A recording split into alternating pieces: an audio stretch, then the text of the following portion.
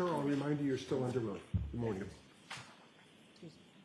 All right, Mr. Jackson, whenever you're ready. Good morning, Your Honor. Thank you.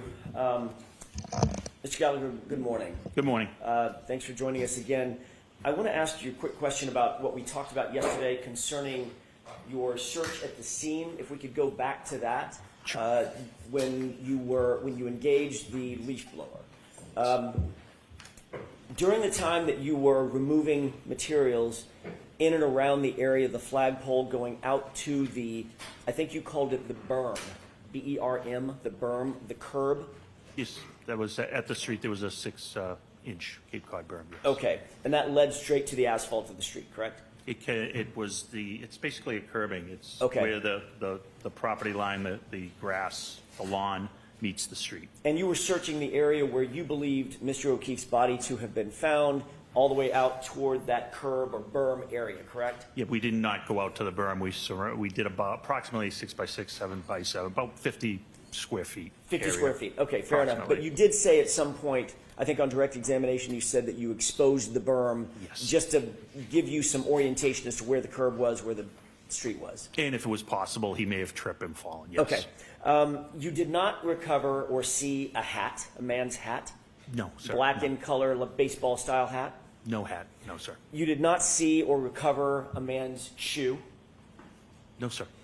And you said you searched for the area in that 50 square foot area by removing materials, getting down to, moving the snow, getting down to all the way down to the lawn. Yes. Okay. You did not see a single piece of bright red plastic taillight material either, did you? No, sir. Not in that area. As a matter of fact, you didn't see 46 pieces of taillight material, either clear or bright red plastic, in any part of the area that you searched. No, the only thing we discovered was the blood sampling in the glass. That is correct. Speaking of the glass, that's a good segue. You found that piece of broken drinking glass that you brought in and showed the jurors yesterday, correct? That's correct. Did you search the house at all to determine whether or not there was any matching glass in the home? No, I did not. You testified yesterday that you looked around, when you were in the house, this is the second time you're at the location, so you went back with Sergeant Lank. I want to orient you to that time. That's when you actually entered the home for the first time of Brian Albert. Is that right? That is correct. Yes, sir. And you indicated that you did look around the family room, the kitchen, and you didn't see any signs of a struggle or anything like that. No, sir. I asked you that exact question about a year ago at another proceeding. Do you recall that colloquy between the two of us? Yes.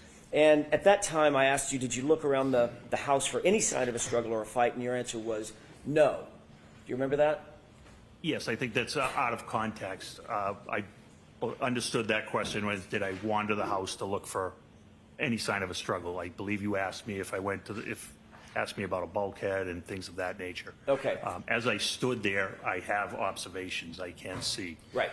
So I think it's just a miscommunication on what type of search. Fair or enough. What type of observation. Fair enough. Let's clear that up right now then, Mr. Gallagher. With regard to your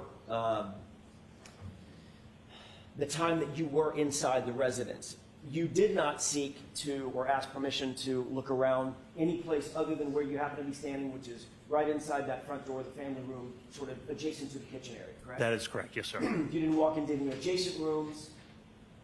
No, sir. No, sir. Okay. You didn't walk into any, you didn't search the kitchen area? I did not. No, sir. You didn't look through the cabinets or anything like that? Absolutely not. No. You didn't look at the glassware? Absolutely not. No. You didn't go down to the basement? We talked about that previously. Correct. And- No, absolutely not. Okay. You didn't go out to the garage? No, sir. No. You didn't look around the garage? No. Other than walking in and basically where you just described, standing while Sergeant Lank was engaged with Miss McCabe, you didn't do anything to search the interior of that house for anything? No, I wasn't there to search at all. Okay. You also didn't, subsequent to that, you didn't seek or receive a search warrant? No, I did not. Okay. You didn't believe that it was necessary, in your mind, it was necessary to seek a search warrant to search the interior of that house? That's absolutely correct.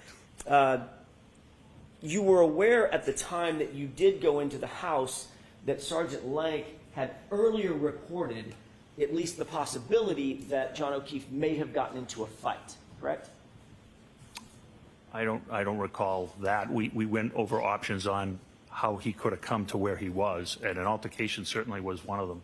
Okay, so that's fair enough. So an altercation meaning was one of the, when you say altercation, that means a physical fight, correct? Sure. So that was a possibility in your mind.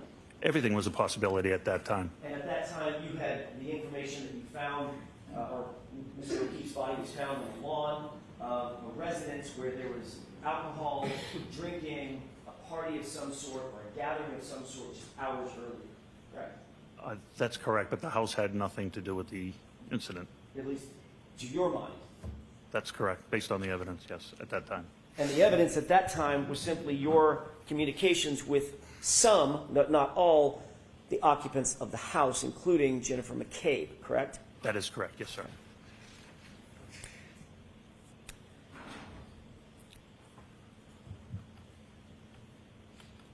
You didn't separate any of the witnesses that were, or any of the occupants that you saw inside the house, or you came across inside the house, for instance, by taking them to the station, putting them in separate rooms so that they couldn't coordinate testimony, things of that nature? At that time? At that time. So Detective Sergeant Lank was there to speak with Jennifer McCabe only. Okay. But there were others in the house? There were others in the house, yes. I'm just trying to figure out whether or not you took the added step of separating those witnesses, asking those witnesses potentially to join you down at the station, putting them in separate rooms, separating those witnesses. You did not do that? Not at that time, no. Okay. At any time, did you? No, we shortly thereafter, we were removed from the investigation. We removed ourselves from the investigation. And before you were removed from the investigation, you just left the house after the conversation that Sergeant Lake had with Jennifer McCabe, correct? Yes, after he took Jennifer McCabe's statement, we left the house, yes. Is the reason that you didn't seek a search warrant or separate the witnesses or ask any of the potential witnesses to join you down at the station, did that have anything to do with your knowledge that the homeowner was a police officer? Absolutely none. I've actually executed warrants on police officers' houses in the past, including police officers I personally worked with and had to charge some of their children. So that absolutely would not factor into a reason. And it didn't factor in this case? Absolutely not. It did factor into your decision-making that Brian Albert was a police officer? Absolutely not. He didn't get any special treatment because of that? Not by me, absolutely not. Okay, not by you? Not. Okay. I can only speak to my personal knowledge. You were aware that, and you indicated yesterday, that the reason that Canton PD was removed from the investigation, or at least the interview section of the investigation, was because of a relationship of one of your detectives. You indicated your best detective, Kevin Albert, correct? That's correct. Or you gave Mr. Albert, or Detective Albert, very high praise. He's a very good detective, yes. And you were his direct supervisor. I was at one point, yes. Okay. You're aware that Kevin Albert was disciplined by the Canton Police Department for an incident occurring in July 2022, correct? I am, yes. Do you stand by your testimony knowing that Kevin Albert is your best detective, or was your best detective? He's an excellent detective, yes.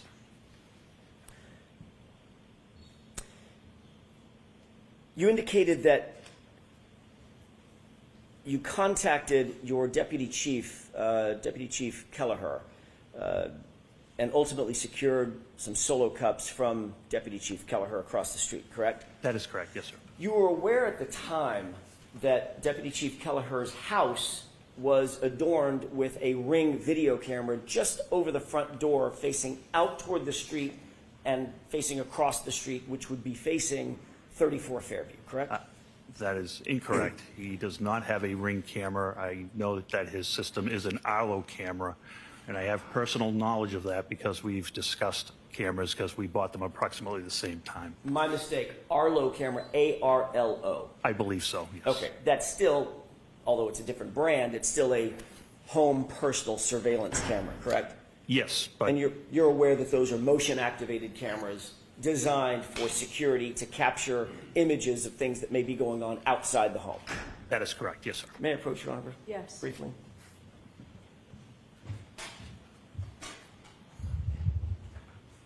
Thank you. Mr. Gallagher, would you take a look at that photograph that I've just handed you? Yes. What's it marked for ID? It is marked for ID, and Mr. Gallagher, if you could read that for me, so it'd save me a trip up to the stand. I believe it's a 5, Exhibit 5. Could it be an S? It could be an S, yes. I think it's S, Your Honor. I apologize. It is S? Okay, thanks. Thank you, Mr. Gallagher. Do you recognize what's depicted in that photograph? I recognize the camera and the door. Okay. Is that a shot of Deputy Chief Gallagher's, sorry. That's okay. I know what you're asking. Is this a shot of Deputy Chief Kelleher's front porch? It appears to be. Okay. Does that front porch face 34 Fairview? We need a time frame. I'm sorry, Your Honor? We need a time frame. Sure. Did you see that Arlo camera so situated when you went over there on January 29th, 2022? I knew it was there, yes. Okay. And is that a fair representation of what the camera looked like and its positioning, basically its positioning in January of 2022? Yes. Okay. Did you seek the footage from that No, I camera? didn't. I know what that camera captures. Okay. Your Honor, with the court's permission, may we publish, actually, I'd like to mark this as evidence next in order. Okay? I may approach. Yes. Is it 53?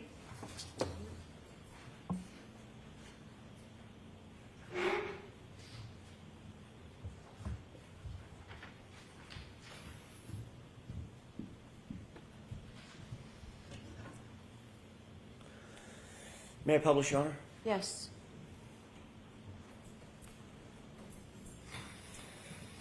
Mr. Gallagher, do you recognize this as being the photograph that you just saw, Exhibit 53? That is correct. Okay.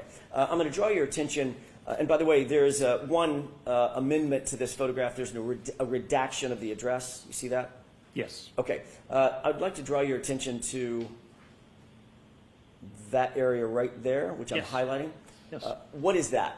That is the Arlo camera. Can you orient the jurors for us, please, to what we're looking at in this photograph? You're looking at a camera that's angled downward.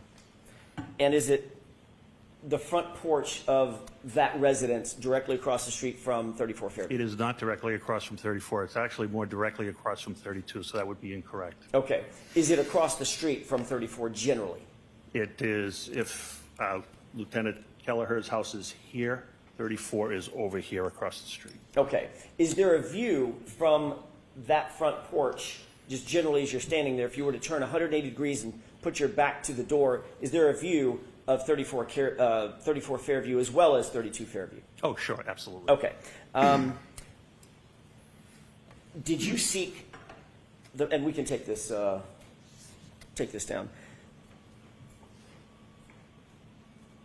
Did you seek to secure any footage from that Arlo camera I did not. from Deputy Chief Kelleher? I did not.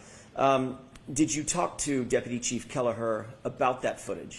I don't remember specifically. Did you ask him whether or not he had reviewed the footage for a determination whether or not it caught any of the incident that may have occurred at or around 34 Fairview on January 29th, the early morning hours of January 29th? I don't know if I did. I know it would not have, How do you know it would not have? because I know what that camera captures. How do you know what that camera captures? Because I've picked up packages for Deputy Chief Kelleher in the past. I know it captures his doorstep and a portion of the front lawn. So you've reviewed the Arlo footage from his No. iPhone? He's just sent me a picture. Can I pick up when he's been on vacation, can I pick up a package on the front step? Okay. So, Yes, I've seen it. So you've seen screenshots that Sure. Deputy Chief Kelleher sent you, correct? I believe so, yes. But you've never looked at the actual application to see what it might encapsulate or what it might capture generally. We've compared what we have our cameras set up as. We had communicated about security at our houses multiple times. I know it captured the front door and a portion of the front lawn. Do you believe that it would have been best practices to go ahead and secure that footage so we don't have to take anybody's word for it? We could actually look at the footage ourselves. I didn't do that. Do you think that would have been best practices to do that, just to have belt and suspenders? So there's no question about whether or not that camera that's facing, at least it's facing directly across the street, might have captured something of interest on the morning of January 29th, 2022. To me, there was no expectation that it had captured anything, so I didn't think it was practical. So because of your expectation, you didn't seek the footage and you didn't secure the footage. Because of my knowledge and expectation, yes. And you now know that that footage is gone. It's overwritten. I would assume so. I'm not familiar with how long Arlo keeps footage. So you are familiar enough that you decided that it wasn't important to capture the footage, but you're not familiar enough to know whether or not the footage is actually saved onto the Arlo system? I don't know anything about it. I don't have Arlo cameras, so I don't know anything about the system. But Okay. I have Blink, so we've compared our systems. So I'm not really sure what you're asking. So you don't have an Arlo system. I have Blink, correct. You're not familiar with how Arlo works, correct? Correct. You're not familiar with the total array of where the cameras might capture versus what might be captured on your phone app, or that you can say, like, push a button that says packages or people, and it narrows the focus of the camera? You're not aware of that? I'm not aware of that, no. Okay. But you would have been aware of that if you had captured the footage and simply said to Deputy Chief Kelleher, I'd like that Ring footage for that 24-hour period. Okay, it's not Ring. And I'm sorry, that Arlo footage for a 24-hour period. Sure. Yeah.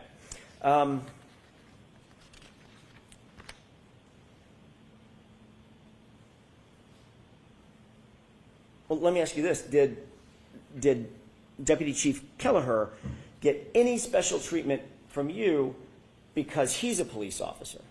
No. Did Deputy Chief Kelleher get any special treatment from you because he was your boss? No, absolutely not. Okay.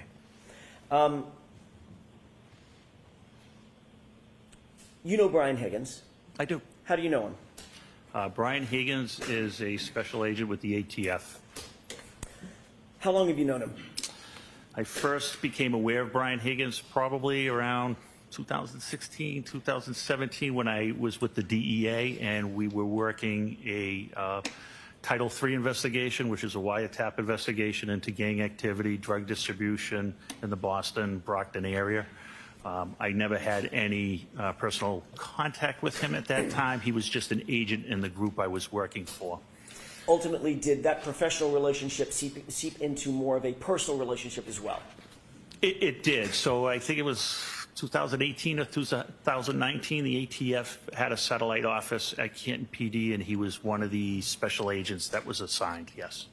So he actually officed in the brick and mortar location of Canton PD? Yes, he did.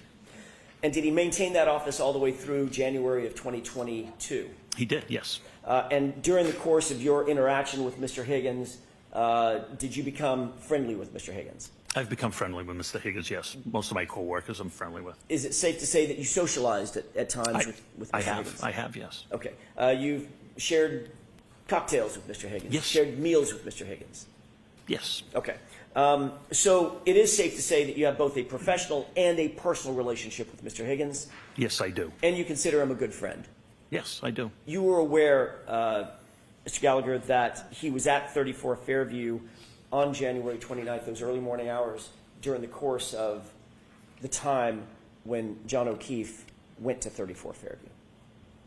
I'm sorry, can you repeat Sure. that question? You're aware that Mr. Higgins was at 34 Fairview in the home at the time that John O'Keefe went to 34 Fairview on January 29th, 2022. By the time I became aware of it was afterwards, yes. Okay.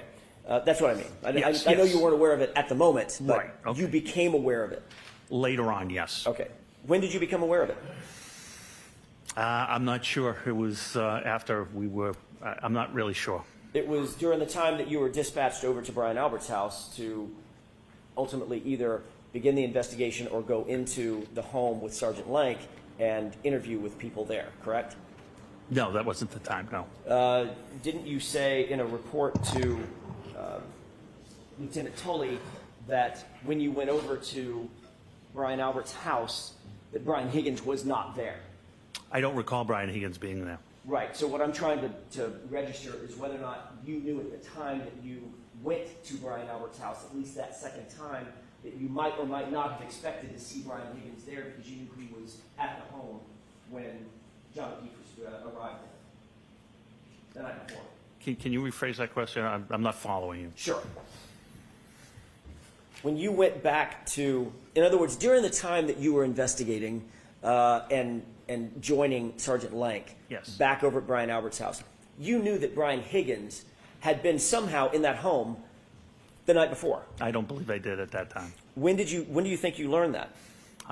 Sometime afterwards, probably when I saw the list and reviewed the narratives of the officers. Would that have been days or weeks later? No, it probably would have been, within 24 hours or so. Okay, within 24 hours of your involvement.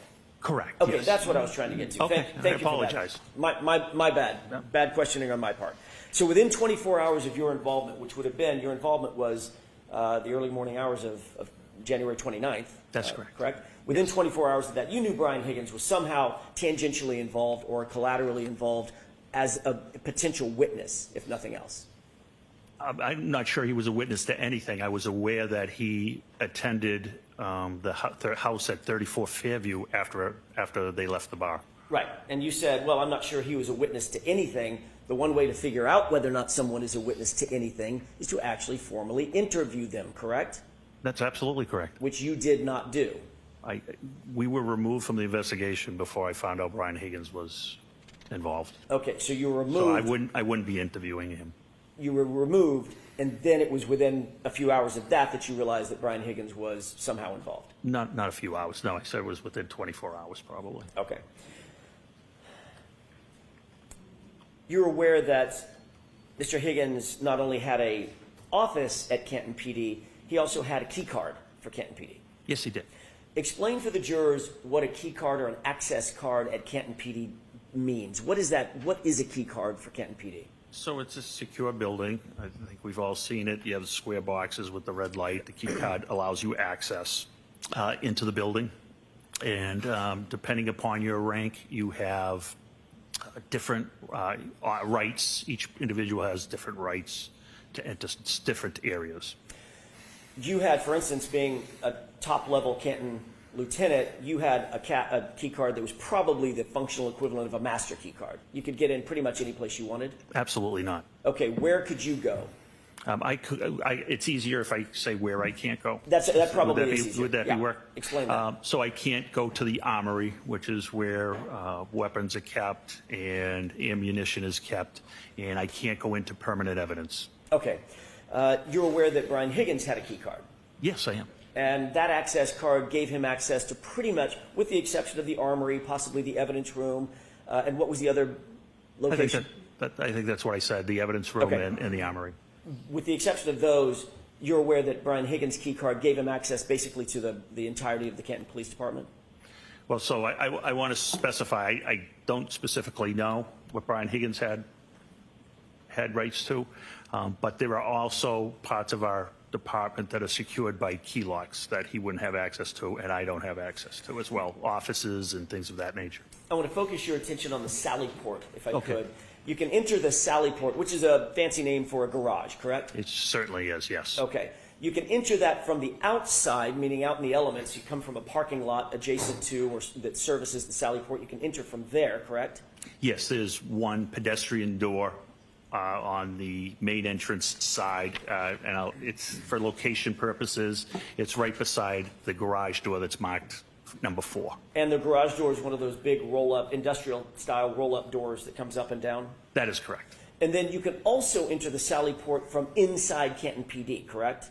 There are 2 locations you can enter the Sally Port from inside, yes. And Brian Higgins' key card gave him access to both of those locations, the pedestrian portal going into the Sally Port from outside, as well as the pedestrian portal from inside Canton PD. That would be correct. Okay.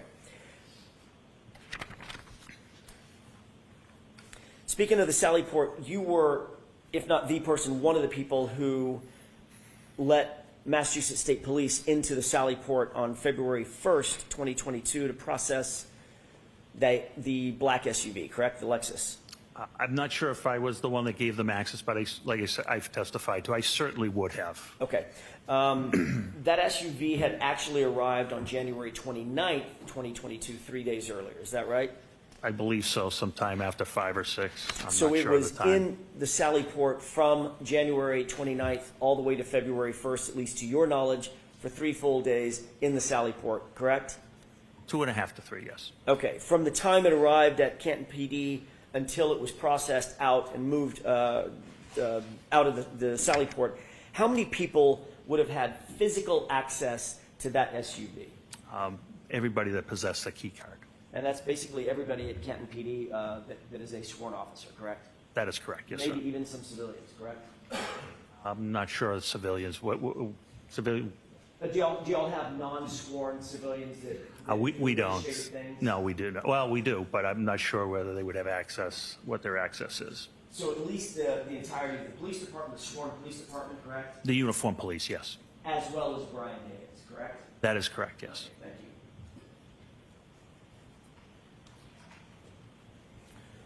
you. Oh, by the way, can I go back to something? Sure. When you were at 34 Fairview, when you walked in with Sergeant Lank, you walked in through the side door or the main door? Side door. Side door into the family room, correct? I believe it's a family room, yes. Walked into the kitchen, correct? I was by the kitchen. Adjacent to the Yep. kitchen. Did you see a dog? I did not.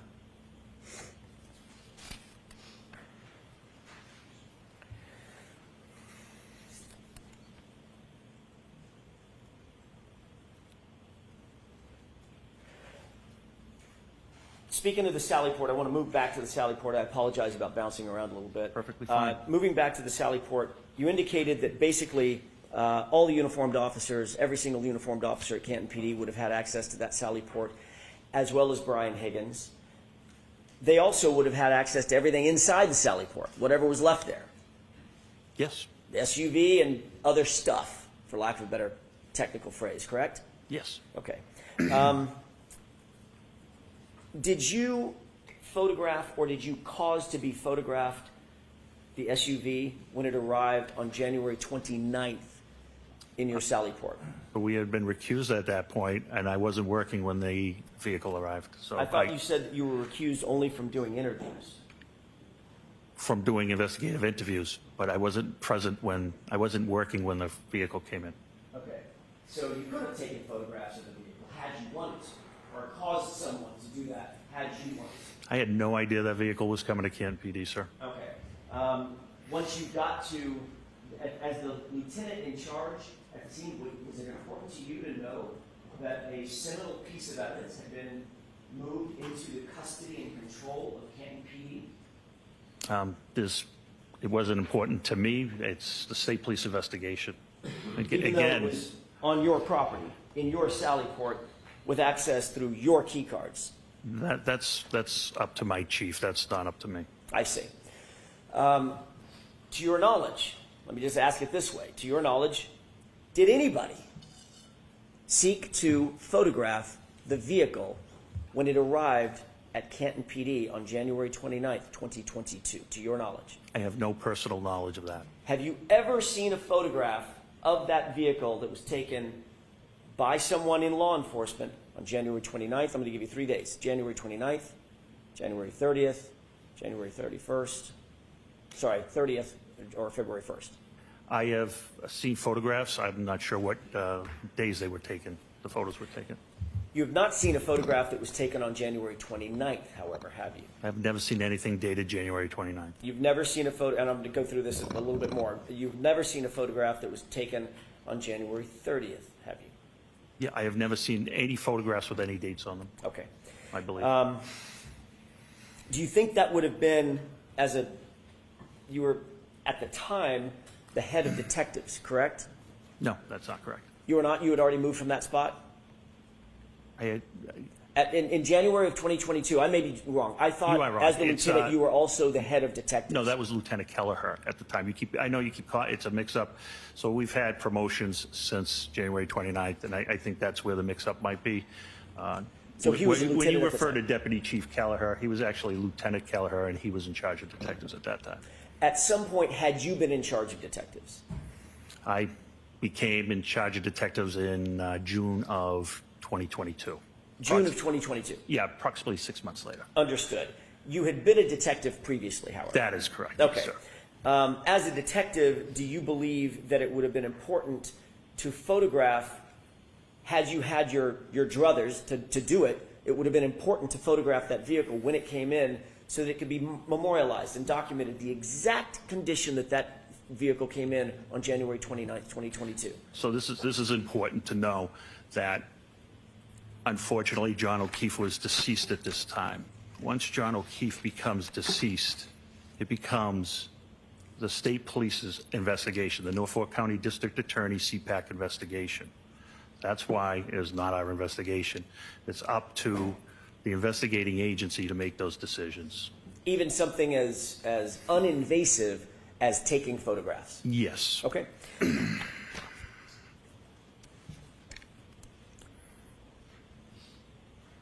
You would agree, as a former detective and former head of detectives, that there are protocols for securing evidence of all types, correct? Correct. Those protocols dictate that not only is evidence properly secured, it needs to, once it's seized, it needs to be properly secured, and it needs to be separated from other evidence to avoid something known as cross-contamination, correct? Correct. And you would agree with me that that is paramount in evidence handling in any investigation, correct? Yes. And that's because once evidence is cross-contaminated, its integrity basically collapses, right? That's correct. It's especially true of biological material, is that right? Yes. Because biological material, unlike a shovel, the biological material on the shovel becomes hyper sensitive. It's hyper important. It can be cross-contaminated with other items. Sure. And it can tell an incorrect story, correct? Yes. It could tell, if there's cross-contamination, it could tell a false story. It's been done, yes.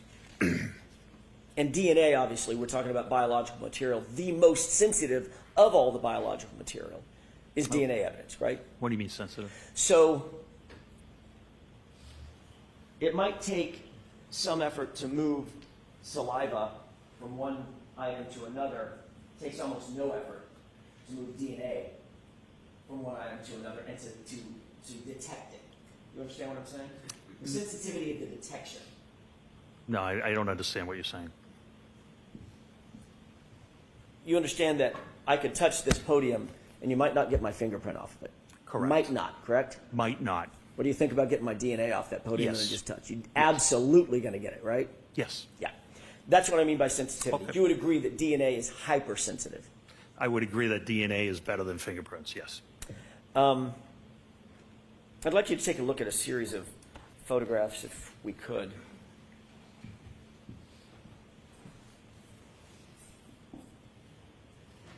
Can I approach Sean? Yes.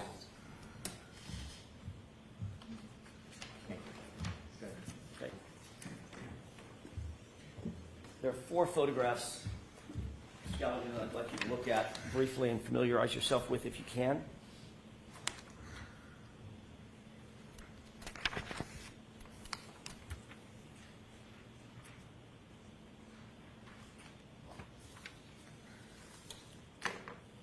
Mr. I'm all Kelly, do set. you recognize what's depicted in those photographs?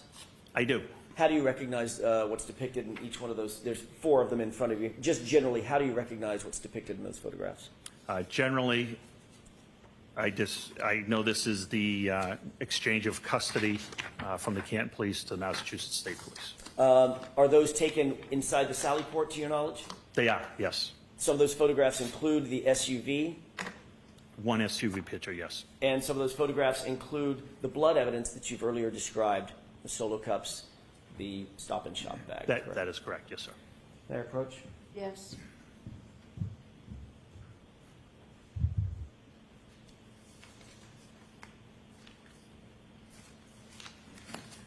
Your Honor, with the court's permission, I'd like to have these marked as next in order. Any objections, Mr. Brennan? No objection, thank you.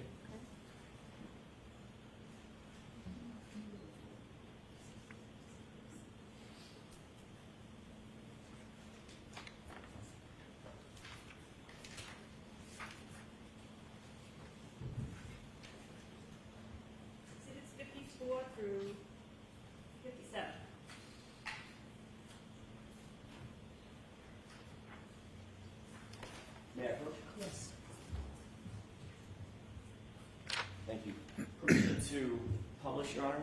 Okay. I'd like to start with what's been marked as 54. It shows a license plate. Do you recognize what's depicted in this photograph? Yes, based on the location, the vehicle, the broken taillight, I believe that's Ms. Reed's vehicle. And do you know when this photograph was taken? I do not. Do you believe it was taken between January 29th and February 1st? Yes. But you don't know when it was taken? No, I don't have personal knowledge, no. I just want to draw your attention very briefly, just to orient us, to this area on the bottom right-hand corner. Do you see that, what looks like a white rag on the ground? Yes, based on the pictures, I think it might be a paper towel, but yes. Okay. If we could look at the next photograph, which is 55, looks like a paper bag.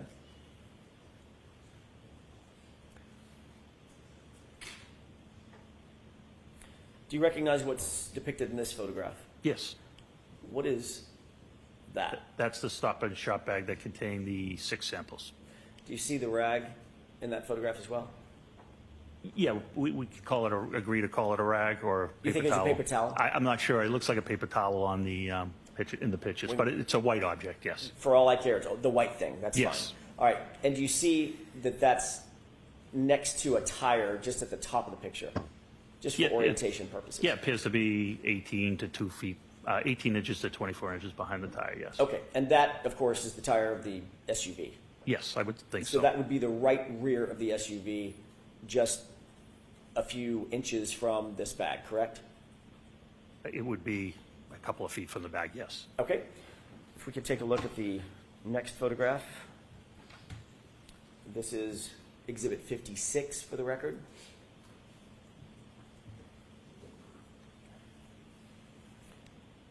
What's depicted inside the bag? The red Solo cups. And you still see the rag in the photograph. I sure do, yes. So the SUV would be right here, correct? At the top of the left. Well, I can't see the top of it. It would be, it's nearby, yes. Okay. And it's not just nearby, it's the right rear of the SUV that's nearby, correct? Yes. Okay. And one final photograph.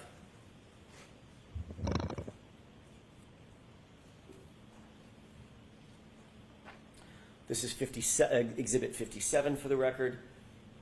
What is inside that? What's depicted inside that bag? The red Solo cups with coagulated blood. And these are the only, we can have the lights, please. And so if you take that down.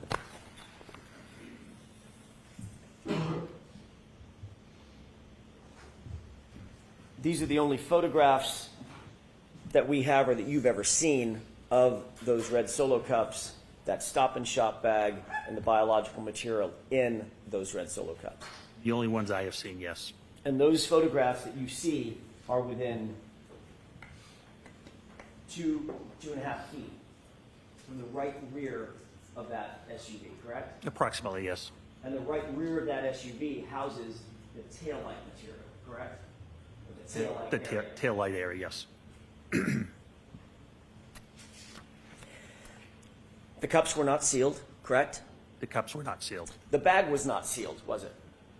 As far as I know, what do you mean by sealed? Yesterday you brought a box in. You remember that? Yes, That box had tape on it. that's correct. What color was the tape? Red. Why is the tape red? It can be red, it can be blue. I mean, evidence tape is different colors. Normally, in your experience, red evidence tape is used to formally seal evidence bags or evidence containers, correct? Yes, That's because it highlights to the eye a visual cue. Hey, that's important. It's been sealed. It's got bright red tape on it, correct? correct. Oftentimes, that tape has additional information on it as well, correct? You could have initials on it of who put the tape on, yes. Right. In other words, it might say evidence, correct? It might be pre-printed with the word Pre-printed, evidence. yes, correct. And it may have a place for initials to be. Correct. And one of the reasons that you initial it is because if someone takes a razor blade and cuts through, or a knife and cuts through that tape, those initials are cut through. It has to be retaped and reinitialed, correct? That is correct. That is a basic protocol for chain of custody, is it not? Yes. And that's to maintain the care, custody, and control and the integrity over the items and the items inside the evidence container, whatever they may be. That's correct. Whether they are biological material, physical items of evidence, a document, whatever. Correct. None of that was done with what we just saw, correct? Correct.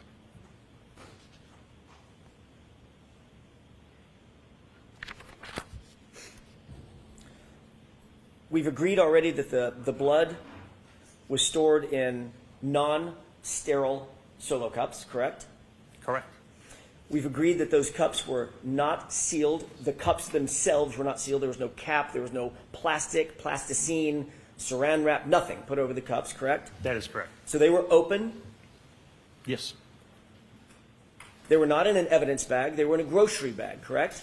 They were, yes. Yesterday on direct examination, it may have been on cross-examination, Mr. Gallagher, I don't remember, you said, I have no idea where Sergeant Lang got that grocery bag, correct? I don't know where the bag came from, no. Could have come out of his back of his car seat, correct? I'm assuming it came out of one of the cars, yes. No idea what had been in that bag previous to those cups with blood being in the bag, I correct? have no personal knowledge of that. And obviously that bag, it goes without saying, is not a forensically sterile item either, correct? Most bags are not sterilized. And not only the cups were not sealed, the bag that the cups were in was not sealed. They were only closed, correct.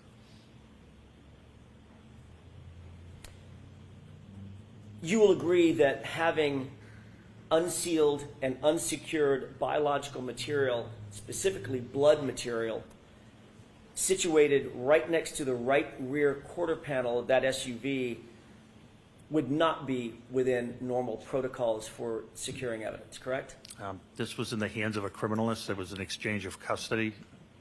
I don't have any issue with it.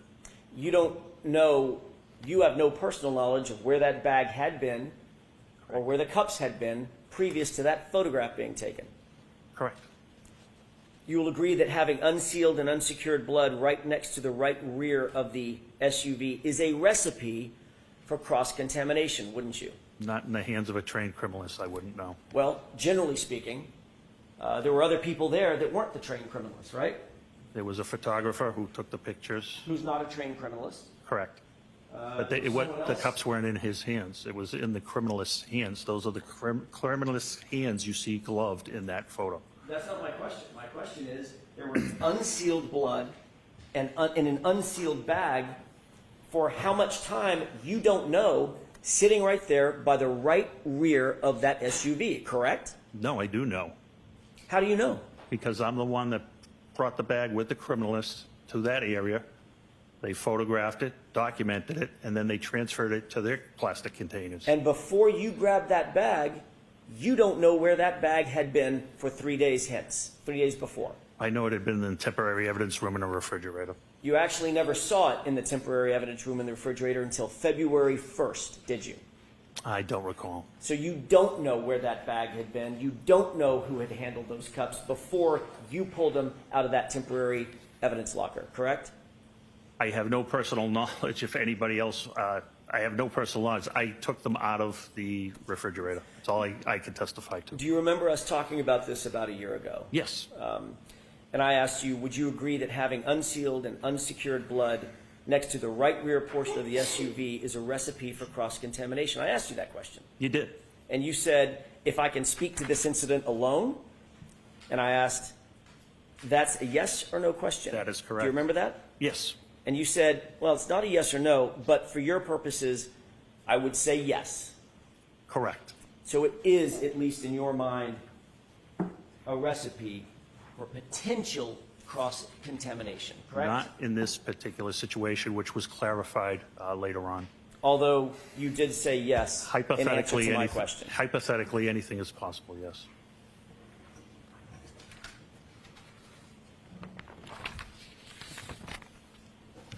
Thank you, Your Honor. That's all I have. All right, Mr. Brennan?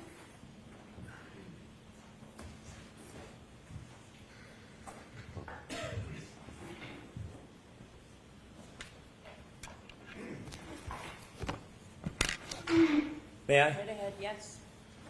Lieutenant Gallagher, you mentioned that one of your colleagues who lived on Fairview Road had an owl camera.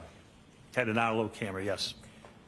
That day or that morning when you went to Fairview and looked around where Mr. O'Keefe's, where you were directed Mr. O'Keefe's body was, were you aware that that gentleman had a camera?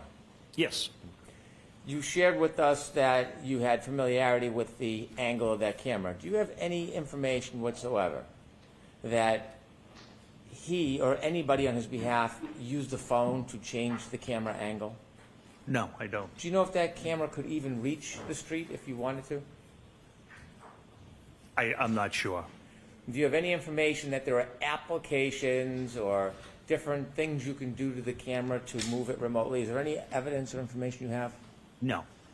When you decided not to ask him about the camera, was that based on anything other than your already familiarity and knowledge of the angle that camera was set? No. At any time he's ever shown you, you've ever seen clips from that camera, were they consistently showing the same area, or did it change over time?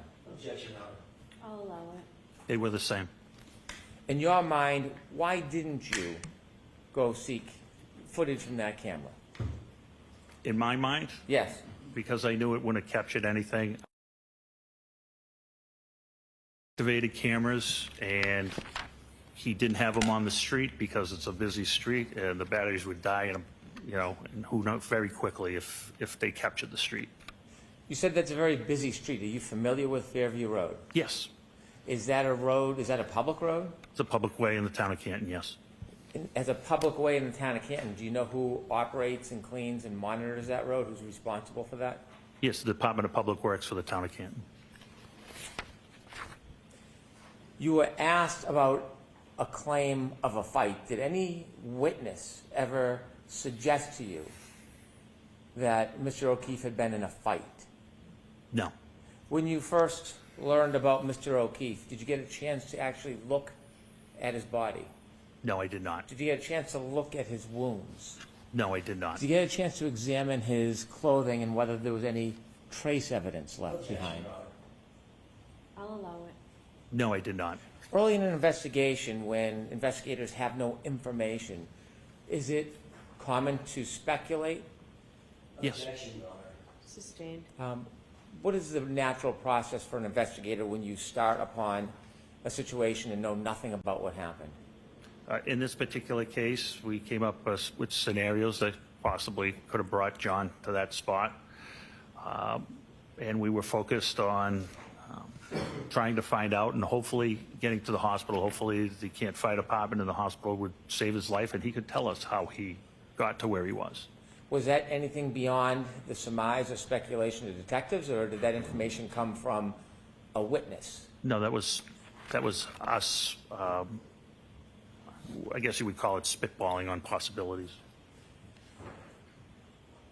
Did you ever come across a witness that said that this was, Mr. O'Keefe's injuries were the result of a fight? No, we did not. If we could play Exhibit 51, please. I want to ask you some questions about the area you searched where you were directed Mr. O'Keefe was.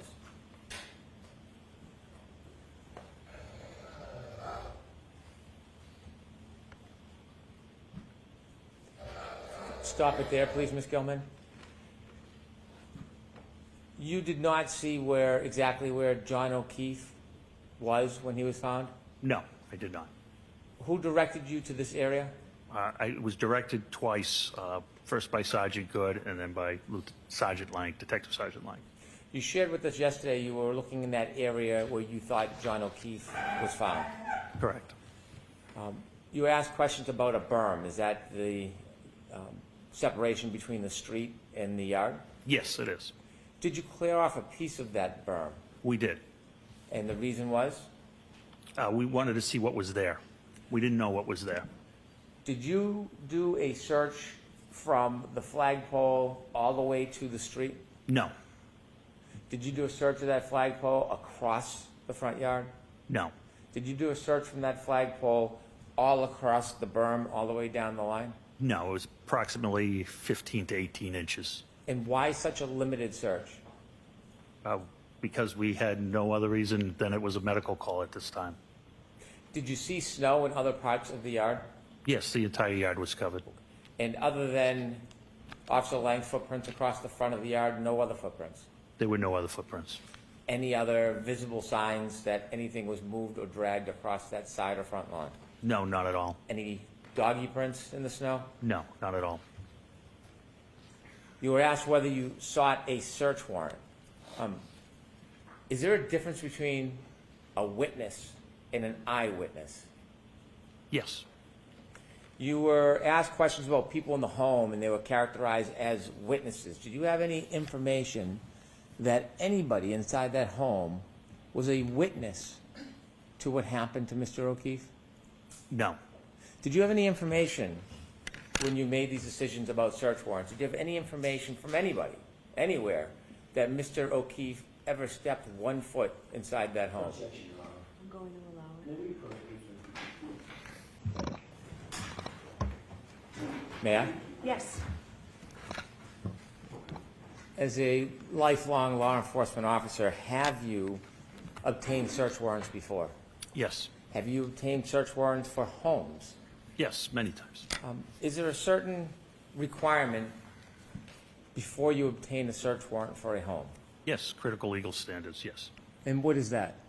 Probable cause. And for us, what does that mean, probable cause? So probable cause is a reasonable belief that a crime has been committed or evidence of a crime can be found in a specific location. Can you obtain a search warrant if you do not have a reasonable belief that evidence exists somewhere? No, you cannot. Is there a process in getting a search warrant? Can you just walk in a home and say, I have a search warrant, or do you have to do something? You have to write an affidavit in good faith, swearing before the court that all your information is accurate and truthful, and present the facts, circumstances, witness statements that would make you believe that there was a reason to violate your Fourth Amendment constitutional right. When you walked into Fairview that morning with Sergeant Lang, did you have a search warrant? No, I did not. Did you have any reason to get a search warrant? No reason at all. When you walked in, were you invited? Yes. Did anybody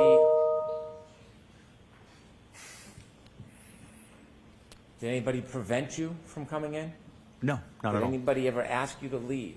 No, not at all. When you spoke to Mr. Albert, did he ever discontinue or end the conversation? No.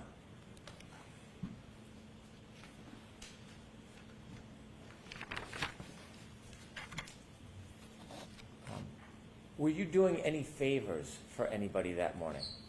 No, of course not. If you had probable cause to search anywhere that morning, would you have? Absolutely.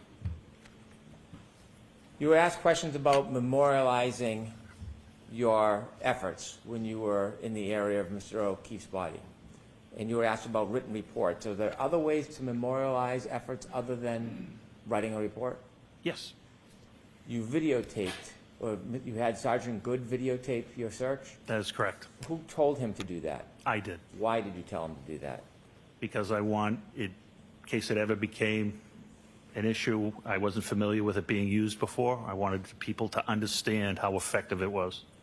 Do you know whether or not the police cars have dash cams? They do, yes. Do you know if any of the police cars had dash cams that day?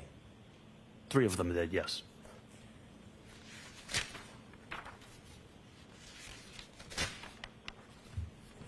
You mentioned that at some point you learned that Mr. O'Keefe had passed. I'm not sure when we found that out, but yes. Is there a statute or a rule when there is a death, whether a local county keeps the case or it needs to be transferred? It's transferred, yes. Is there a rule, or is that a policy of the Canton Police Department? It's a rule. You were asked about Alexis and the Sally Port. Correct. Do you know exactly what time that Alexis was brought to the Sally Port? I don't have any personal knowledge of that. You were asked about a broken taillight. Have or had you reviewed any of the dash cams from the Canton Police Department that day? Not that day, no.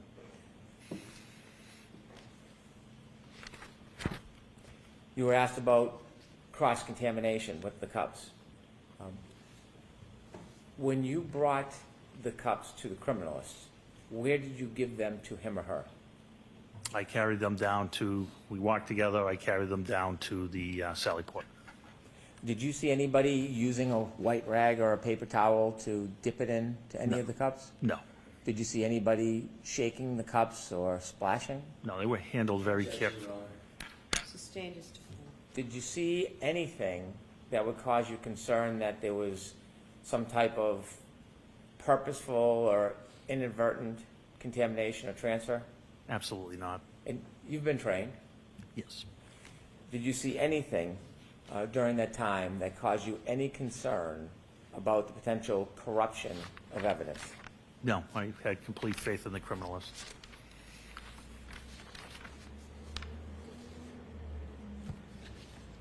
May I approach, Your Honor? yes. There is a box for identification that has a glass in it. I'd like to put that into evidence. Jimmy?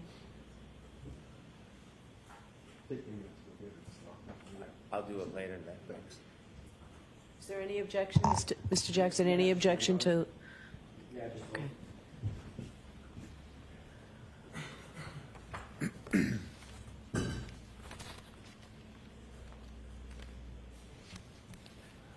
No objection, Your Honor, thank you. All right, so we can put it in at any time then? And then At any time. when Mr. McDermott comes back Thank you. with it? The glass that you showed the jury yesterday, when you showed it to us yesterday, did it look any differently than when you recovered it from the ground where you were looking that morning? No, Did you have any information that that glass came from inside Fairview Road? no. Do you know where that glass came from? I have no personal knowledge where that glass came from. Thank you. I have no further questions. Very briefly, Your Honor, you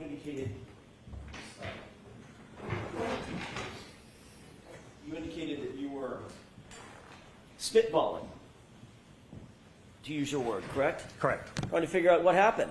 correct. That's the job of an investigator, correct? That is correct, You yes, don't sir. just take witnesses' words for things, do you? That is correct. You have to corroborate things. Yes, You have to look deeper, yes, ask more questions, absolutely. actually investigate.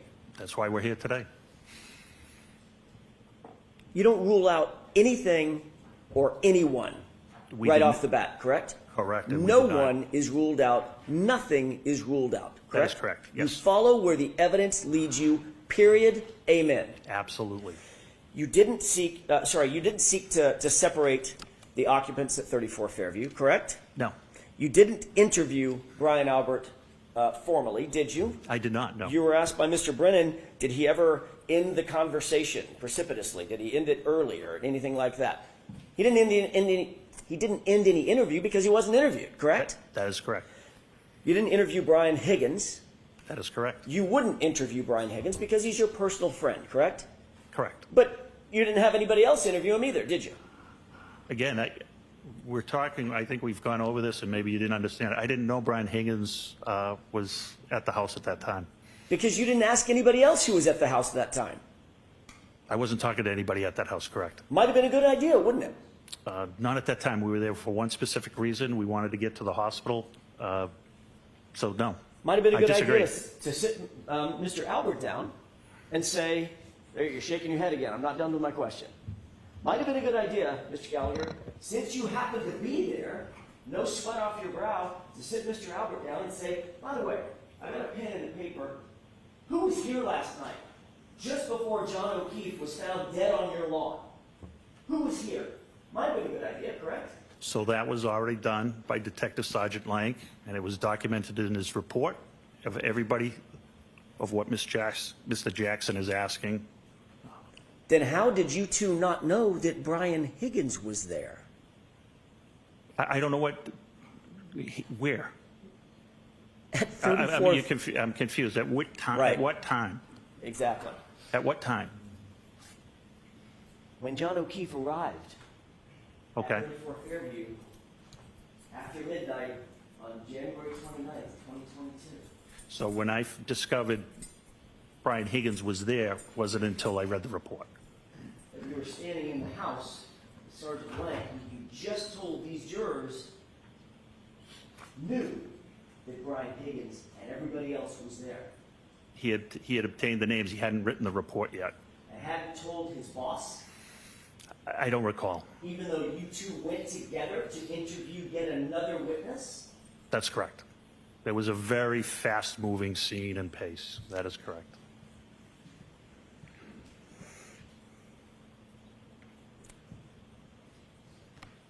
While you were spitballing, you also didn't secure the camera footage that we've talked about, the Arlo footage. Yes, that's correct. You also didn't formally search the house, correct? Absolutely We correct. just talked about that. You didn't seek consent by Brian, pardon me, by Brian Albert to search the house, correct? That's correct. You also didn't seek a search warrant. You talked about that, correct? Correct. You don't get punished or in trouble if you seek a search warrant and a judge who has to sign the search warrant. Normal citizens can't do that. It requires a judge's signature. You don't get in trouble or get spanked or get slapped or get fined if you seek a search warrant that is denied, correct? In this particular situation, I would need to articulate facts, certain circumstances, and witness statements. What I had was nobody could put John O'Keefe in the house, including Miss Reed, and that we had a glass where they were coming from a bar, and I had 3 separate police officers, including myself, that had been in that house on 3 separate occasions and saw nothing amiss. I have a good faith obligation to present the truth to a judge. And if I don't, I can be found, end up on a Brady list or a Giglio list, as you know. And my credibility to testify in my career is basically over. So yes, you can get in trouble. You're talking about lying in an affidavit, sir. I'm talking about misleading. Correct. I would have to twist circumstances to have the right to search Brian Albert's house. We had no reason, and there's been no reason since. How about this? How about this? There's a dead guy on the lawn that looked like he potentially could have been in a physical altercation. How about that? Might that be of some concern to go inside the house and see if there was a struggle that started in the house?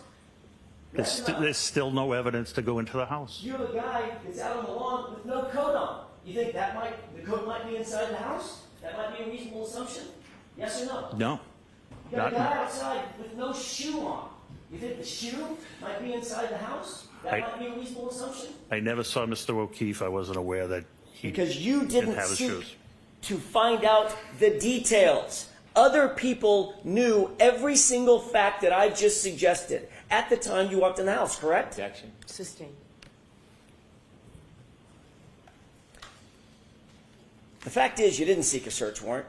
I wouldn't. Correct. The fact is you never searched the house. That's correct.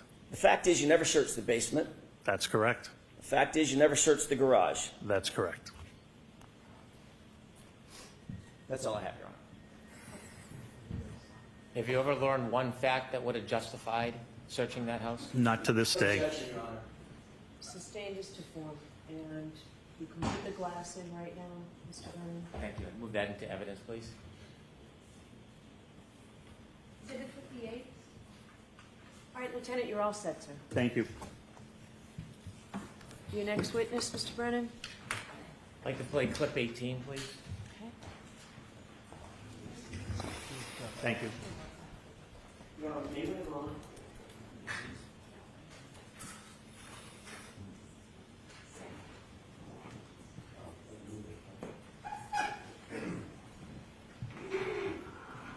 Your Honor, may we approach? Mr. Brennan? Thank you.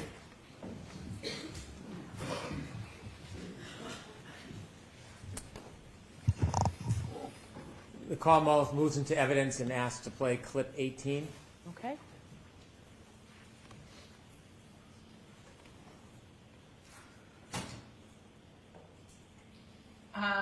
So when John got out of the car at Brian Albert's house, he took my full vodka soda, which is sitting in the cup holder.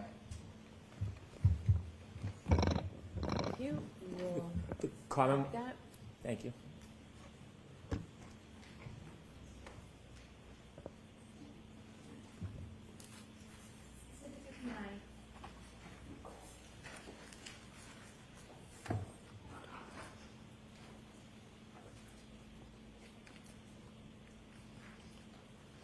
All right, your next witness? One more, please, Your Honor. The Commonwealth moves into evidence and seeks to play clip number 17, please. Okay.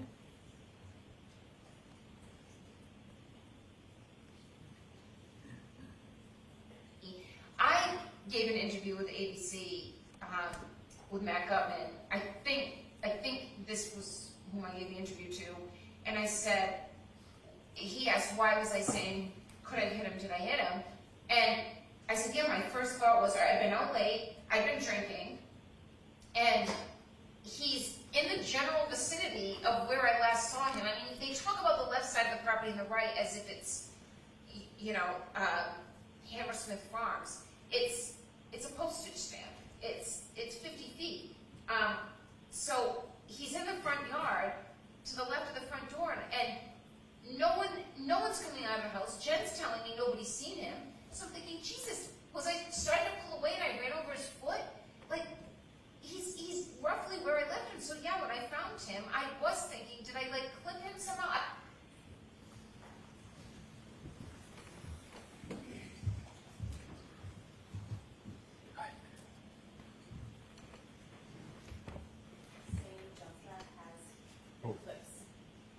Okay. Thank you.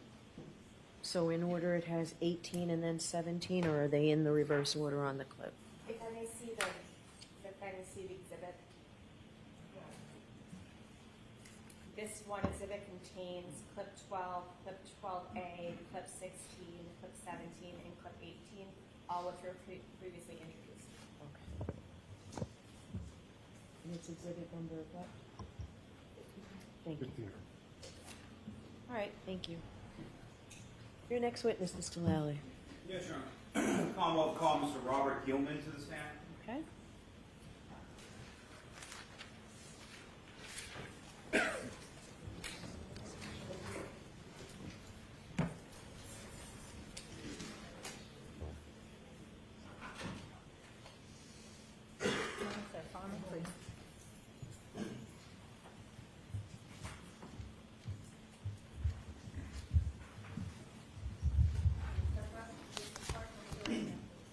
Tell me swear the evidence to give to the court and jury in the case now reveals the truth, the whole truth, and nothing but the truth, so help you God. Yes. Thank you.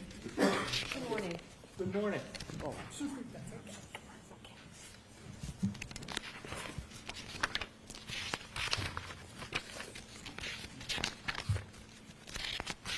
All right, Mr. Lally, whenever you're ready.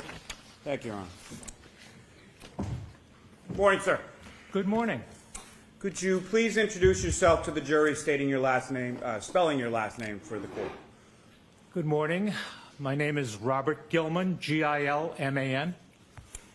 And what is your occupation, Mr. Gilman? Meteorologist, And where did you go to school? Northeastern University and the Pennsylvania State University, Penn State. And what degrees did you receive from those institutions? I received a Bachelor of Science in Earth Science and in Meteorology. Now, following your education, where did you first go to work? I worked at the U.S. Geological Survey while I was finishing my education. I also worked at the Nuclear Regulatory Commission in Washington. I worked at AccuWeather at Penn State. And then I started my own business when I came back to the Boston area, working both in media, writing a column for the Patriot Ledger, radio, 95.9 WATD, and also providing information to municipalities about snow and ice in consulting. Now, starting first with the U.S. Nuclear Regulatory Commission, what did you do there? I worked in the Division of Site Safety and Earthquake Analysis. That was primarily involving siting nuclear power plants. And as far as AccuWeather, Inc., what was it that you did there? Meteorology. I worked starting out drawing maps. We drew our own maps back in those days, providing observations to meteorologists and helping develop forecasts. Now, you had worked, you had mentioned earlier in your testimony, you'd worked as a meteorologist in New York. for the radio, for the Patriot Ledger, and New England Weather Service. Is that correct? New England Weather Science, that's correct. And how long a period of time span are we talking about as far as your work as a meteorologist? Over 45 years. Now, if you could explain to the jury just in general terms, what is meteorology? Well, the term is actually a shortened term of hydrometeorology, one who studies falling water things. And it's a study of the atmosphere. Now, in your work as a meteorologist, what are the different types of data that you study and examine? Mostly measured data such as temperature, humidity, wind, precipitation, but also sensing data with satellites that orbit the Earth and with radar that shoots electronic beams out and comes back and forms images that we can analyze. Now, beyond the satellites and the radar, where does that other data come from?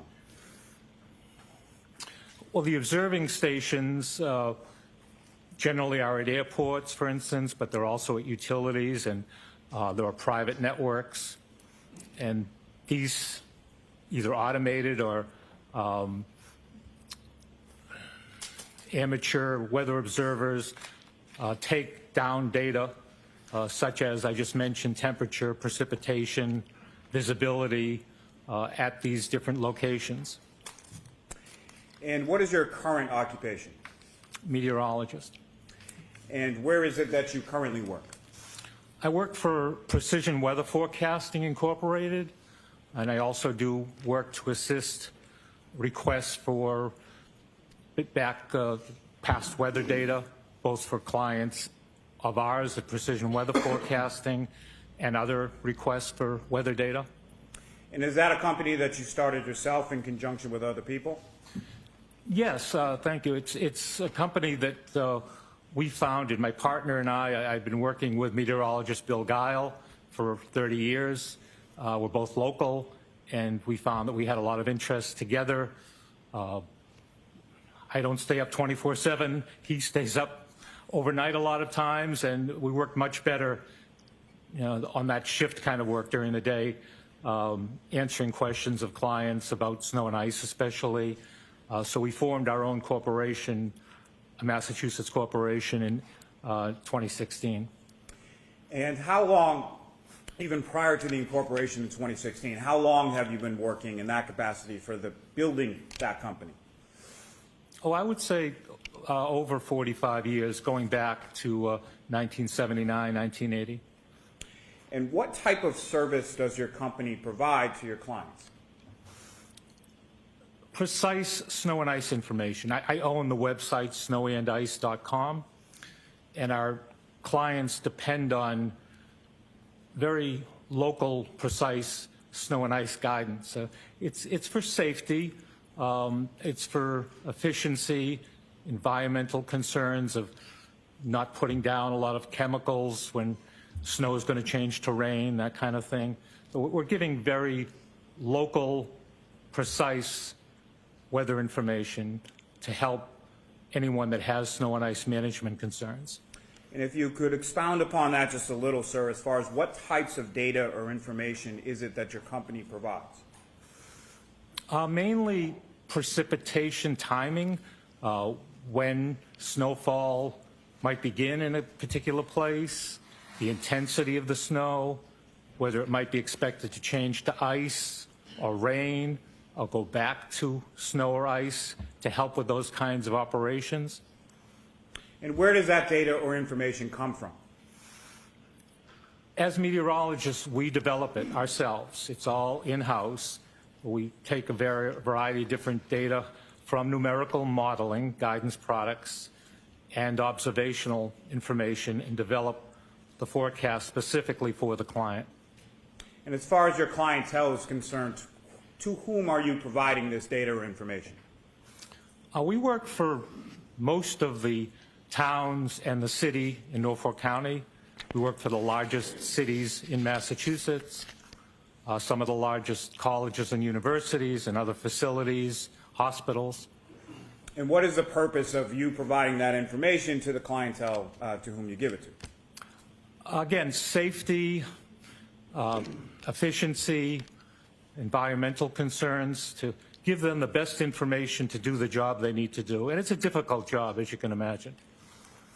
Now, at some point, sir, were you asked to look at some data related to the Canton, Massachusetts area in the time frame leading up to and including January 29th, 2022? Yes. And what were you asked to do? I was asked to provide a simple report of the days preceding January 29th, 2022, and a more detailed report of the early morning hours of January 29th about estimating snowfall during that time period. And in total, as far as that total time frame, do you recall what dates you were looking at? I believe it was January 26th to the 29th. And during that time frame, was there a significant storm forecast for that time period? Oh, yes. And what was the forecast for? Well, the forecast for the first couple of days was dry and very cold to bitterly cold. As we got closer to the 28th and 29th, we were looking at a storm coming in from the west and strengthening along the mid-Atlantic coastline, and we issued warnings, again, 2 to 3 days ahead of time to let our clients know that this was going to be a significant winter storm. And specifically with the storm, what was the timing associated with that forecast as far as when would the storm begin? We expected the storm, the snowfall, and the increase in wind to begin very late Friday evening, the 28th, with light to very light snow, and then to increase in intensity, especially later in the morning and through the late morning and midday of the 29th. Now, from a scientific perspective, what is a blizzard? A blizzard technically requires a great reduction in visibility. It doesn't even have to be snowing, either falling or blowing snow, visibility a quarter mile or less, with winds of 35 miles an hour, either sustained or frequent gusts for 3 hours or more. Now, did this particular storm meet that criteria? The storm did, absolutely, for Boston and much of the greater Boston area, including in Canton at the Blue Hill Observatory. However, not every spot had all of those criteria during the entire time period that the snow was falling. Now, how significant a storm actually occurred, not taking away from your forecast, but actually occurred during that time frame? This was the biggest January storm in history, with 27 inches of snowfall. And it snowed heavily for several hours, visibility under a quarter of a mile. And the temperature was dropping during that time, and the winds were gusting frequently to 40 and 50 miles an hour in this area. Now, that data that you looked at from that time frame of January 26th through the 29th of 2022, what types of data specifically did you look, or actually, we'll get to specifics in a moment. What data in general terms did you look at in your analysis? 3 locations, the Blue Hill Observatory, which is the oldest continuously operating weather observatory in North America, close by, Boston, which is a first order weather station at Logan Airport, and Norwood Airport, which is a mile away. And those were the 3 locations. I was considering the surface observations from those locations, also considered other types of observational data. I mentioned the radar data, so the National Oceanic and Atmospheric Administration maintains a NEXRAD NOAA database. And third was the National Operational Hydrologic Remote Sensing Center, which categorizes snowfall and snow depth. So those 3 different types of data at those 3 different locations. Now, when you talk about the Blue Hills Observatory being the oldest in the country, how old is it? It was established by Abbott Roch, who left his family home at 5 Commonwealth Avenue in Boston and built this really strange little structure at the top of Great Blue Hill on February 1st of 1885. And do you know how far away from 34 Fairview Road that Blue Hills Observatory is? Yes, I do. If you don't mind me consulting my note for a moment.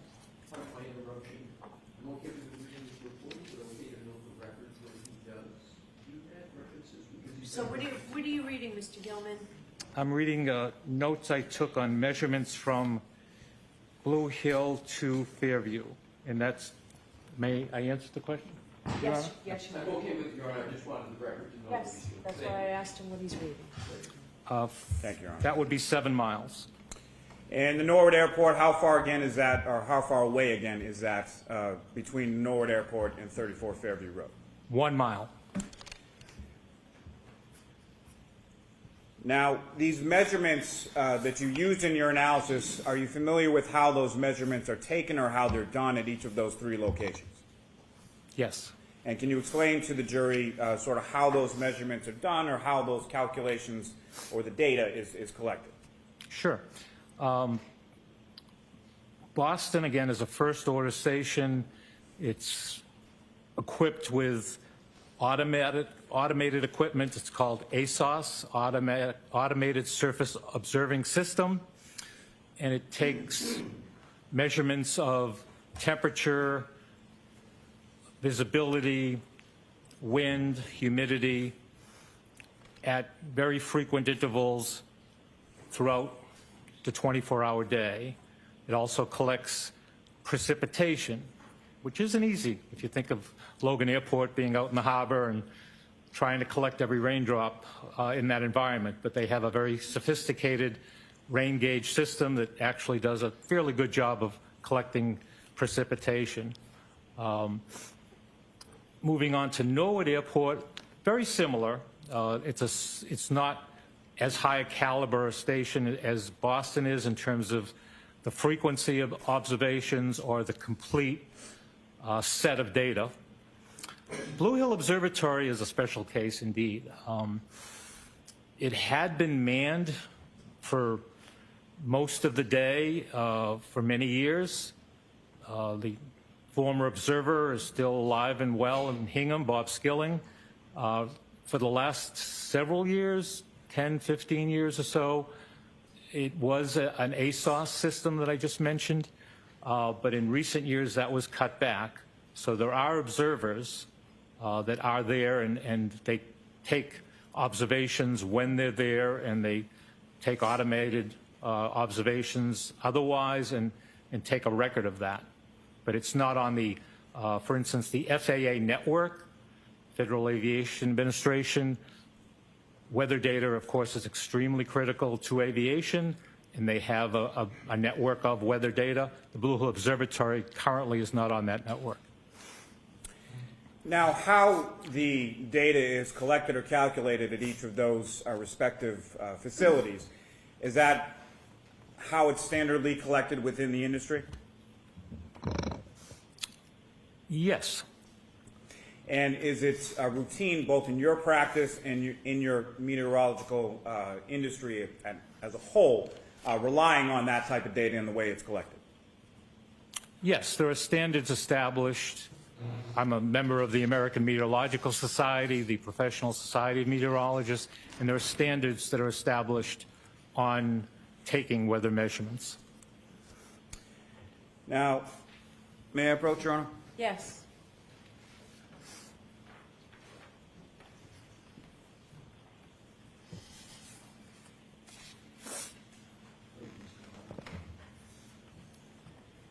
Mr. Gilman, Your Honor, may I remain here just Sure. a moment?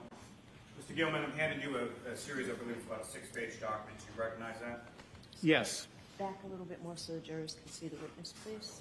Do you recognize that, sir? Yes, I do. Well, what do you recognize that? This is a local climatological data sheet for January 2022 for each day, and I believe there's, as I look through it, hourly reports of weather observations, especially for January 29th at Norwood Airport.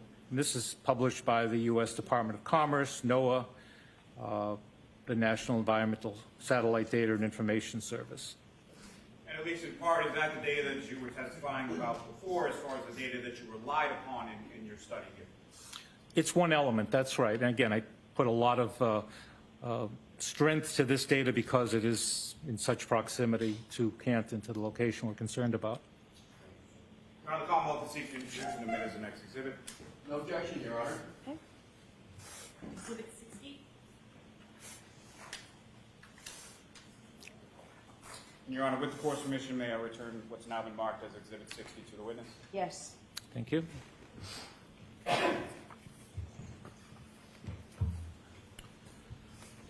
So, Mr. Gilman, starting with snow accumulation, during the period that you were looking at, what is it that you found? The snow began to accumulate during this winter storm.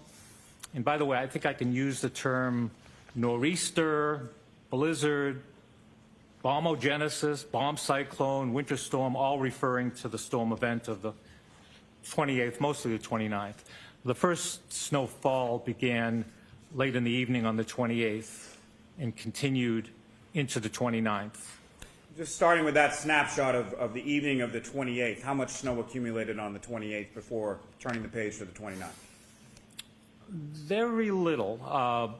Enough to track a cat, 0.2 of an inch. Now, with reference to the 29th, were you able to determine from that data sort of the hourly snowfall as it came down? Yes, as the hourly precipitation data, temperature, and other information was reported, I was able to analyze it each step of the way as the storm progressed. And from your analysis, sir, could you describe to the jury, sort of going bit by bit, what was that hourly snowfall for the 29th? Now, as I said in the report, it's estimated that as it began, it was on the order of 0.3 of an inch an hour on the 29th until 1 o'clock, and it stayed in that light range. And anything under an inch an hour of accumulation is termed light snowfall. So that by 3 and 4 a.m. we were looking at 3, 4, 5/10 of an inch an hour. There started to be an increase more noticeable in the intensity by 5 a.m. with another inch, and then by 6 a.m. with another 1.2 inches. If I could stop you there just for one moment, Mr. Gilman. So from the time period from when the storm began on the 28th to the time period of 6 a.m. on the 29th, how much in total snowfall had accumulated at that point? I believe that was, do my arithmetic, 3.9 inches up to 6 a.m. And I'm sorry, sir, if you could continue now going forward from 6 a.m. on the 29th. Then we started getting into a more moderate snowfall, and again, that's an inch an hour more, so that by 7 o'clock was another inch and a half. By 8 o'clock, another inch, 1.1. And then by 9 and 10 o'clock, it was getting to be moderate to heavy snowfall based on the radar returns, the NEXRAD radar information, based on the visibility reduction, based on the amount of precipitation that was melted in the rain gauges, based on other reports from cooperative observers.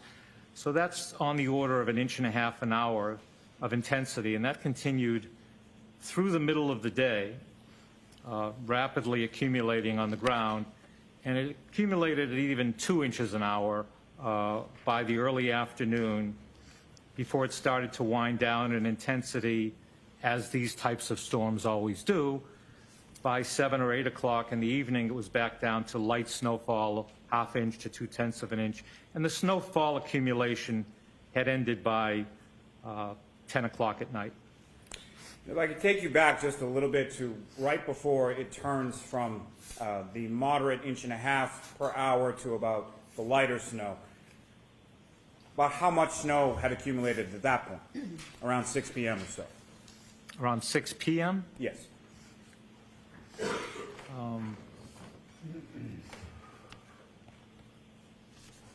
Well, again, I'm just going to do the arithmetic of subtracting the snowfall after 6 p.m., which was 1.3 inches from the total, which was 23.8.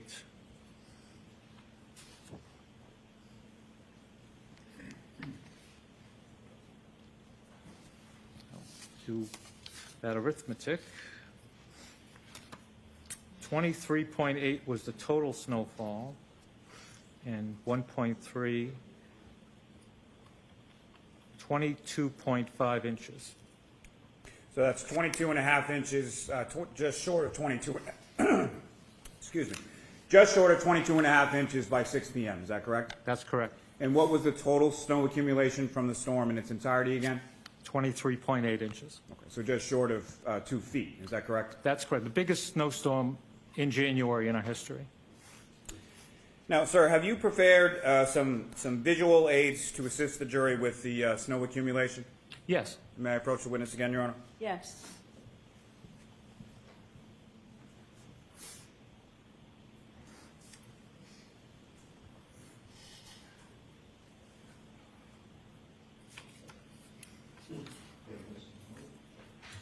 Mr. Gilman, showing you 3 documents. Just ask you to look at those, look up when you finish.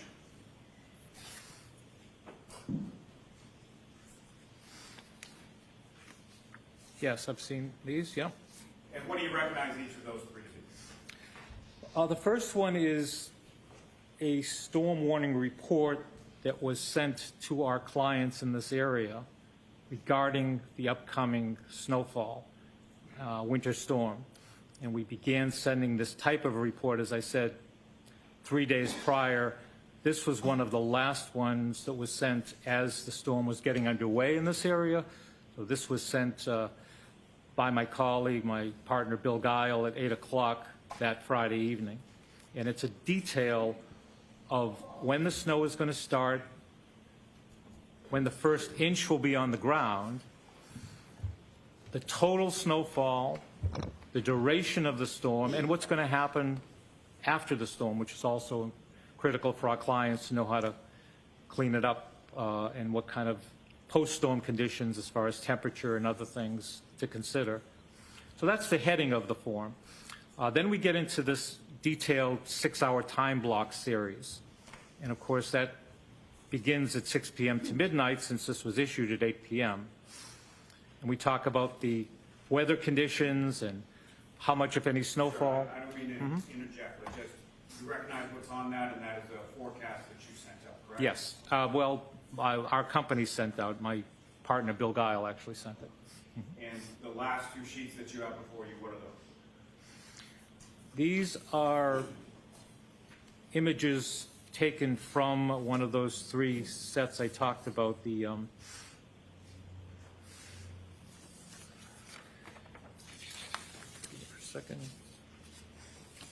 the data set from NOAA, the National Operational Hydrologic Remote Sensing Center, and it's a image of snow depth or snow on the ground at 2 times on January 29th. The first time is 1 a.m. and the second time is 7 a.m. And it's a map of Greater Boston down to the South Shore into northwestern Rhode Island.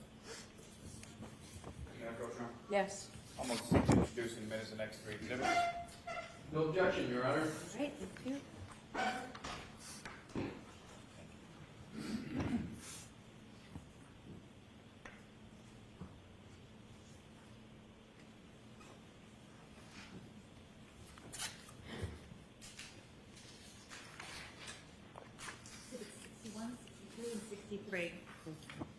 And again, Your Honor, may I return those to the witness? Yes. Thank you.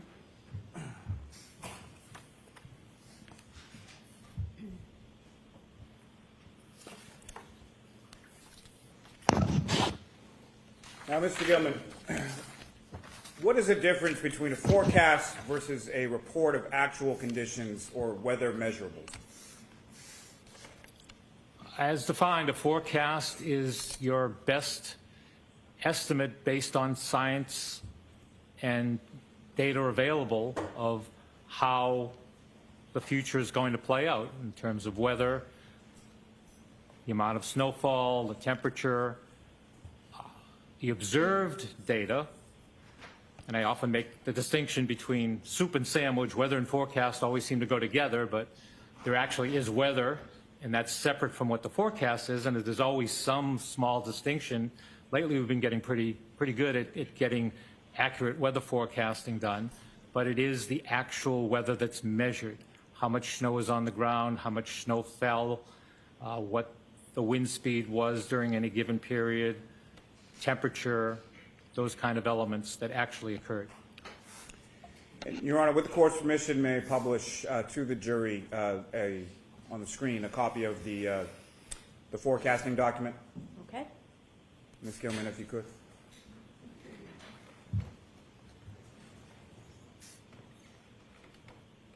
Thank you.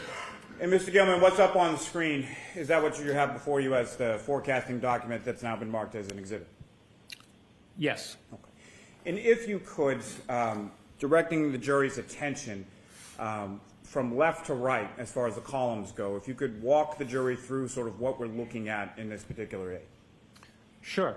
So below the heading, I think I defined the heading just before, we have these 6-hour time periods. So the columns are the day, in this case today being Friday in this forecast, the weather, the amount in inches, that would be of snowfall, the temperature, that's the air temperature, and air temperature is taken 5 feet above the ground in a natural surrounding. The road temperature, also in Fahrenheit, and that is the surface ground temperature, which is very important to our clients. And then we have wind, both sustained and gusts. Below that, we have special notes to amplify our message. A lot of times people don't read everything, so we try to highlight what's important or add something that wouldn't be in one of those columns. And as far as the air temperature is concerned, as far as it being recorded, does that incorporate wind chill into that temperature, or is that something else? Wind chill is a calculated amount or figure of heat transfer based on how human beings react to temperature. So this is the actual temperature that would be measured on a thermometer. Okay, thank you. And Ms. Gilman, if you could scroll down. And again, on the bottom portion of this aid, again, if you could walk the jury through what we're looking for and what we're looking at, and specifically if you could draw their attention to the snow accumulation that's forecast in this. Certainly. The same applies to the columns. Now we're into the tomorrow. So since this was issued at 8 p.m. on Friday, tomorrow is Saturday.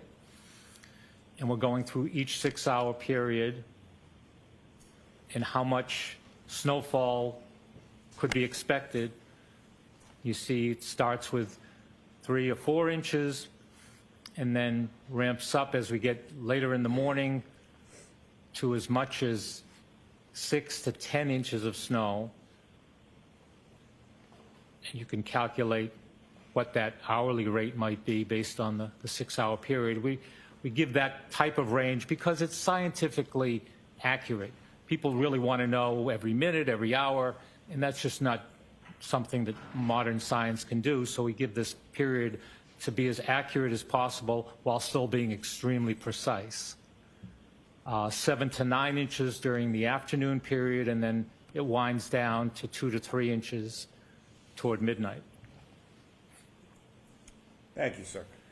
Ms. Gilman, you can take that down. Now, Mr. Gilman, the snow accumulation, how is that measured as far as the measurements that you get from each of these 3 sites? How is that measured at those sites?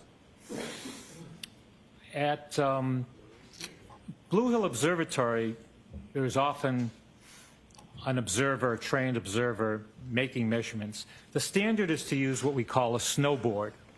And if any of the members of the jury do weather observing or no weather observers, you might be familiar. It's just like a piece of plywood, something that doesn't radiate like pavement would or a house would.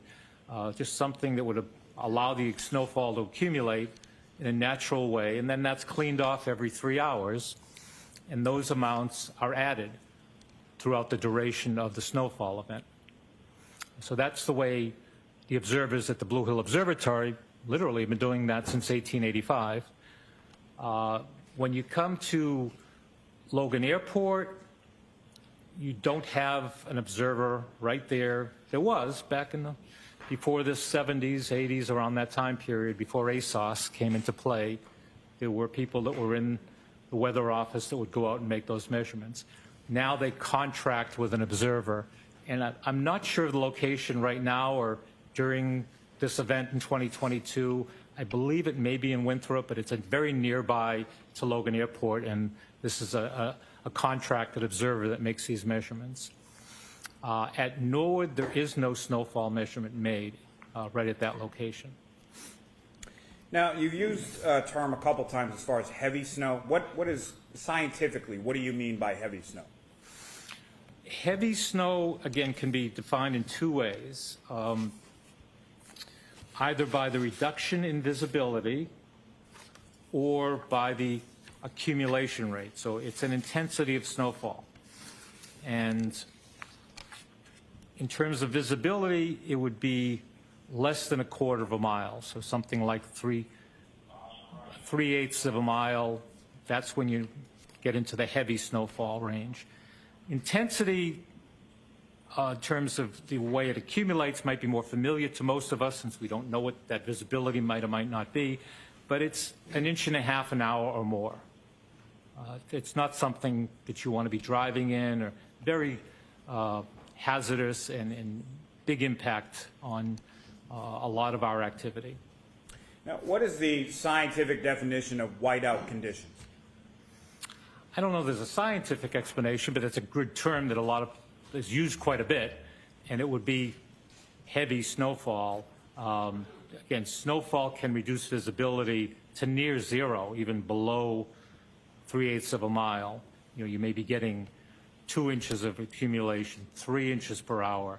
When you have a very convective, energetic storm, like a thunder snow event, a lot of upward motion in the atmosphere, you could get 4, even 5 inches of snowfall per hour, and that certainly would be termed whiteout. I think it has a lot to do with the fact that we drive a lot these days, that people are familiar with limitations to being able to drive a car. And, you know, if you're driving along, the windshields are going, wipers are going at maximum speed, and you just can't make out anything on the horizon or the car in front of you, you say, it's whiteout conditions. You know, that's the way it's reported.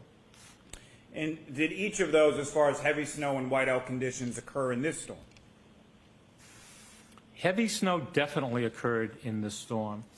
I've heard it referred to as whiteout conditions, and it's somewhat in the eye of the beholder, but I would say yes, whiteout conditions did occur. Now, turning your attention, Mr. Gilman, now to the topic of visibility. Can you describe to the jury what your understanding of that term is as it applies to what you do?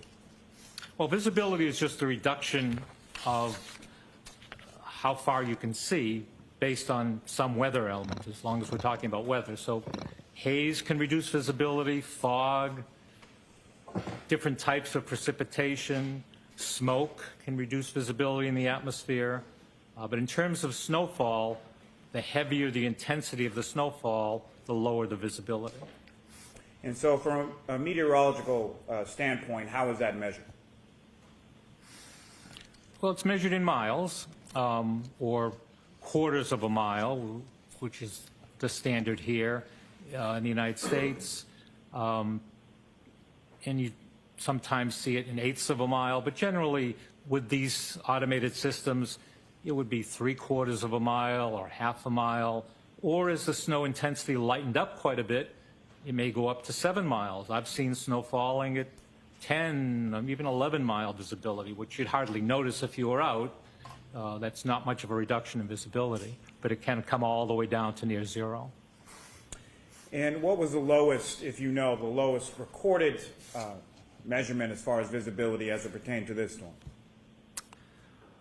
I would base that on the Norwood Airport because it was, especially in this immediate area, and they do a good job of measuring visibility, and that came down to 1/4 mile at the airport. It certainly may have been lower than that at times, but was on the order of 1/4 to perhaps as low as 3/8 of a mile or 1/8 of a mile between observations. Now, sir, if I could turn your attention to the topic of temperature. How is temperature measured in your analysis as far as the data that you have? Temperature is measured with a thermometer, and there are different types. We depend heavily on electronic thermometers now. Measure the amount of heat in the air, and we get a reading, and we generally use that reading as the air temperature. Now, what is the difference between air temperature and road temperature? Again, air temperature, the standard is the temperature of the atmosphere 5 feet above the ground in a well-ventilated natural surroundings. Road temperature or ground temperature is actually at the surface, so it's out beyond the atmosphere, right at the surface of the ground. And what kind of tools are used or utilized to measure road temperature? There are basically two ways. One way would be to put some kind of sensing device, a probe, in the surface, just below the surface. And the other way would be to use infrared radiation. So you'd mount a sensor on a pole, and that infrared wavelength measurement would give you a road temperature, a surface temperature. Now, you mentioned earlier in your testimony that road temperature in particular is important to your clients. Why is that? And I've heard this so many times from our clients, you can forecast or expect an inch of snowfall or 3 inches of snowfall. If it's going to melt because the road temperature is 34 degrees or 35 degrees Fahrenheit, they don't really want to do anything. They don't want to put a lot of chemical down. They don't want to hire private contractors with plows. Whereas if it's going to accumulate, especially on the road surface, they need to be prepared. And there's so much demand now on having black pavement during winter storm events. There's so many automobiles on the roadways in this area that each of these municipalities is constantly under demand to make sure they do the best job they can. And in order to do that, they need to know what the road temperature is going to be or the ground temperature is going to be in order to best have snow and ice operations to meet those demands. Now, is there a difference, or what is the difference in the changes to air temperature as opposed to the change in road temperature? They're different substances, so they have a different pattern of temperature change. Air temperature changes much more quickly. And of course, when we're talking about temperature, we're talking about energy, the way the molecules in the atmosphere are moving. The faster they're moving, the higher the temperature, the more energy. So depending on what is causing that change in temperature, the atmosphere is going to react more slowly. The ground will react more slowly to the change. The atmosphere will react pretty quickly, much faster. Now, in your analysis here, what time frame again were you using, or were you measuring the temperature across? Let me ask you this way. You started on January 26th through the 29th, correct? Correct. Okay. And why is it specifically with temperature that you started on the 26th as opposed to anything else?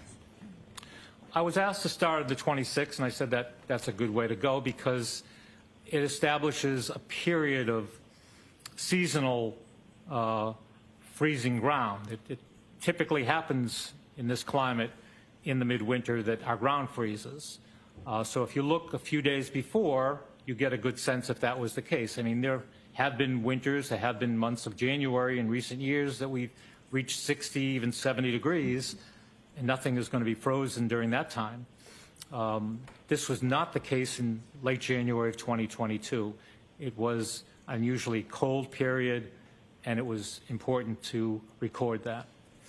Now, can you describe to the jury or lay out for the jury the temperature readings throughout that period of time that you analyzed? Yes. I'll start with the 26th and just go without going through more than just a day high and low. A high of 28, a low of 12. On the 27th, the high was 27 and the low was just 9 degrees Fahrenheit. On the 28th, Friday, the high temperature reached 36 and the low was 22. And then on Saturday, the 29th, the high temperature was 29 and the low was down to 15. Now, sir, if I could ask you specifically within that time period, a specific time period of approximately 1:30 a.m. on the 29th through 5 a.m. on the 29th, what does the data demonstrate with respect to the air temperature during that period? From 1:30 to 5:30 Yes, please. on the 29th? All right, I'll consult this data from Norwood Airport if that's the way we should look at this. I would suggest to do that.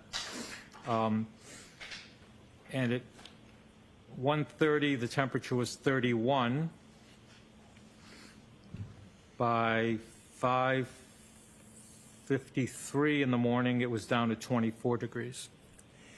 During that time period, before that, is the temperature relatively stagnant during that time period of 1:30 to 5 a.m.? Before that time?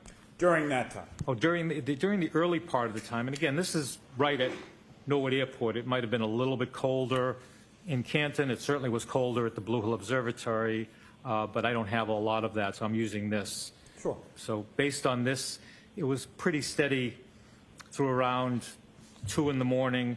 And then because of the nature of this type of storm, it's deepening rapidly. It's low pressure offshore.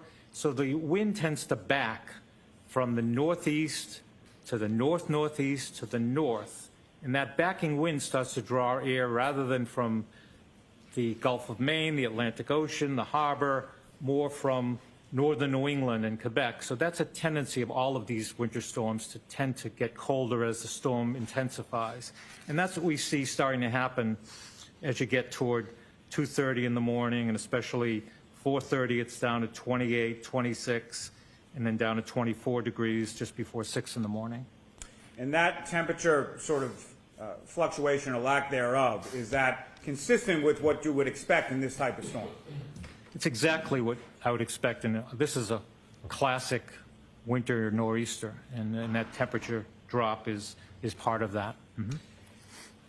And lastly, sir, if I could just take you back to the road temperature you were talking about before. How would you describe the temperature readings generally from the 26th through the 29th as far as what type of temperatures were recorded during that time frame that you just testified about? As I said, it's the coldest time of the year anyway, in late January, here in the Boston area around Canton, midwinter. And this particular year, 2022, it was colder than normal. So road temperatures were dropping much of the time. They may have come up a little bit during the course of the day, thanks to sunshine during the 26th and 27th. A little moderation in the temperature on the 28th, but for the most part, there was a frost in the ground, the soil was frozen, and the temperature was unusually cold at the middle of winter. And what impact would that have on the hardness of the ground over that time period? Well, again, the ground was frozen, the soil was frozen, and the surface of the ground was frozen. And it would have made the ground impenetrable, that hard, you know, as hard as too difficult. You wouldn't be able to dig in the ground. Thank you very much, sir. I have nothing further on. All right. Mr. Lessie?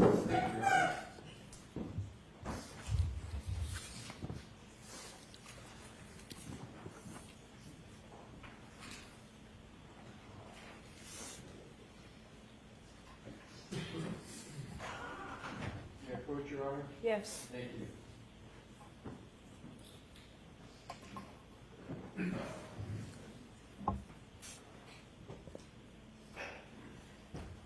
Show Mr. Lally, please.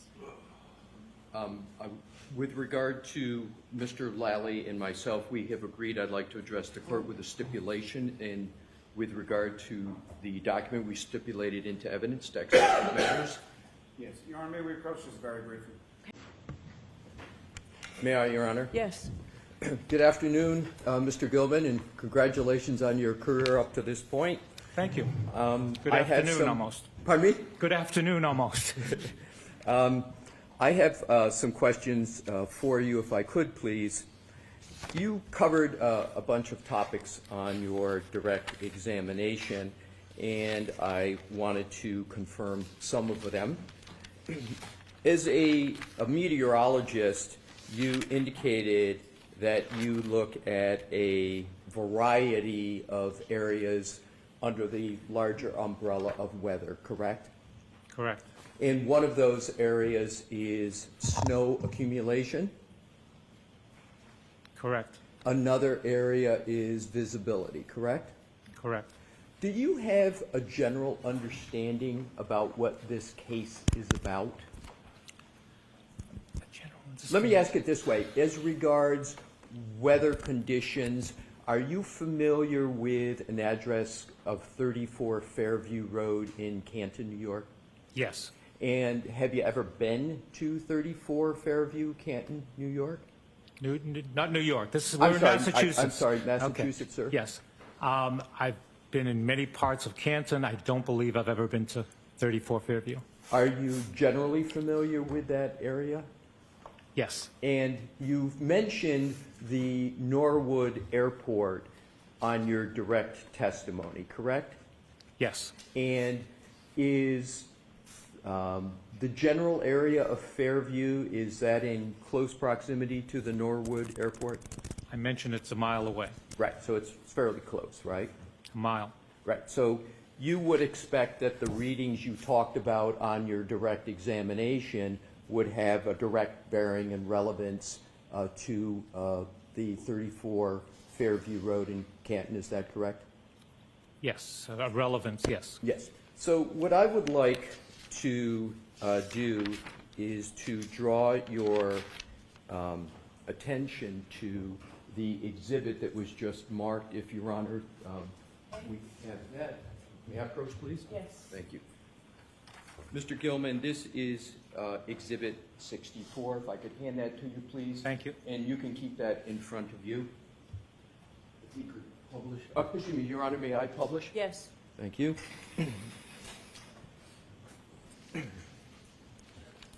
If you could enlarge, just, no, not the whole thing, just the chart up above, and make that as large as you could for the jury, please. That is very good, thank you. You see where we are, and Mr. Goodman, you can either look on the screen or look on the document, whichever is best for you. Thank you. You're welcome. So let's start with the top, which is estimated hourly snowfall ending at. This is for January 29th, 2022, correct? Yes. And what does not appear on this chart, but I want to make sure I can get this as accurate as possible, would it be appropriate to, before 1 a.m., to add a 0.2 for what you mentioned on direct for midnight? You mentioned there was a little bit starting, and there was a 0.2. Is that correct? Did I hear that correct? If you want to get the total for the snowfall event, yes. Okay, so we'll just have, if you will, an imaginary 0.2 up at the top. And what I'm going to do, sir, is I'm going to go through the hourly snowfall, because there are times that you have on your chart that are relevant in this matter. So let's start with, and just do it chronologically by time. And what I'm going to ask you to do is to do a little bit of math as we go through. If you need a calculator, I think it's going to be fairly straightforward math for someone with your skills, but take your time when we get through it. So we start at midnight, and you mentioned the concept of visibility on your direct examination, correct? Yes. And I believe you said on your direct examination that at midnight there was, quote, very little snow precipitation. Is that correct? I believe I said there was very little snow on the ground. Very little snow on the ground, and I think you used the phrase track a cat? Enough to track a cat, exactly. Right. So enough to track a cat, but a fairly small amount, correct? I don't know how to define it any better than enough to track a cat. Very good, sir. I'll go with track a cat. That's the smallest amount as you can get. And again, that would be on a natural surface, not necessarily on pavement. Right. And what would the variation be, if at all, on pavement? Oh, a lot of factors would come into play. Most importantly, since this was a forecasted storm event, the town may have pre-treated the road. That lowers the freezing point of the precipitation, so it would, even if it was 25 degrees, it might be melting on the road. So in terms of the factor you just talked about, for example, pre-treatment, that could cause the accumulation, the numbers here to be lower than what we're seeing on the chart, correct? Definitely, correct. But there's not a scenario where it could be higher, is it, at this point? Well, there are places, especially with this kind of wind and dry, fluffy snow, that you would have drifting. Right, but with just 0.2 inches on the ground, would you expect drifting? No, Okay. absolutely not. Not Right, unless I was a very small animal. I was going to say, tracking a cat wouldn't Yeah. seem to work very well if you've only No. got a drifting with 0.2. I thought you were asking about the larger numbers. No, sir, good point. What I'd like to do is to just concentrate on the beginning here and midnight and 1 a.m., and then we'll progress down through, okay? I want to snapshot it, if you will, starting at the very beginning. So we then move to 1 a.m., which is 0.3 inches, correct? Correct. Now, if you add, and it seems like to be most accurate, to each number here, we would add a 0.2 to get the total, correct? Correct. So if we go to 1 a.m. on January 29, 2022, we've only got 0.5 inches of snow per this chart, correct? Total so far, yes. And that could, on the road, that could be less because of municipal pre-treatment. If they pre-treated for the storm, they could have put some chemicals down that would have caused a melt and therefore less.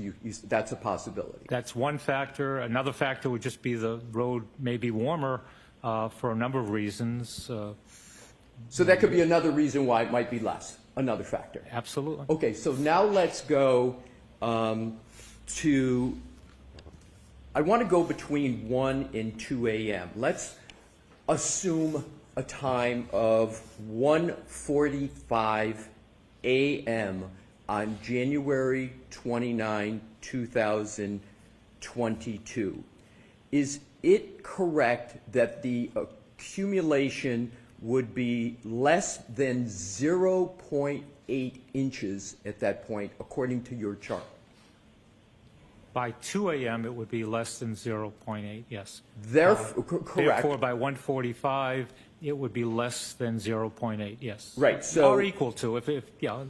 I'm sorry, I didn't mean to interrupt you, Less sir. than or equal to. Right, so you used 2 a.m., right, which would mean that it was 0.8, correct? Correct. And then if you work back 15 minutes, at 1:45 a.m., it would be less than 0.8, correct? If it was still snowing in those 15 minutes. Right. Yes. So, but I just want to focus on the number. Yeah. At 1:45 a.m., it's less than 0.8 inches, correct? It's less than 0.8 inches. Yes, Okay. right, alrighty. So, and that is to state it another way, is it correct to say it's just 0.8 of an inch? Is that correct? 0.8 is 0.8 of an inch. Yes. Another way to say it. So in terms of the time now, and this may get a little more complicated, sir, but if you take just the time between 1 a.m. and 1 a.m. and 2 a.m., so you've got 0.8. You would have under at 1:45, is it correct you would have only 0.35 inches accumulated of the 0.8? You follow my math, sir? I'm not sure what I follow in that sentence. Did you ask me how much snow fell between 1 a.m. and 2 a.m.? That's another way of asking the Okay, question. between 1 a.m. and 2 a.m., 0.3 of an inch is the estimated snowfall. Right, very well. And so what I'd like to do now is to move down the chart to 3 a.m. How much snow has fallen or accumulated between 12 a.m. and 3 a.m.? It would be 1 inch. Right, and is an inch, and you're in the measurement business, about the size of a thumbnail?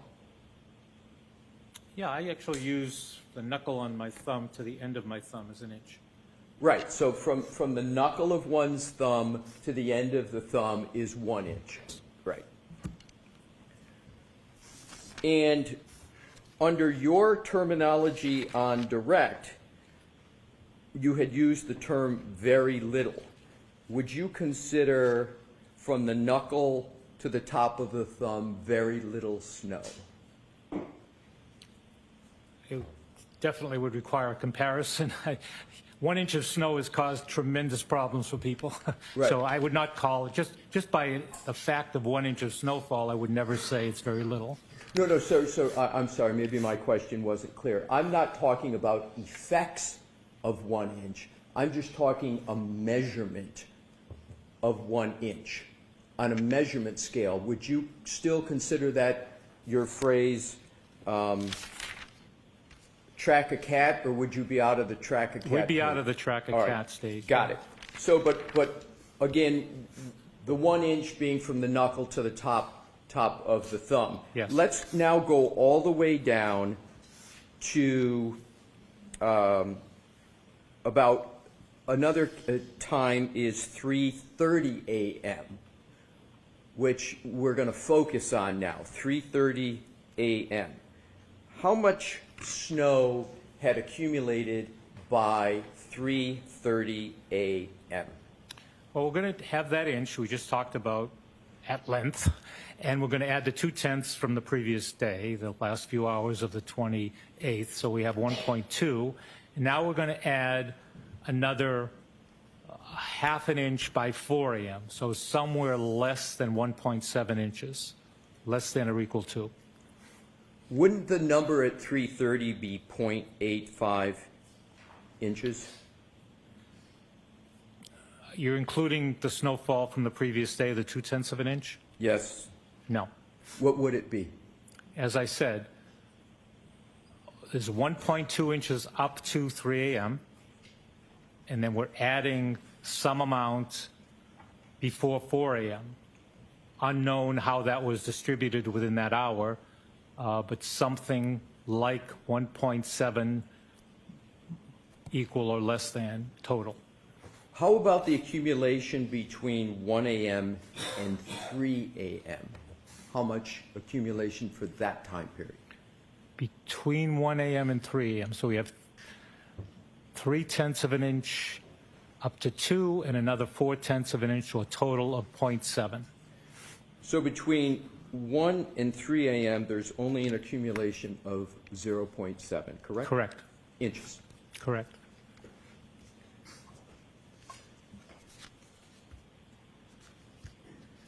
You had spoken a lot on your direct testimony about the magnitude of the storm, a variety of other measurements. But what I wanted to draw really a line at 6 a.m., which you said was an accumulation of 3.9. What I want to do is to now move on to from 7 a.m. on January 29th until noontime. And you can check my math, sir, but I get 12.5 inches total as of noon on January 29th. I can do the arithmetic if it sounds about right.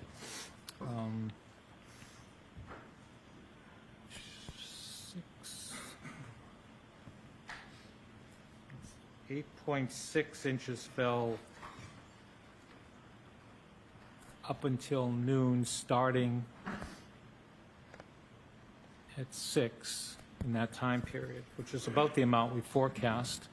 And did you ask about the total going back to the night before, or Yeah, the total starting at midnight, starting at midnight? right, going until noon, so it's a 12-hour period of the same day, January 29th.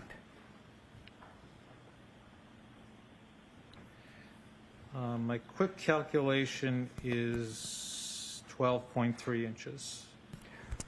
Right, and then you'd add the 0.2 from midnight?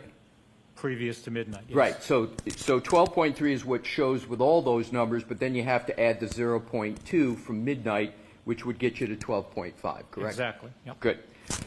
So just to summarize the first column there, all the way down from 1 a.m. to 12 p.m., at 6 a.m. we've got 3.9 inches, and then moving down to 12 p.m. we're at 12.5 inches, correct? I believe so.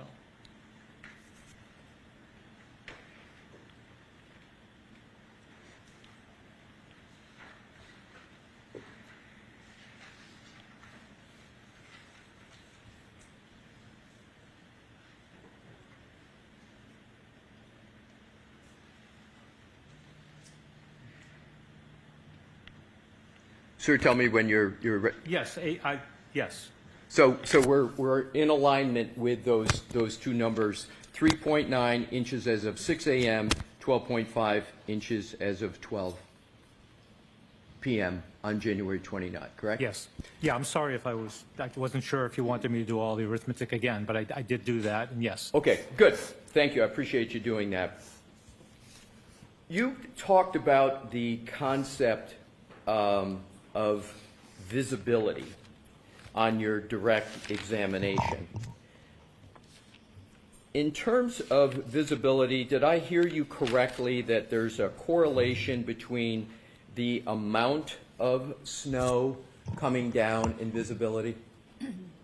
The intensity of the snowfall, so the amount over time and visibility, right? Right.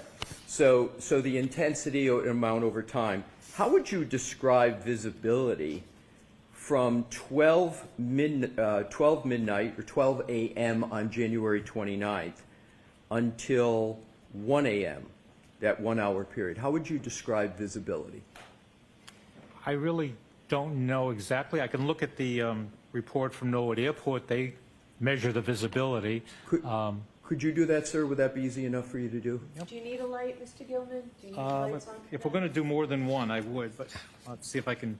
Thank you, Your Honor. And we were asked about 1 a.m., is that? Yes, visibility at 1 a.m. Okay, visibility reported at 1 a.m. was 1.2 miles in light snow. And what does that mean, a visibility of 1.2 miles? 1.25 miles, 1.25 miles. That means that anything that was more than 1.25 miles away from the observer would be hidden by the snowfall. You wouldn't be able to see it. And what does it mean if it were the visibility was less than 1.25 miles? And as the visibility lowers, your ability to see objects in the distance is reduced. So assume, sir, that somebody is 30 feet away from an object they want to see, and the visibility is 1.25 miles. Would they be able to see that object based upon your experience with visibility and your your career in that area? All other things being equal, yes. Right. So would it be fair to say visibility would be good from 30 feet if it's a 1.25 mile and beyond?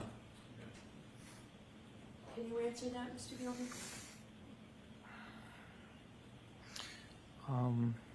Can I further explain to the jury about visibility?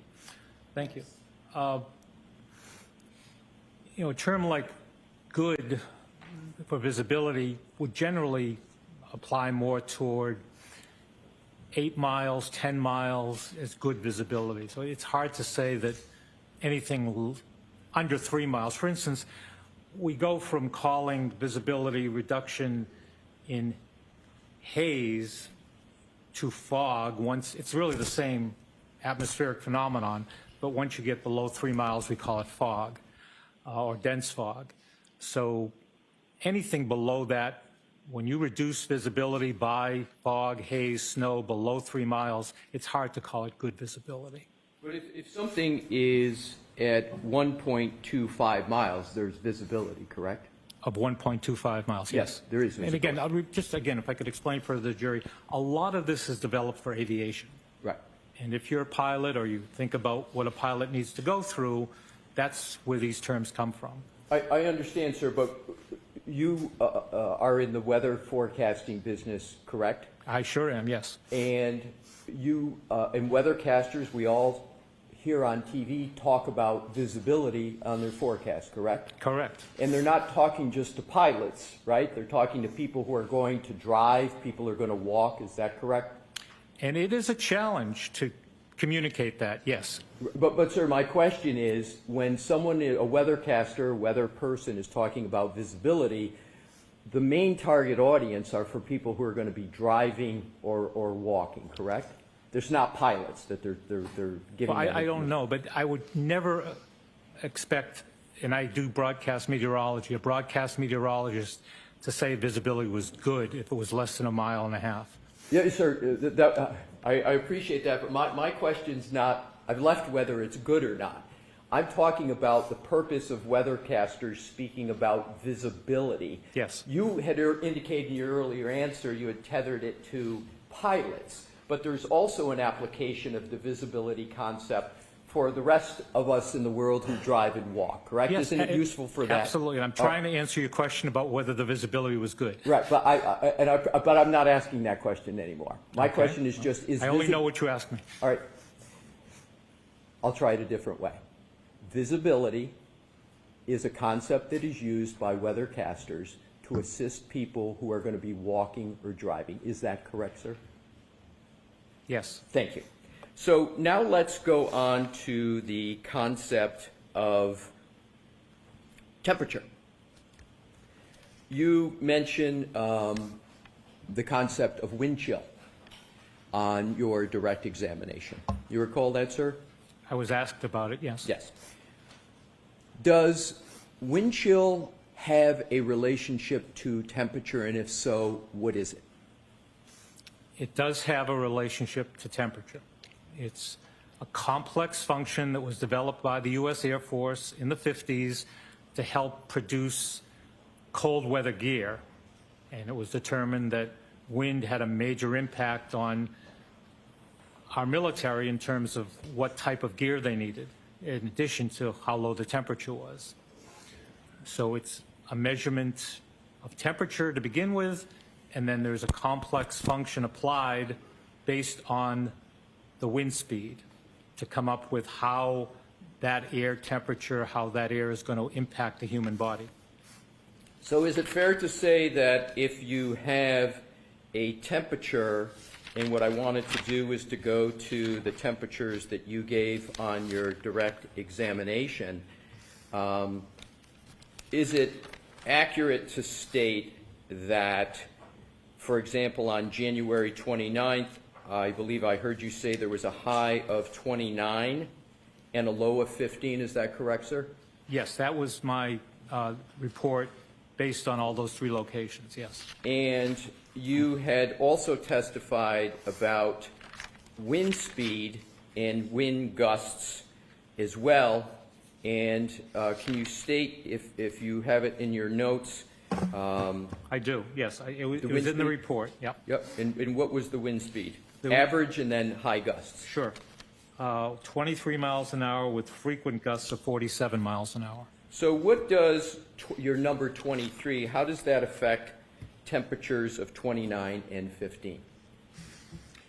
It makes that air feel much colder. So that air, that 20-degree air, did you say 20 and 29, sir, and 15 were the numbers you had given? that range for that day? Sure. Yeah. So it makes that air temperature feel colder, and it allows that air to take heat out of your body more efficiently and more rapidly. So it feels much colder, and we can calculate roughly how it would feel if there was no wind at all. And sir, thank you. You've gotten right to my next point, and I only have a few more questions left for you. So if you have the highest temperature on the 29th of 29, January 29, 2022, do you know what the wind chill factor would do in terms of a calculation number to bring that 29 number down? Do you know what that number would result in applying the most conservative wind speed of 23? I wasn't asked to calculate that, no? Would it be less than 0? Just an estimate, Based on the 29 temperature? based on the 29. No, Would it I be don't in- believe so. Would it be in the teens? Yes. So the 29 would be in the teens, and then for the low of 15, approximately what number might that get down to? Again, depending on the wind, if you looked at 5 miles an hour, again, it wasn't that wind all day, and that 15-degree might not have been corresponding to any wind at all. Just using your average that you used on direct of 23. The average wind, again, made it feel much colder, bitterly cold, extremely cold when you were out in the highest wind at the lowest temperature.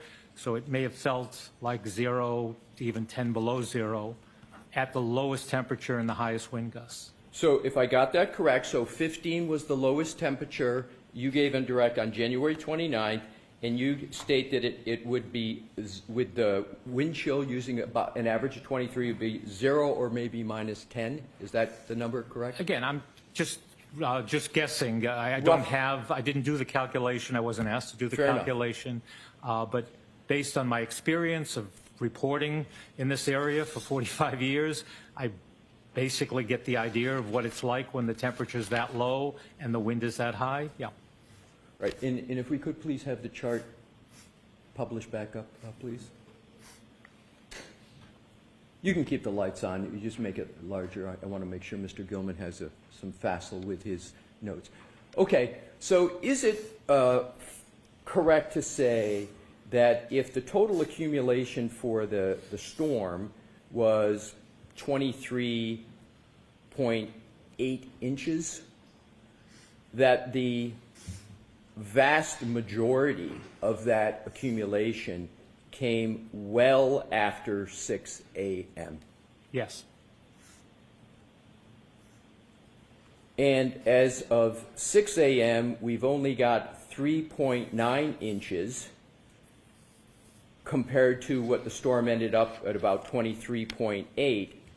And then, importantly, from midnight on January 29th until 3 a.m., we've got just 1.2 inches, correct? Exactly. May I have a moment, Your Honor? Yes. Thank you. Please bear with me a moment, Mr. Gilman.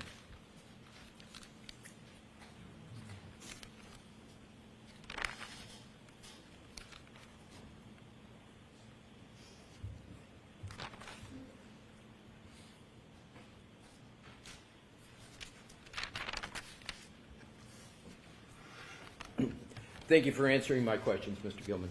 You're welcome. Anything else, Mr. Lally? Okay.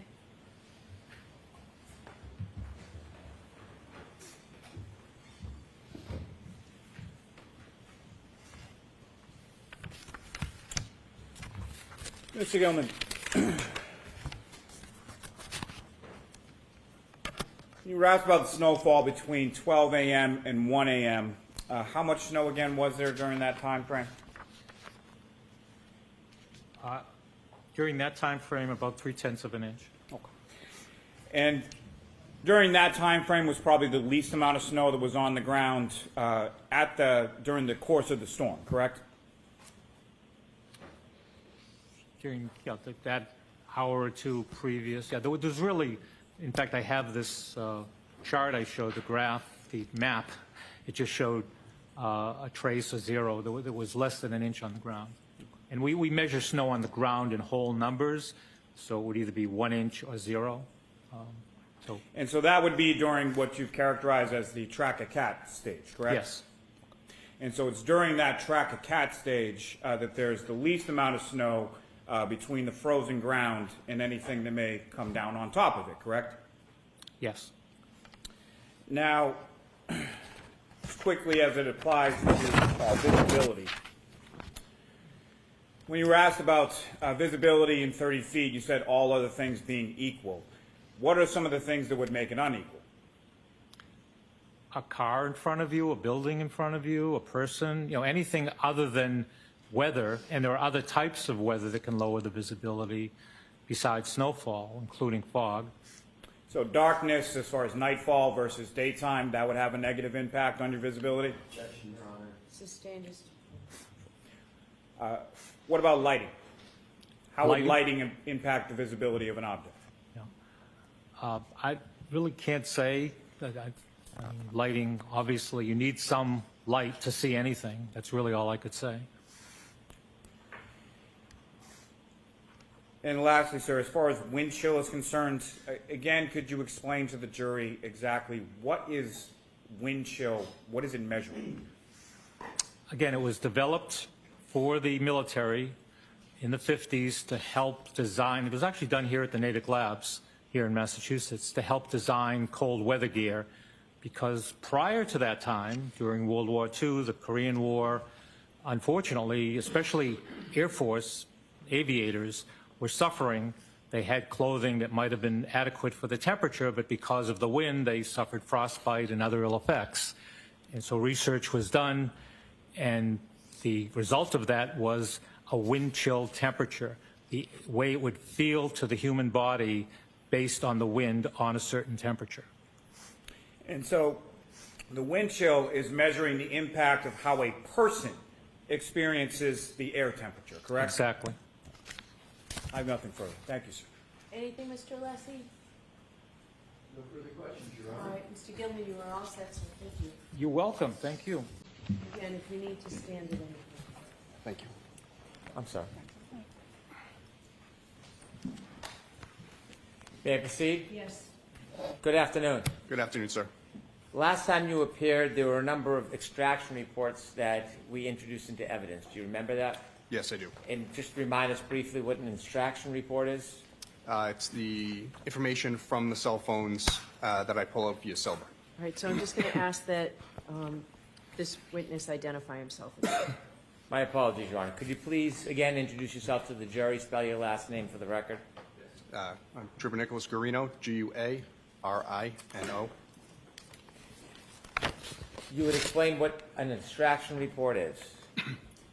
Yes, it's the information in the cell phones. We can create PDFs or portable cases from information, whatever is specified. An extraction report, can it be general or more narrow? Yes, it can be. I want to introduce a few more extraction reports that we didn't get to last time. Okay. In this case, did you use Mr. O'Keefe's phone to create an extraction report that included all of his calls from the 28th and the 29th of January 2022? Yes, I did. May I approach, Your Honor? Yes.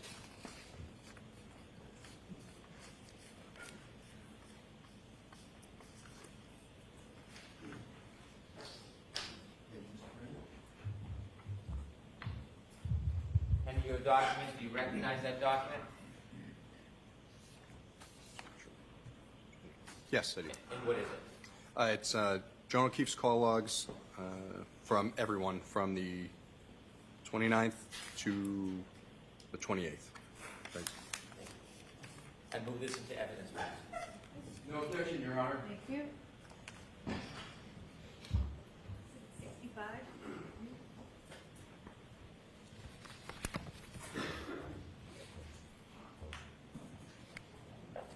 Did you create an extraction report that included a text message between the defendant and Jennifer McCabe? Yes, I did. May I approach, Your Honor? Yes.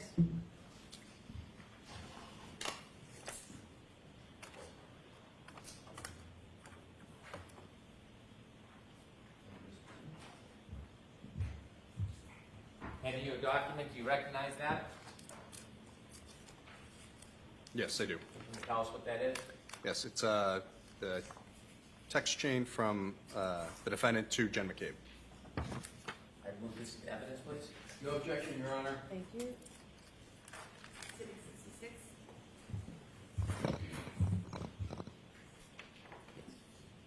One moment. Thank you. With the court's permission, could Mr. Guarino read this to the jury? Okay.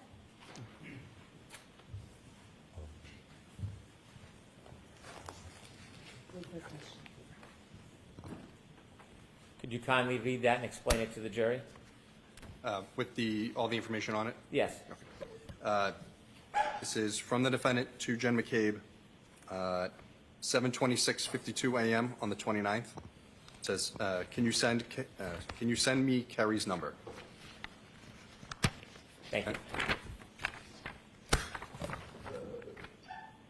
Did you further create an extraction? Sorry, Mr. Brennan. In terms of that reading of the document, you just have a check on that piece.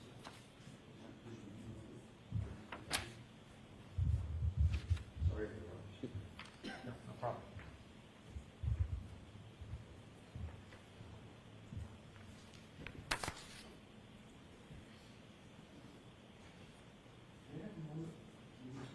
Yes.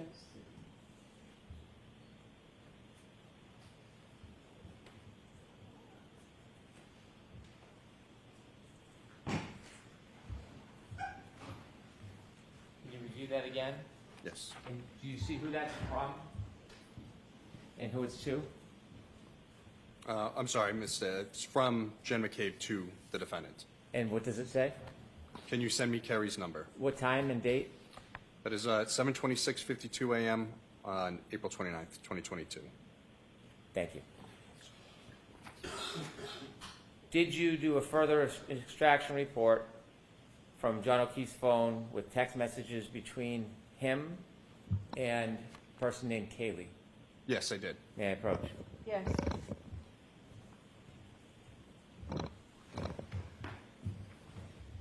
You recognize that?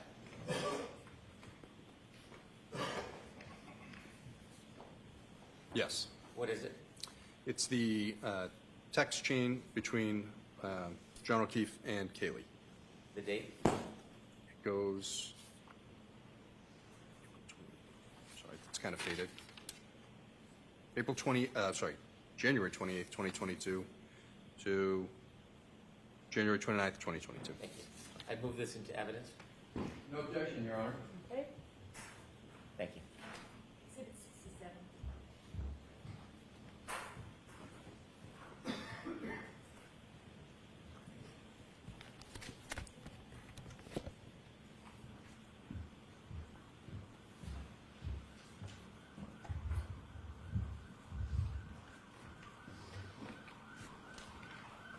Okay, Trooper Guarino, we're done with extraction reports. Okay. Did you have an opportunity to obtain phone messages, phone calls, and text messages between the defendant and Mr. O'Keefe?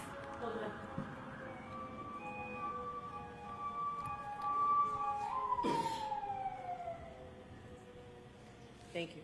Thank you, Your Honor. Trooper Guarino, did you have an opportunity to obtain phone calls, voice messages, in text messages from the defendant to Mr. O'Keefe's phone on the evening of January 29th, 2022? Yes, I was. Where did you get the phone call records from? From John O'Keefe's phone. Where did you get the voicemails from? Also from John O'Keefe's phone. Where did you get the text messages from? From John O'Keefe's phone. Did you have an opportunity to take those phone calls, the voice messages, and the text messages and put them in a chronological order? Yes, I did. Did you include all of the phone calls, all the text messages, and all of the voicemails? Between John O'Keefe and the defendant, yes. Did you create a PowerPoint to put them in a chronological order? Yes. May I approach you, Honor? Yes. Show Mr. Alessi. Sorry.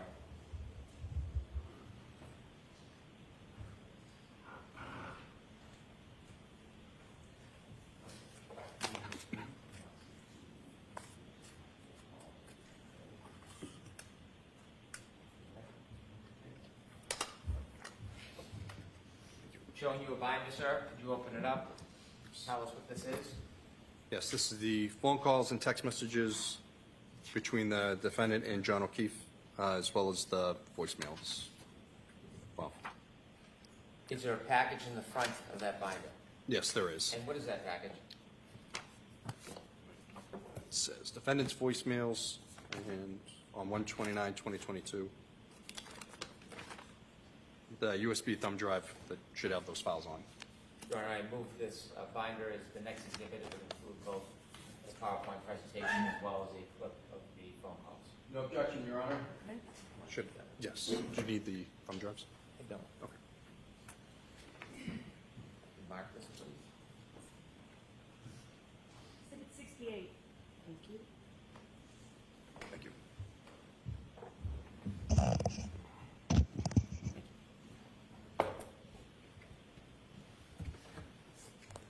With the court's permission, I would ask that Trooper Greeno take us through the PowerPoint presentation. Yes. Thank you.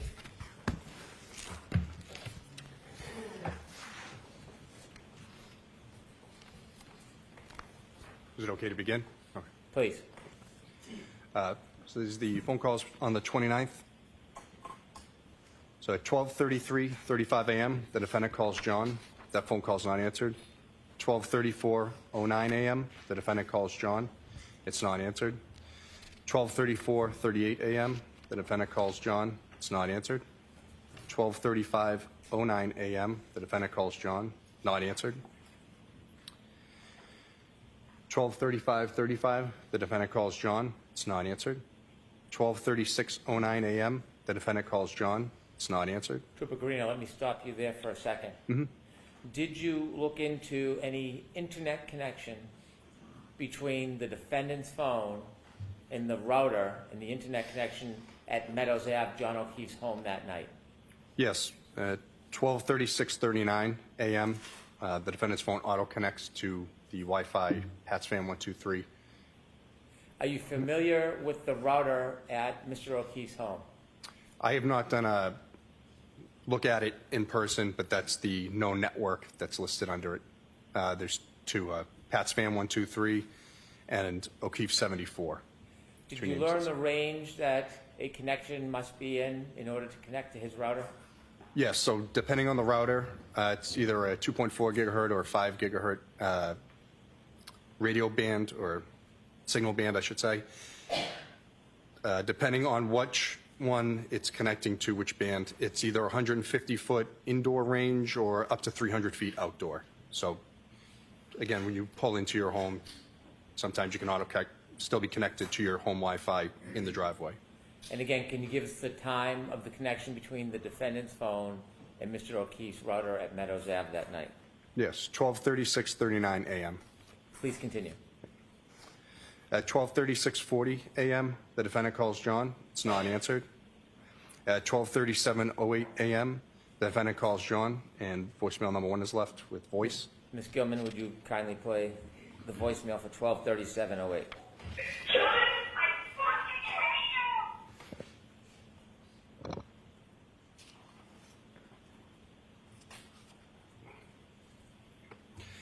At 12:38:26 a.m., the defendant calls John. It's not answered. 12:39:03 a.m., the defendant calls John. It's not answered. 12:39:37 a.m., the defendant calls John. It's not answered. 12:40:43 a.m., the defendant calls John. It's not answered. At 12:41:35 a.m., the defendant calls John. Voicemail number 2 is left. Some beeping noises, appears to be a butt dial or accidental call. Ms. Gilman, could you play the voice message at 12:41:35?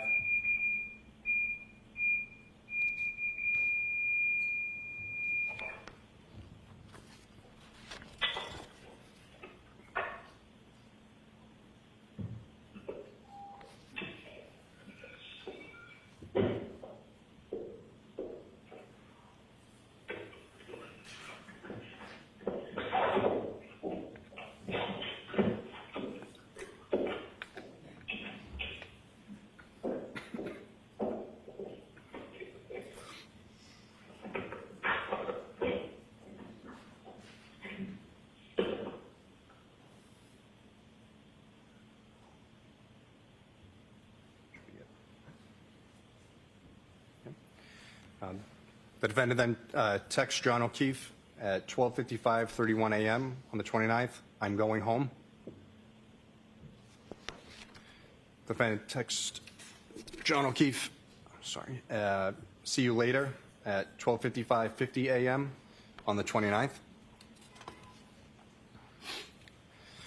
At 12:58:19 a.m., the defendant calls John. It's not answered.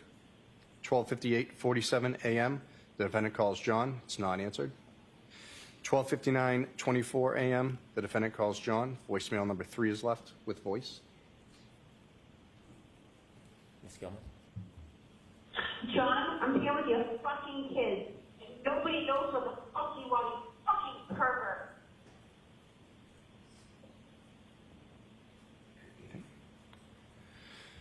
At 1 a.m. and 26 seconds, the defendant calls John. It's not answered.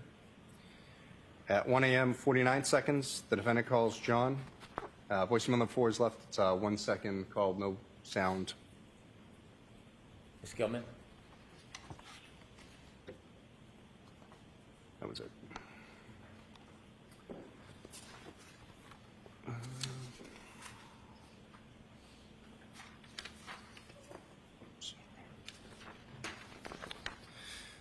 The defendant texts John O'Keefe, "Your kids are cucking alone," at 1:02 a.m. on the 29th. The defendant texts John O'Keefe, "I'm back in Mansfield. The kids are home alone," 1:04:14 a.m. on the 29th. At 1:10:17 a.m., the defendant calls John. Voicemail number 5 is left with voice. Ms. Gilman? Yeah, it's 1 in the morning. I'm with your fucking niece and nephew. You fucking pervert. You're a fucking pervert.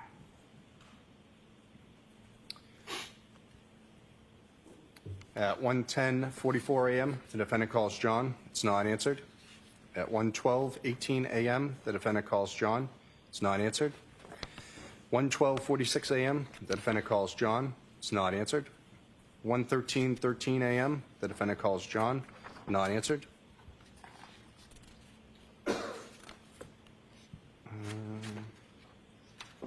Sorry. At 1:14:11 a.m., the defendant calls John. It's not answered. 1:14:44 a.m., the defendant calls John. Not answered. 1:16:10 a.m., the defendant calls John. Not answered. 1:16:38 a.m., the defendant calls John. Not answered.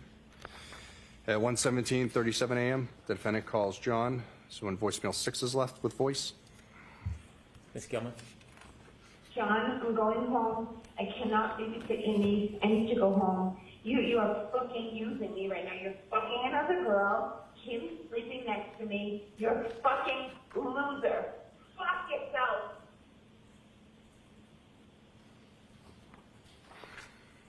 At 1:18:38 a.m., the defendant calls John. Not answered. At 4:38:14 a.m., the defendant calls John. Not answered. 4:38:49 a.m., the defendant calls John, not answered. 4:39:39 a.m., the defendant calls John, not answered. 4:40:05 a.m., the defendant calls John, not answered. 4:42:05 a.m., the defendant calls John, not answered. 4:42:54 a.m., the defendant calls John, not answered. 4:45:10 a.m., the defendant calls John, not answered. 5:04:27 a.m., the defendant calls John, not answered. 5:21:28 a.m., the defendant calls John, not answered. 5:21:58 a.m., the defendant calls John, not answered. 5:23:26 a.m., the defendant calls John. Voicemail number 7 is left with voice. Ms. Gilman?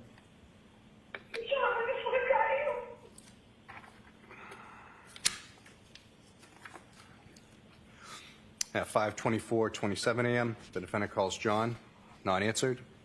5:25:28 a.m., the defendant calls John, not answered. 5:26:14 a.m., the defendant calls John, not answered. 5:28:16 a.m., the defendant calls John, not answered. 5:28:43 a.m., the defendant calls John, not answered. 5:29:21 a.m., the defendant calls John, not answered. 5:29:46 a.m., the defendant calls John, not answered. 5:30:15 a.m., the defendant calls John, not answered. 5:30:52 a.m., the defendant calls John, not answered. 5:31:21 a.m., the defendant calls John, not answered. 5:36:29 a.m., the defendant calls John, not answered. 6:03:02 a.m., the defendant calls John, and voicemail number 8 is left with some voice and noise and background. Ms. Gilman, could you play that, please?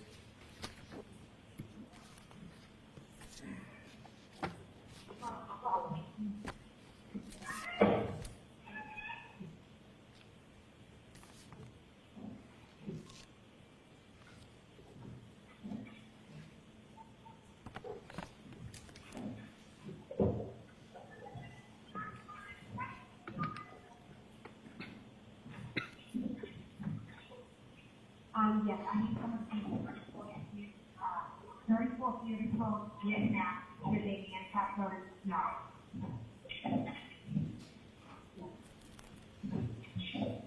Yeah.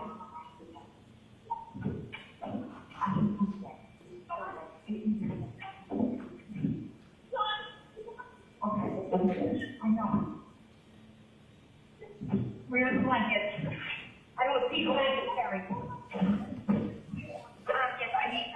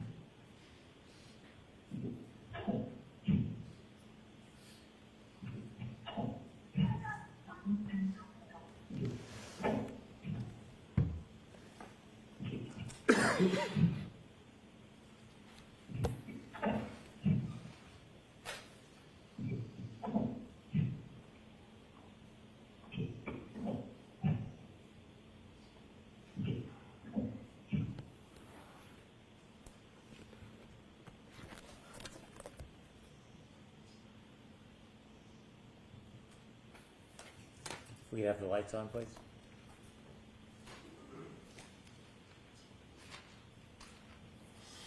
I have no further questions. All right. Mr. Alessi, does this seem like a good time to take the luncheon recess? Yes, Your Honor. Okay. All right, so folks, we will take a 45-minute luncheon recess. So you all set? Thank you, Your Honor. No questions for the witness. All right, you are all set. Yeah, Your Honor? Yes. I'd like to introduce clip 1 and play it for the jury.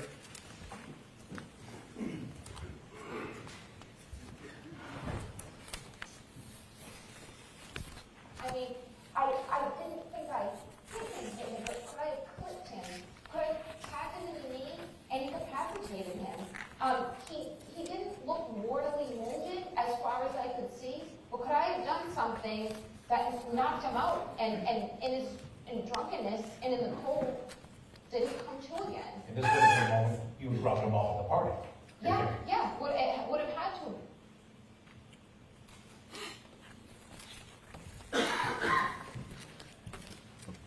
Your Honor, I have keeper of record certificates I'd like to mark for identification.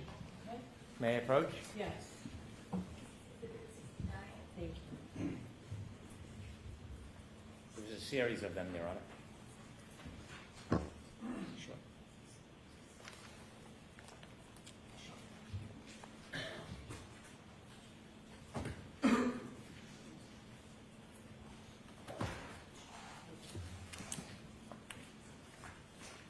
And these are all for identification.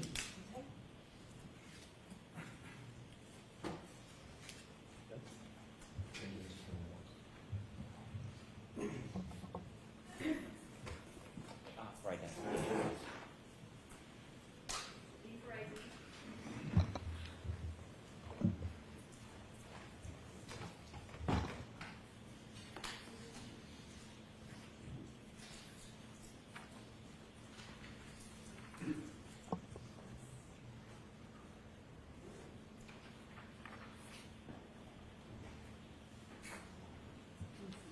Thank you.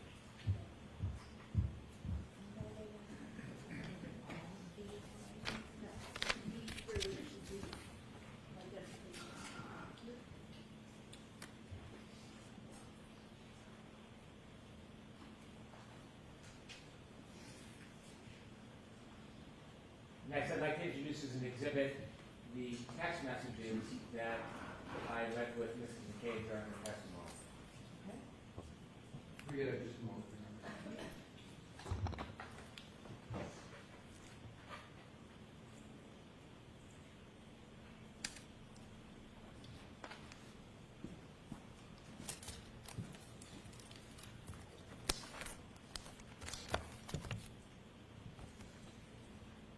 If we could, we'll call a different witness who's available. Okay. We'll call Kevin O'Hara, please.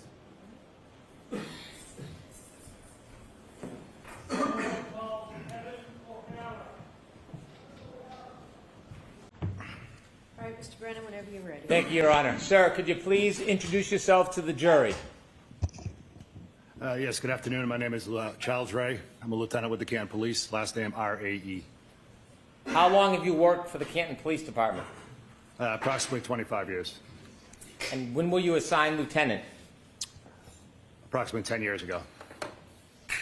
I want to go back to January 29th, 2022. Do you remember that morning? Yes. Were you working that morning? Yes, I came in for the day shift. When you first came in for the day shift, did you have any particular duties or responsibilities? I would have been a patrol shift commander for the 7:45 a.m. to 3:45 p.m. Incoming shift. Had you learned about an event that occurred at 34 Fairview Road? I had. Were you part of that response or group of officers that went to 34 Fairview Road? No, I was not. Your role that morning was unrelated to 34 Fairview Road? Correct.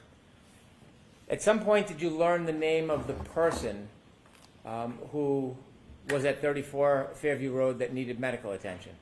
I did. And what was that person's name? Mr. John O'Keefe.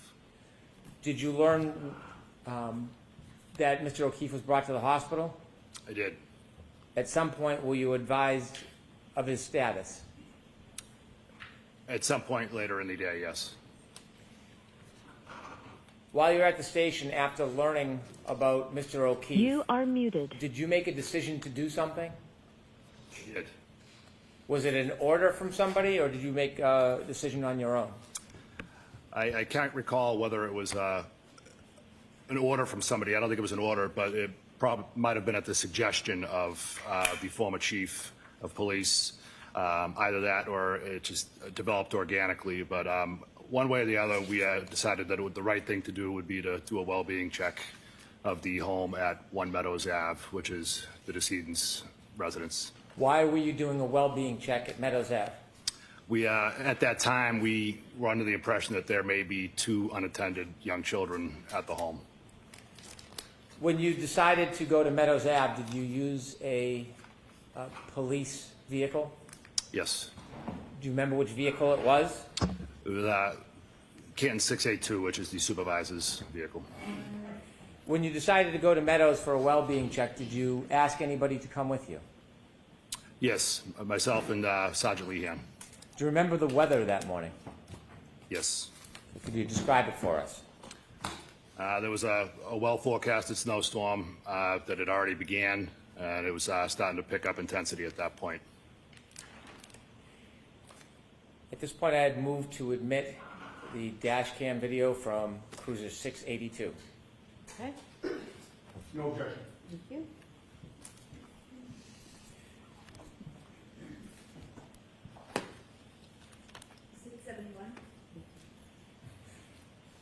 Did you travel from the police station to Meadows? Yes, Do you remember about how long that took you? a few minutes. Who was driving? Sergeant Lehan was driving. And where were you seated? I was in the passenger seat. Do you remember arriving at Meadows? Yes. With the court's permission, I would show a portion of Cruiser 682. Okay.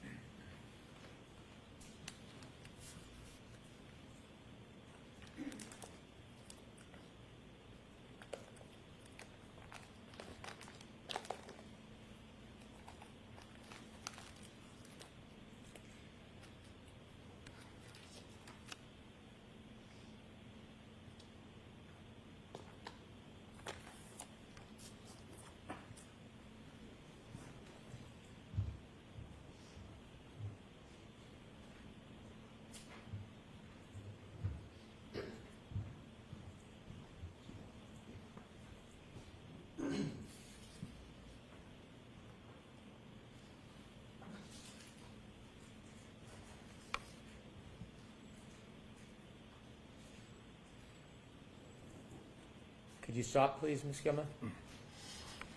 I note that the time is 8:23:10. Do you remember the time when you got there? I didn't make note of it mentally at that time, but I've since learned that, yes.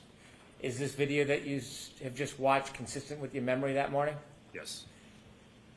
The cruiser cam is showing 2 vehicles in the driveway. When you arrived that morning, did you know whose vehicles they were? At that time, no. At that time, did you pay any particular attention to either of those vehicles? No.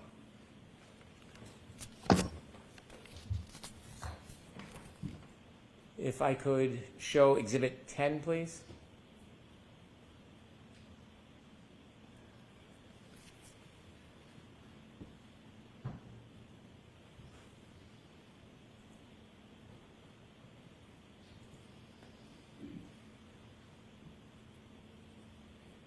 So does that appear to be a still photo from the video we just watched? Yes. And could I have Exhibit 11, please?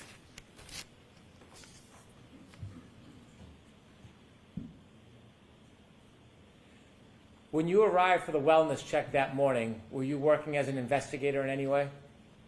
No, I was not. Did you happen to pay any particular attention to the right side of the back of that car that morning? No, I did not. And is that photograph a close-up of the previous picture? Yes. Does it appear to be a still photo taken from the video on the cruiser that you were driving that morning or that you were in that morning? Yes. Okay, you can take that down, please. Thank you. After you arrived at Meadows, did you do anything? When we arrived at Meadows, we walked up to one of the front doors and rang the doorbell, knocked on the door. Anywhere we could see through plain view, we were just trying to see if we could raise anybody, see if the children were at the house. Did you find anybody? We did not. I'm going to ask to show 159. It's a portion of an exhibit that's already been introduced. Okay.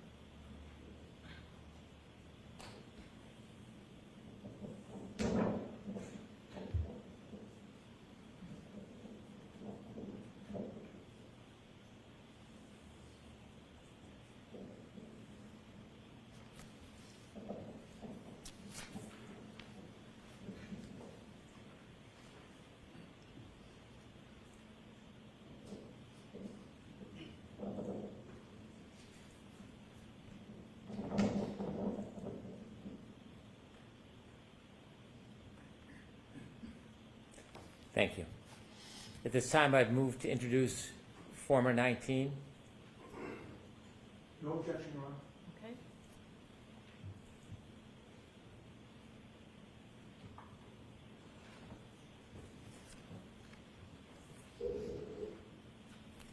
Exhibit 72.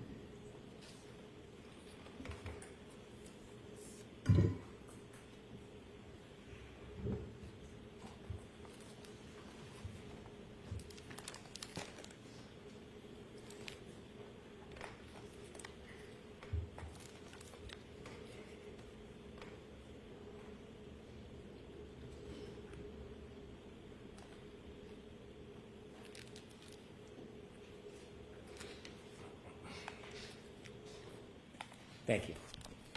The first video that, well, the second to last video you just saw, is that you and your partner arriving? Correct. In the last video, who's in the doorway? I was on the right side of the frame, and Sergeant Lehan was on the left side of the frame. How long did you spend at the residence for the wellness check? A few minutes. I don't think more than 5 minutes. Thank you. I have no further questions for the witness. All right, any questions, Mr. Yanez? We have no questions, Your Honor. Thank you. All right, so you are all set in time. Thank you. All right, Mr. Brennan. Thank you, Your Honor. Good afternoon, sir. Good afternoon, sir. Could you please introduce yourself to the jury, spell your last name for the record? My name is Kevin O'Hara, O-H-A-R-A. Where do you work? I'm a lieutenant with the Massachusetts State Police, How long have you worked for the Massachusetts State Police? 23 years. When you began your career, what was your role with the Massachusetts State Police? I was assigned as a trooper, a patrol trooper, working out of several barracks across the state. Did you have to have any special education or training before you became an official Massachusetts State Police trooper? Yes, I did. We went to a 6-month academy in New Braintree. How long were you on patrol for? I was on patrol for 17 years until I became a sergeant in 2018. So 16 years, became a sergeant, then a lieutenant. In those 16 years, did you have any additional training after basic academy? Yes, continued training throughout the years, additional training. Eventually, I wound up joining a search and rescue team, went to search and rescue training. Tell us a little bit about search and rescue, what you did and what you do. I'm the team commander for the State Police Special Emergency Response Team, which is known as CERT. I'm also the search and rescue coordinator for the state of Massachusetts. As a team, we conduct monthly trainings, at least twice a month, where our team will come together and train. We've been to trainings all across the country to hit national training standards. Do you have any particular roles when you look for certain types of things? So for CERT, we have 3 main mission types. We will do lost missing person searches, we will do evidence searches, and then we also do crowd control or security at large-scale events, such as the Boston Marathon, the July 4th celebration. We get assigned to Gillette Stadium for all the events down there as well. You mentioned that you work, part of your work is looking for missing persons. Yes, sir. Did you receive any specialized training, have any special experience looking for missing persons as far as training technique? Yes, we get certifications through NASAR, which is a National Search and Rescue Organization, NUSAR, which is a New England-based search and rescue group. We will train several different types of trainings to, improve our search techniques, including man tracking, probability of detection, critical separation, which is how we'll line up as we're searching certain areas. We've also gone, as I stated before, to national trainings where we've now really used a lot of statistical-based searching in our searches. We'll use live tracking maps now, so we've really advanced the way we search for missing persons. When you're searching for a missing person, is there a routine or does it depend case by case? We'll start off with a set normal way we'll deploy. More than likely, we'll start with a canine, searching high probability of areas, trying to get people out as quick as possible. And then eventually it may turn into a line search or a grid search. You said that you lead the CERT team? That's correct, sir. How many CERT teams are there with the Massachusetts State Police? Just one. How do you decide what different cases or situations to get involved in? Is that at your request? It's not at our request. We'll receive requests either internally through other members of our department or externally from outside agencies. So can you take us through very basically how would a typical request come to you? Most of the time I'll receive what I call a courtesy notification. I'll get a call from someone that I know on the department or a local police department giving me the particulars of the case and if we'd be available and what I think about our response. If we are available, if we're not already on another mission, we'll then start the approval request process, which I have to send up through my chain of command. I have to send that up through a captain, which then will go to a major who's in charge of the special operations. And then he may have the final say. It may even go higher to him to Lieutenant Colonel of Field Services. If the request is internal through another member of our department, it also has to go up their specific chain of command as well. Sometimes getting an external request sometimes goes faster because there's not that second chain of command, to go through. In 2022, how many full-time members were on the CERT team? At that time, we had 55 members, which excuse me, sir. We had 1 full-time member, 55 total members on the team. So the members on the CERT team, did they engage in other roles at the state police at the same time they're a member of the CERT team? Yes, it's an additional duty. They have a primary assignment either at a barracks or some other assignment throughout the state. If you decided on accepting a mission or you were assigned a mission, who determines how many people from the CERT team would attend? That would be determined by myself and the captain from Special Operations. You mentioned back in 2022 there was 1 full-time member and 55 part-time members of the CERT team? Yes, 55 total, correct, sir. As we stand today, how many full-time members of the CERT team? Currently, we're 69. We did have 71. We've had a few members leave the team recently. Are those full-time or part-time members? I'm sorry, that's full, total members. We have currently 5 full-time members, so we increased our on both ends. Are members of the CERT team who work for the Massachusetts State Police drawn from different geographical locations around the state? That's correct. We try to split east-west the best we can geographically, just so we have as quick a response time as possible. We'll break it down further into the northeast part of the state, the southeast, central, west, but main breakdown for us is east-west, basically using 495 as our boundary. If the CERT team's assigned a mission and there are members that have chosen to participate, how often would you go to that scene or involve yourself in that particular event? When I was the only full-time member, probably 99% of the missions I would go to. Now we have a few other supervisors on the team. I have a full-time executive officer who's also a lieutenant, but my role hasn't changed too much, still 90 to 95% of the missions. I want you to take us back to January 29, 2022. Were you contacted or was a request made for you to consider and accept the mission? Yes, I received a call from Lieutenant Tully. After receiving the call, what was your process? Again, that was what I would classify as a courtesy notification to see if we were available, if he thought we could get a response on that date. I told him we would be able to respond. I asked him if he had started the approval, the request for approval up his chain of command, which he hadn't at that time. He stated he would start on that, and then I contacted my captain after getting off the phone with him to start the approval process through my chain of command. Do you remember generally about what time this process began? He called me at 2:32 p.m. At some point, was the task or the mission assigned?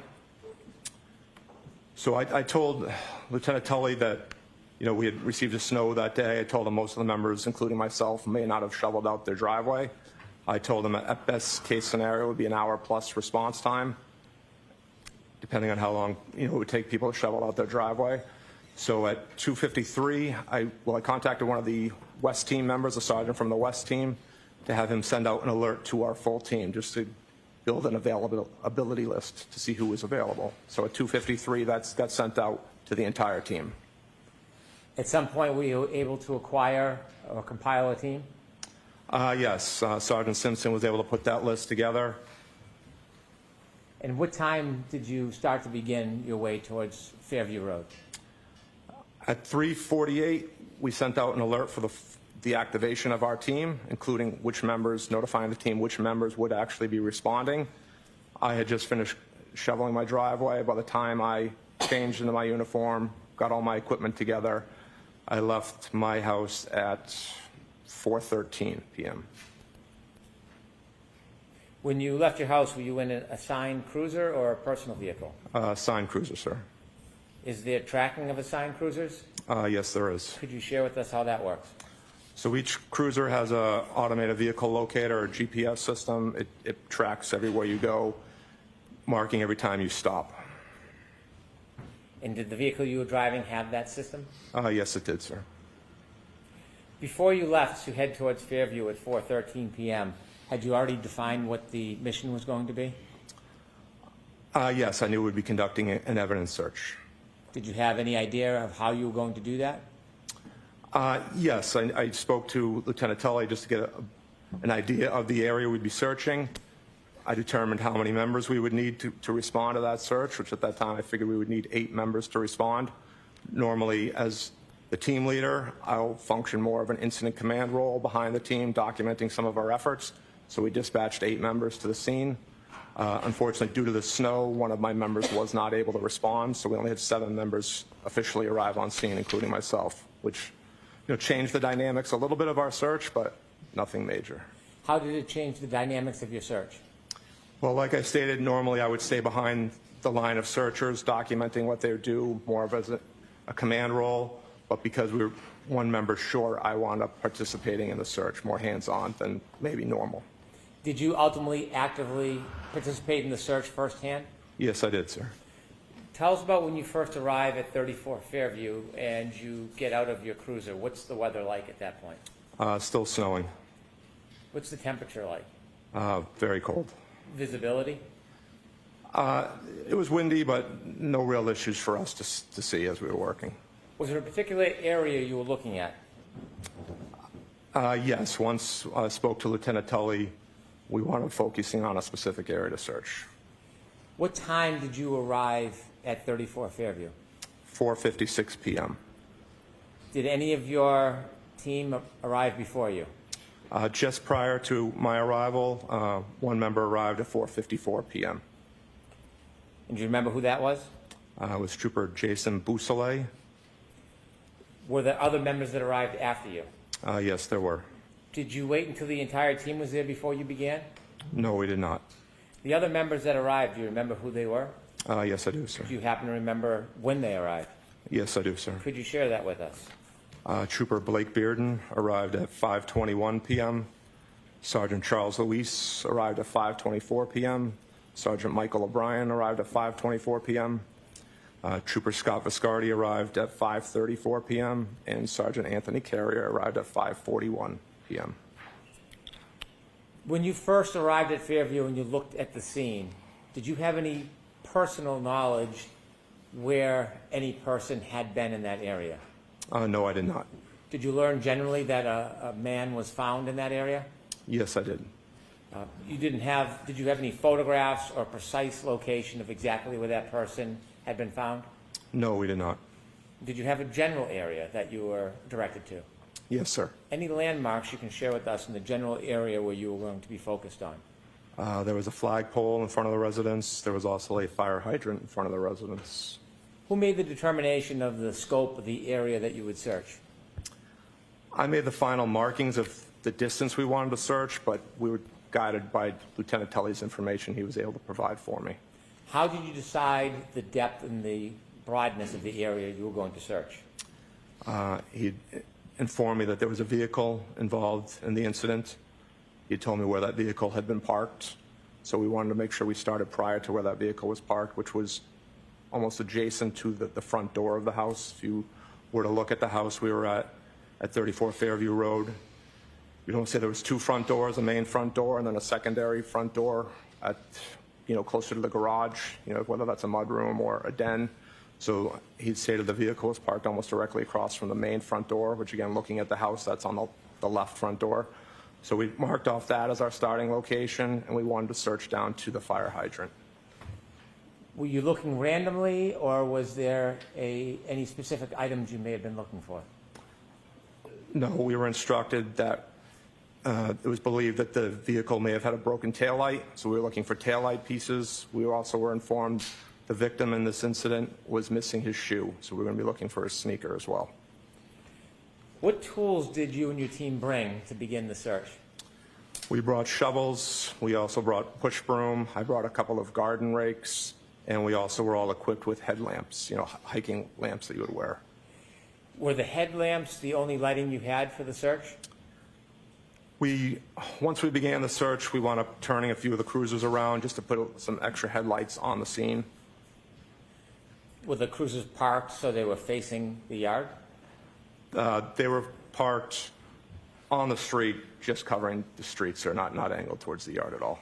I want to ask you some questions about the tools you brought. You said you had shovels, some garden rakes, and brooms. Yes, sir. What was the purpose of the brooms? Just to help us sift through the snow very carefully. We wanted to be slow and methodical as we went through the area. How about the shovels? Were you concerned that if you used the shovel, you could hit an item and break it? Yes, but we went as slow as we could, layer by layer, as we moved down throughout the snow. When you use shovels, were you digging like you would dig vegetables in a garden? No, sir. Could you explain a little bit about the process before we get into the actual search of how you as a team would look through snow? Would you just pick it up and turn it over, or was there a process in place? No, eventually we wound up going again. Our searches, we'll call it a grid search, but it's a line search where we're all lined up. Again, talking about critical spacing. If we're searching for a particular item on a search, we may use a replica item to say, okay, how far can each member be away from each other? Because this was such a small search area, our members lined up almost shoulder to shoulder. Once we were on a line, we would slowly move forward, each member taking out snow, sifting, small layers, sifting it out at their own feet with a right flank along the curb in front of the house. That snow would eventually get moved out to the street where I was standing. I was the left flank on our line. I would then re-go through that snow, make sure we didn't miss any items or by accident carry an item that we were looking for over towards the middle of the street. Once I was satisfied there wasn't anything there, I would take that snow and throw it across to the other side of the street. Before you began the search, did you have a chance to look around at the surroundings, including the street, the berm separating the street from the yard, and the area you were going to look at? Yes, I did, sir.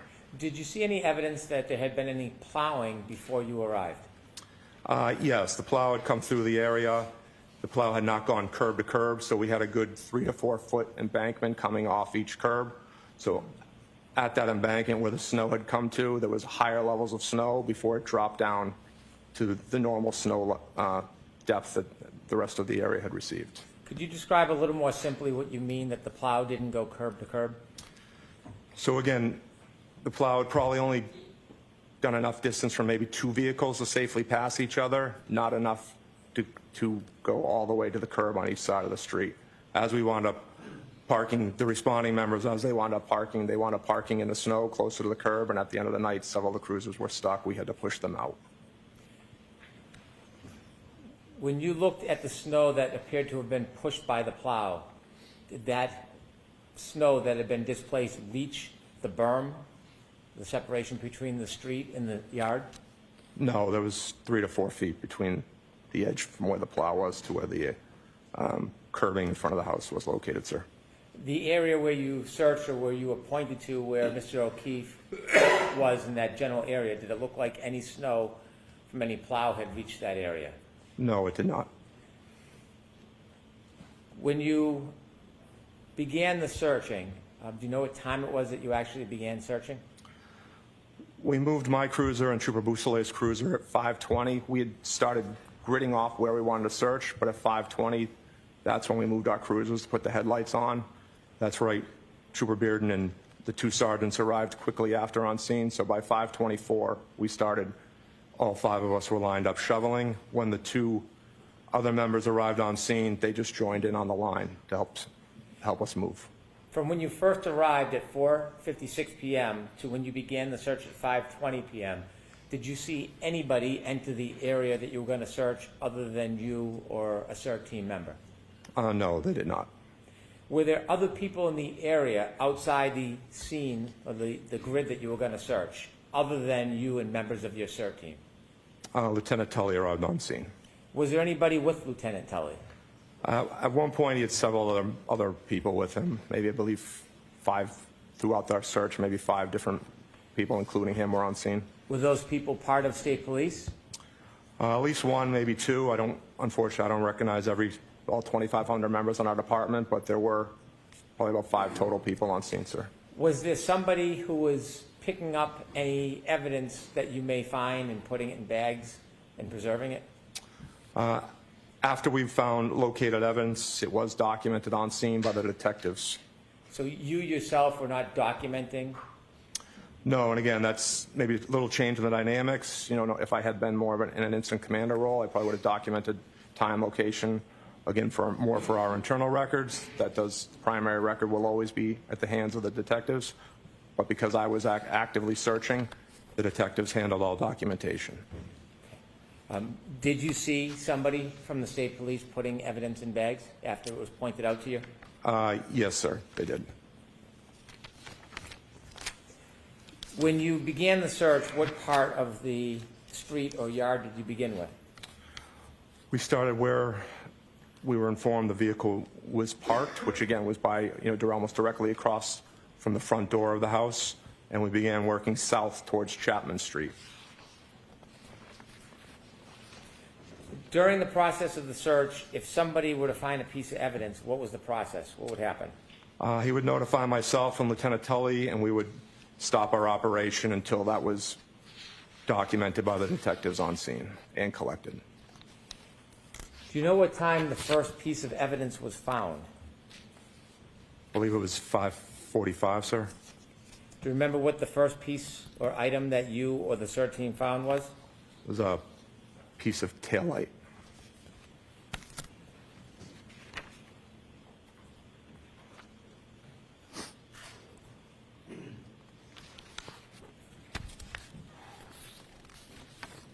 May I approach, Your Honor? Yes.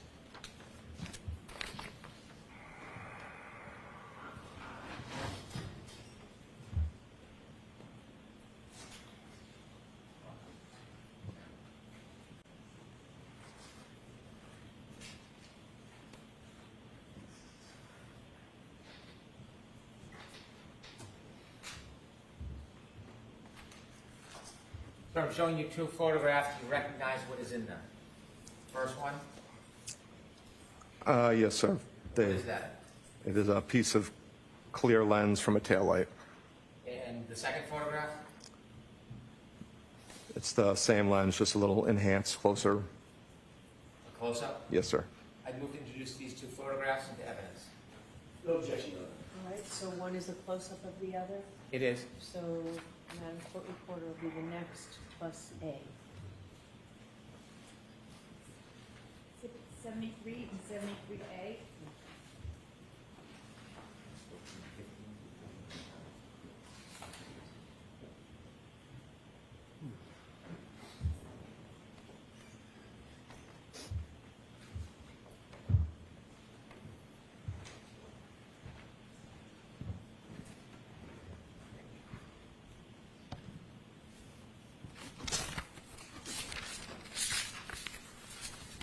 Briefly see those photographs.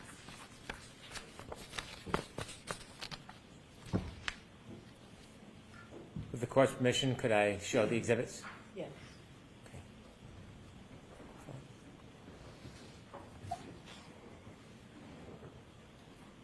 We see exhibit number 129, please.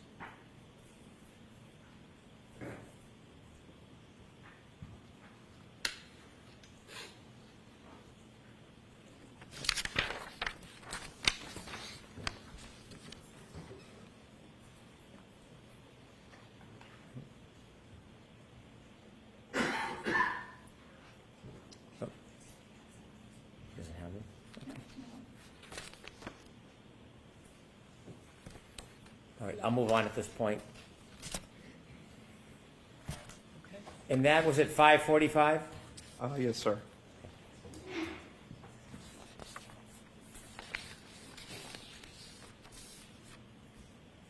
At 5:50, do you know if another item was found?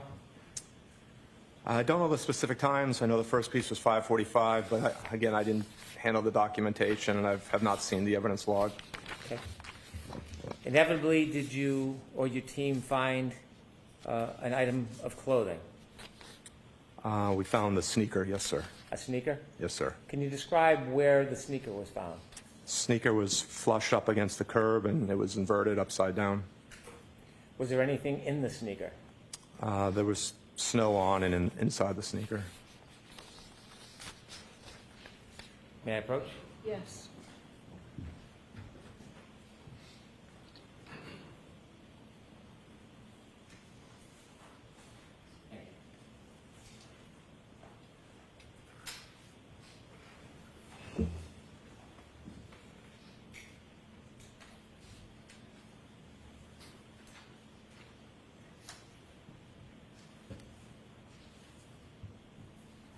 Sir, I'm showing you three photographs. Do you recognize the first one?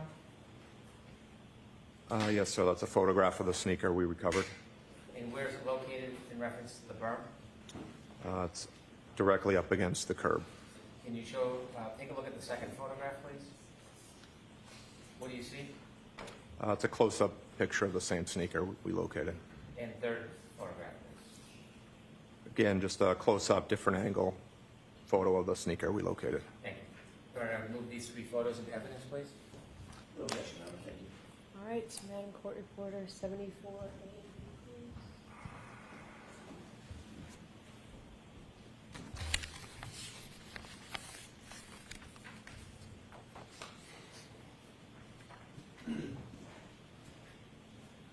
Seventy-four, 74A, and 74B, so marked. Thank you.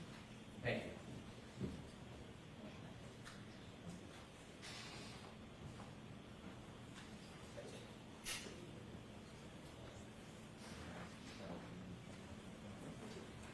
With the court's permission, could I show these photographs?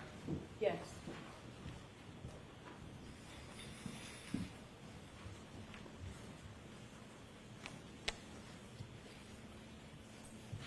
Could we get more of a close-up, Ms. Gill?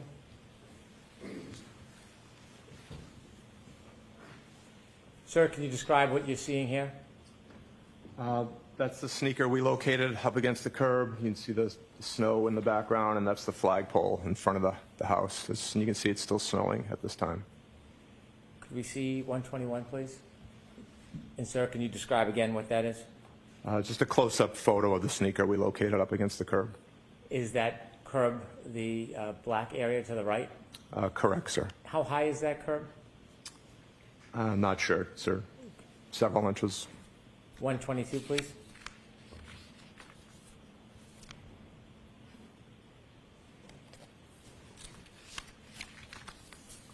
You described a photograph with a sneaker with snow in it. Is that photograph? Yes, it is, sir. Okay, thank you. You can take that down.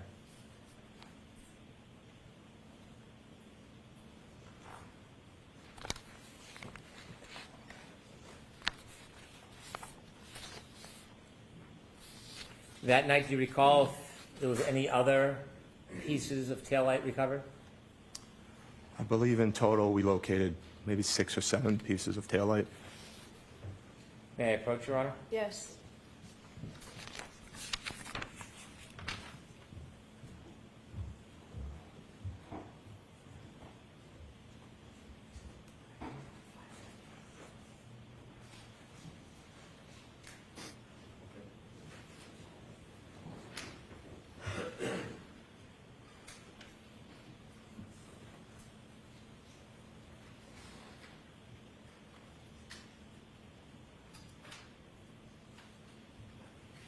Sir, I'm handing you 3 photographs. Thank you. You recognize the first photograph? Yes, I do, sir. And what's in that photograph? It's a piece of red taillight that we located. Could you look at the second photograph, please? Yes, sir. What do you see there?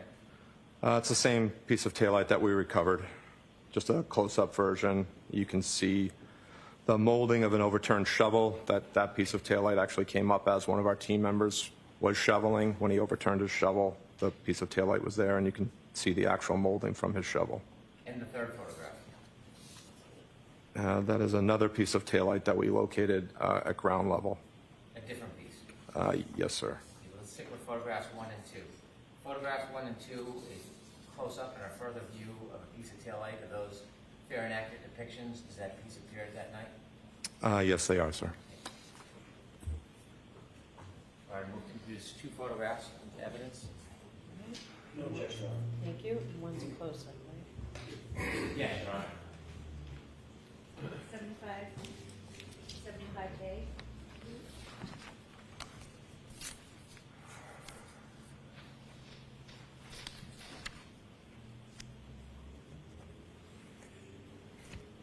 So when these items were found, did you examine or study the depth of those items when they were found? I did not, sir. Gave them a glance when our team members told us we found something, and then Lieutenant Tully took over documentation. I returned to my place, on our line. Do you know if any of the items were touching the ground or were they on snow? A couple of the pieces were found at ground level, touching the asphalt.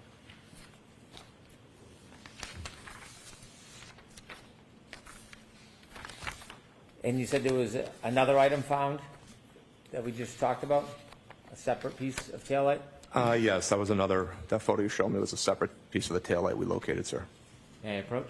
Yes.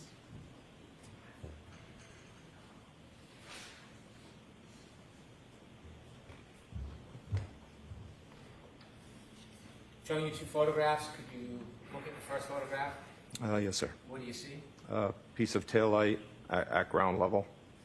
And if you could look at the second photograph, what's that? It's a close-up enhanced view of that same piece of taillight. So it's just a different view of the same piece of taillight? Correct, sir. Is that a fair and accurate depiction as that piece of taillight appeared that night? Yes, it is, sir. I would move these two into evidence, one photograph and a second is a closer up view. No objection. Okay.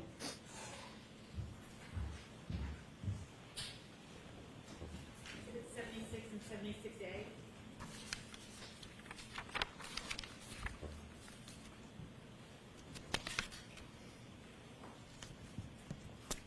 While you were conducting the search, did anybody but your team, Trooper Tully, the person who was documenting the evidence, did you see any other people who were not law enforcement in the area? At some point during our search, the media arrived on scene, began filming us or taking photos. Was there anybody from your department or a different department that was managing the crowd? No, there were members with Lieutenant Tully that I believe were not state police members, but I wouldn't know how to characterize what their job description was, sir. At any time, did anybody enter that area or scene, the grid that you and your members were working on, other than your group and Trooper Tully and the people with him? No, correct. Once we marked off our area, no one came forward of our line. That whole search area was fresh, undisturbed snow as we moved through the area, and no one moved past our line. Even when Lieutenant Tully and the member who works in his unit came to collect the evidence, they didn't move past the point we'd searched up to at that time. Why were you so careful about anybody coming onto your grid? We don't want to disturb our scene, but we also don't want to move forward unless we're all moving together, acting in unison. Given you had brushes and rakes and shovels, did you get through every piece of that area? We didn't go all the way to where I had marked off originally, because after we'd found everything that was collected, we had gone approximately 8 to 10 feet without finding any other evidence. Lieutenant Tully and I had a discussion. I think we determined we'd found everything we were going to find that evening, and we decided to suspend the search. Was it a search that took up the whole front yard and street of that area? Our focus was on the street. We really didn't touch the front yard at all. We started to go over the curb at one point to see if we could search the grass area, but we could not properly, definitively say we were searching it well. As we started to move the snow, we couldn't really differentiate down to the grass level. How hard was the ground? It was cold, frozen. The ground was frozen? Sir. And so not being able to search the entire yard, was there a plan at that point? Did you just end your mission? So when we suspended our search, we'll always do a full team debrief, and we'll debrief with the person who requested our search. And at the end of our search, we'll come up with what we call our probability of detection. We'll give a baseline determination of what I think, percentage-wise, whether we would have found what we were looking for. We'll provide that. I did provide that to Lieutenant Tully. Told him there was a good chance we did not locate everything that evening, and we offered to return at a later date or time at his request. When you were looking generally for pieces of taillight in the sneaker, were you informed, did you have any idea how much taillight would be in that area? I did not know, sir.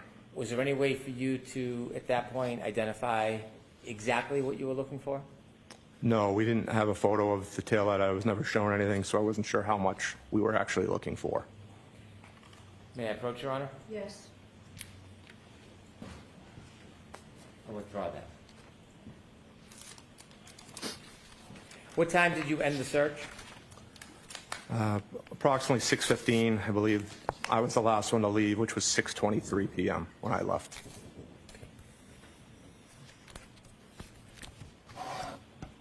And so how long was the entire search? It It was about 55 minutes. We started again around 5:20, ending around 6:15, sir. Do you know if any other colleagues or members went back at a later date? I've been informed that they did, yes, but not from my team, but other members of our department. I'll allow it, just move on.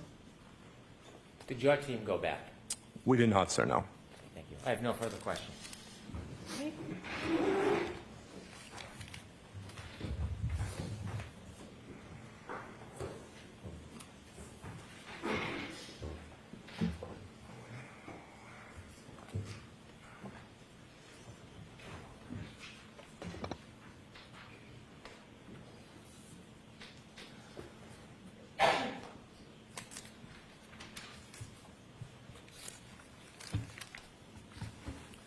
Good afternoon, Lieutenant.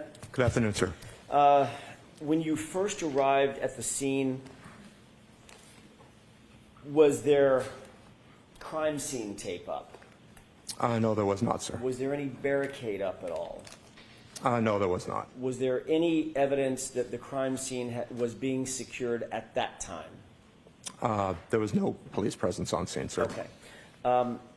So that when you arrived, the scene had been left unsecured. Do you know how long it had been left unsecured? I do not, sir. So before you arrived, at least, and before your presence was known, for some time before you got there, that scene could have been accessed by anyone, to your knowledge? Well, I think the weather played a good help in us with the scene security, because with that being fresh, undisturbed snow, and with the man tracking we do, we would be able to determine if anyone had access to that area. Of course, of course. But you don't have any personal knowledge of anybody actually securing that scene for onlookers, bypassers, anybody that wanted access to it, they could have had it? Not that I'm aware of, sir. Okay. You indicated that Lieutenant Tully first contacted you around, not around, but exactly at 2:32 p.m., correct? That is correct, sir. At that time, your team was not stood up. In other words, you were not activated because that was an initial call by Lieutenant Tully, not an activation call, correct? Correct. That's a courtesy notification, sir. And at that time, Lieutenant Tully had not received the proper protocol, the proper approvals through the protocol to actually have your team activate and have your team dispatched.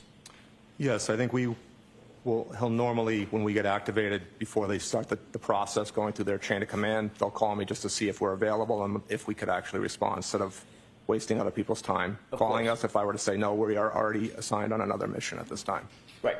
So around 2:53, you indicated that one of your subordinates, Sergeant Simpson, notified the rest of the team that get ready, but we have not been given the green light, correct? Correct, sir. Building an availability list of who could respond. Okay. That was just a kind of a precursor, if you will, for lack of a better phrase, to make sure that you had the available personnel so when the green light, or if the green light came, you could activate. Correct, and to help start giving people the heads up to start shoveling their driveway. Like I said, as soon as I received that call from Lieutenant Tully, I hadn't shoveled my driveway yet. Okay. I went out and had to go clear my driveway and my cruiser. And the end of my driveway, we usually get plowed in by our plows. We had several feet of snow at the end of my driveway, sir. Lucky you. Yes. All right. Did Lieutenant Tully inform you in that first phone call that colleagues of his, Massachusetts State Police colleagues of his, were already en route to Dighton to retrieve or seize the SUV? He did not say that, sir. Did Lieutenant Tully inform you that Massachusetts State Police had actually contacted the Dighton Police Department for their assistance in potentially seizing that SUV? He did not tell me that, sir. Did he indicate to you, you indicated that your conversation was at 12:32.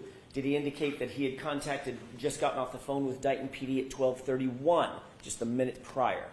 Our phone call was at 2:32, sir. I'm sorry. I don't know if that can, Did I say 12:32? that's a different time you're looking to. 2:32, and he had just gotten off the phone with Dighton PD at 2:31. Did he indicate anything like that? No, we did not, sir. Okay. So we do know that at that 2:30-ish hour, you were not authorized to respond to the unit, to the location at that point. None of your units were en route at that point. No, neither one of us had requested approval through our chain of command at that time, sir. And you've already told us that you didn't head out until just after 4, sometime after 4 p.m.? Yes, my GPS data has me leaving my driveway at 4:13 p.m. Got it.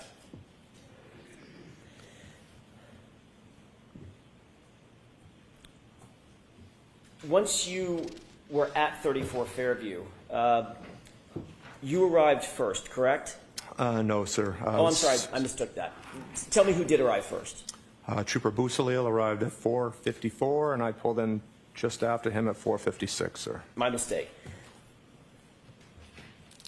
When you first arrived, you were waiting others of your team to arrive as well in their personal vehicles or their marked vehicles, correct? They were still en route at that time, yes, sir. When you got there, you did not know at that point where you were going to be directed to search, correct? I did not know, sir. All you knew was a residence and an address, correct? Correct.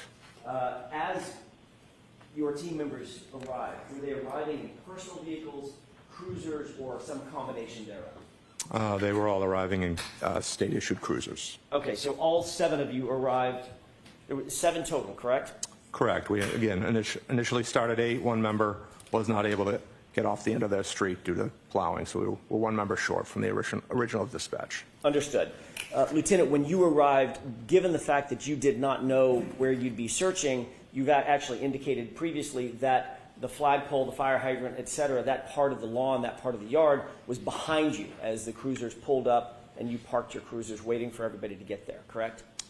When I arrived, I parked almost at the end of the driveway of that residence, sir. Okay. Was your tail facing the flagpole, or was your nose facing the flagpole? Tail was facing the flagpole. So sir. you pulled up to the driveway, I'm guessing from Chapman? Yes. Heading north? Correct, sir. Yes, from Chapman. Okay, so you pulled over to the edge of the driveway, sort of on the wrong side of the street, I'm guessing. Same side as 34 Fairview, sir. Understood. So the area and the grid area that you ultimately decided to search and ultimately were directed to search, that was all behind you? Yes, it was, sir. And it was dark out, obviously? Yes, it was, sir. Getting dark? It was dark. It was winter, so it was dark at Okay. 5 o'clock. Your focus was certainly not on the area behind you at that point, correct? While As we a were matter of fact, driving, your sir? focus wasn't really anywhere, was it? Because you No. didn't know where you were going to search. Correct, sir. Okay. Ultimately, your team members began to arrive one by one, and each one of them would stay in their car, or would they get out and come coordinate with you, like at your cruiser? No, as they arrived on scene, they would come out because Lieutenant Tully had already arrived on scene. He was technically the 3rd member of the state police on scene. Okay. So once he got on scene, I was already out talking to him, and I was marking off the area we were going to search. Understood. He ultimately, at some point, did direct you to a location behind you, which you were not currently focused on, toward the flagpole, the fire hydrant, you said. Yeah, I wasn't focused on any area at that time, sir, no. You marked those the areas out that Lieutenant Tully directed you to with some sort of grid coordinates, or was it just sort of a mental grid? No, I wound up marking, stepping it off in the area I wanted to search, sir. Did you use any string or rope or anything like that to physically grid the area off? No, I just marked a line in the snow, sir, where I wanted to Understood. start and where we wanted to end. And you did that with footprints? No, with the shovel, I made a mark where we wanted to start and end, I sir. see. So sort of dragging a shovel in the line. In the snow. Now, where the berm was, sir, I knocked the berm down, made an obvious impression of where the shovel was Okay. at the starting location where ideally I wanted to end. Perfect. You indicated that the area that you were searching was relatively undisturbed snow. You said that in direct examination, correct? It was undisturbed, yes, sir. But the street, everything from the berm in, the street had been plowed, correct? To a point, yes, sir. All right, and so that would be disturbed snow. Yeah, to a point, yes, sir. And what was the point? To where the snow that got plowed in, it all rose up just like the end of your driveway would. There was a good 3 to 4 foot high barrier on each side of the street. Once you were able to knock down that initial barrier of snow, the level of snow dropped down to the normal depths that you would have seen in anyone's front lawn at that time, sir. And is that what you're calling the undisturbed portion of the snow? Correct, sir. Okay. Lieutenant Tully told you that you were going to be looking for a man's shoe, a sneaker of some sort, or a shoe of some sort, correct? He said sneaker, yes, sir. And he told you that you'd be searching for plastic, red plastic, potentially from a taillight. Is that right? He said taillight pieces, yes, sir. Did he indicate that some of them would be red, some might be clear, might be a combination of the two? He didn't indicate color either way, sir. He did direct you to where he believed you should search. It was his direction that sort of gave you your grid coordinates, correct? He indicated where the vehicle had been parked and where the victim's body had been located and suggested that was the primary area to search. Did he tell you whether or not he knew from personal knowledge where where John O'Keefe's body had been? He did not, sir, no. Did he tell you whether he had personal knowledge where any taillight material might be? He did not know, sir. Did he tell you that he had any personal knowledge where an impact site might have been? He did not know. Did he tell you that he had personal knowledge that there had been an impact site at the location? No, he just said he believed the incident involved the vehicle. Okay. One of your goals when looking at the search location was to obviously remove the snow as methodically as you could, correct?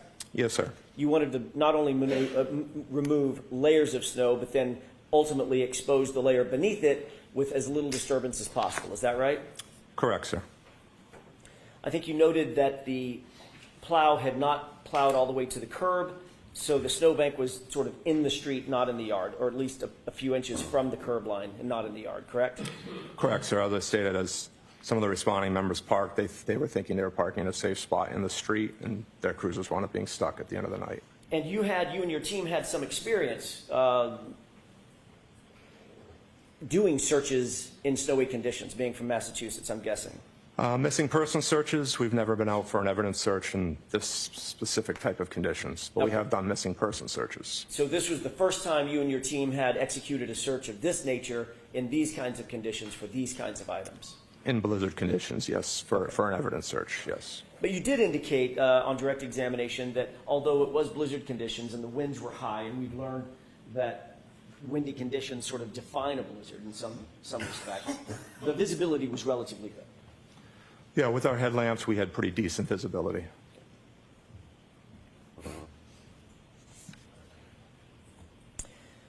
I want to ask you a couple of questions about the techniques for conducting a search like this in some sort of snowfall.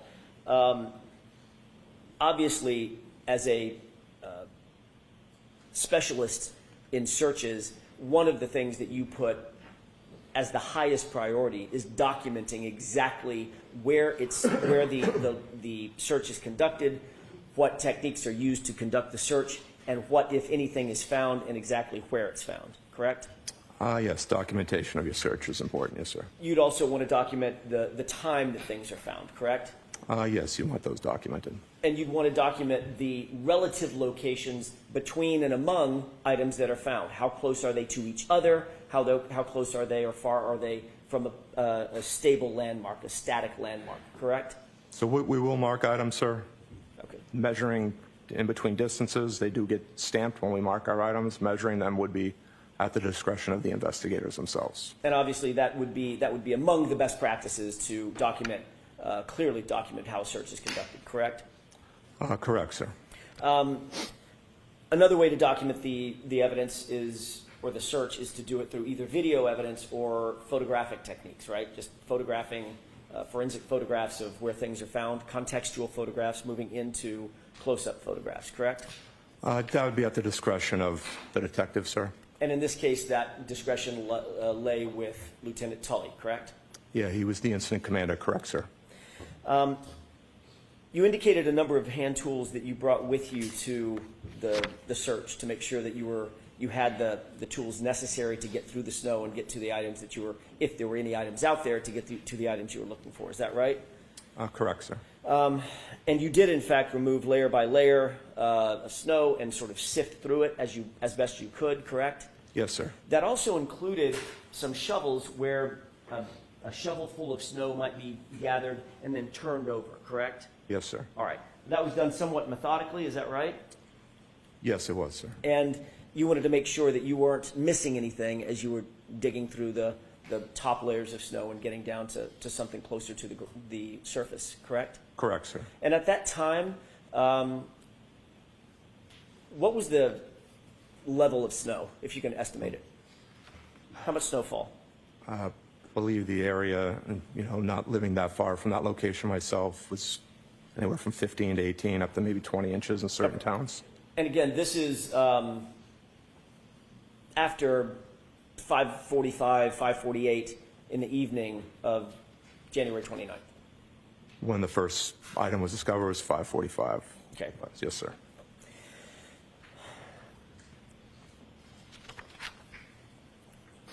Obviously, a search of this complexity and with this many individuals and with those conditions required some level of significant coordination by you and your team, correct?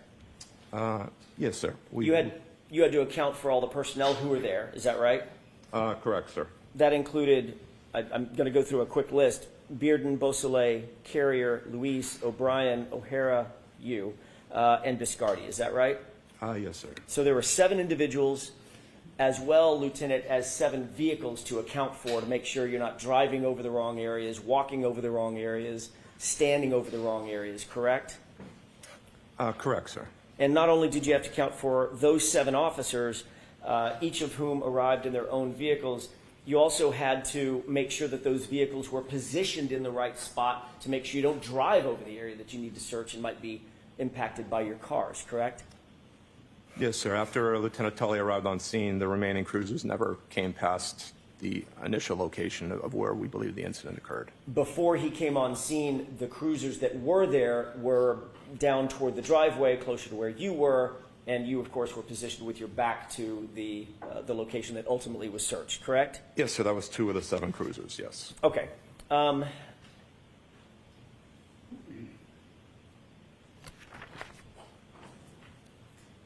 Once you learned where you wanted to search, you literally had to sort of turn around, physically turn things around to begin searching behind where you had originally positioned yourself. No fault of your own, you just didn't know where to go. You had to sort of turn around and go backward toward the area of the flagpole, away from the area of the driveway, correct? Yes, sir. And so as you began to focus on the other side of the house, the other side of the driveway, you had to actually reposition a couple of the cruisers. You didn't have to, but you chose to reposition a couple of the cruisers to turn their lights back around, correct? Oh, that is correct, sir. At some point, you've indicated that there were other individuals who you noticed were at the scene. Is that right? Yes, there were non-CERT members on scene, sir. Okay.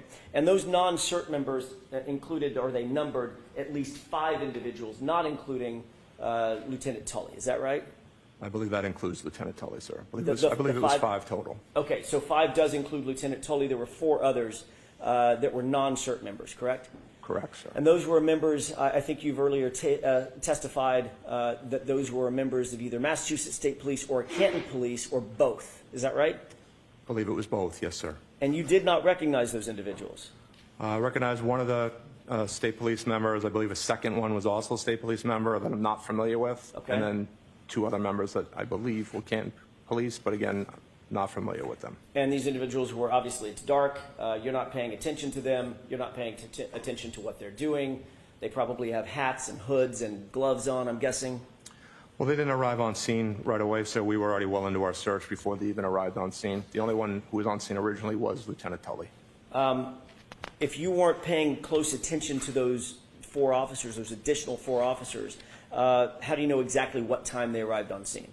They weren't in the area we were searching, so they came on scene after we were already on our line searching, sir. So they may have been in the area, but you didn't see them until your line search had already begun, and you made note of them, correct? Correct. I don't know when the exact time they arrived on scene, sir, but they weren't on scene when we started our search. Or they weren't in your vision when they started their search? No, they weren't on scene, sir. Okay.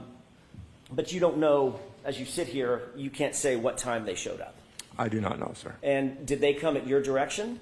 They did not. Did they come at the direction of any of your staff members, any of your colleagues?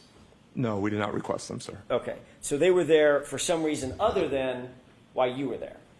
That's correct, sir.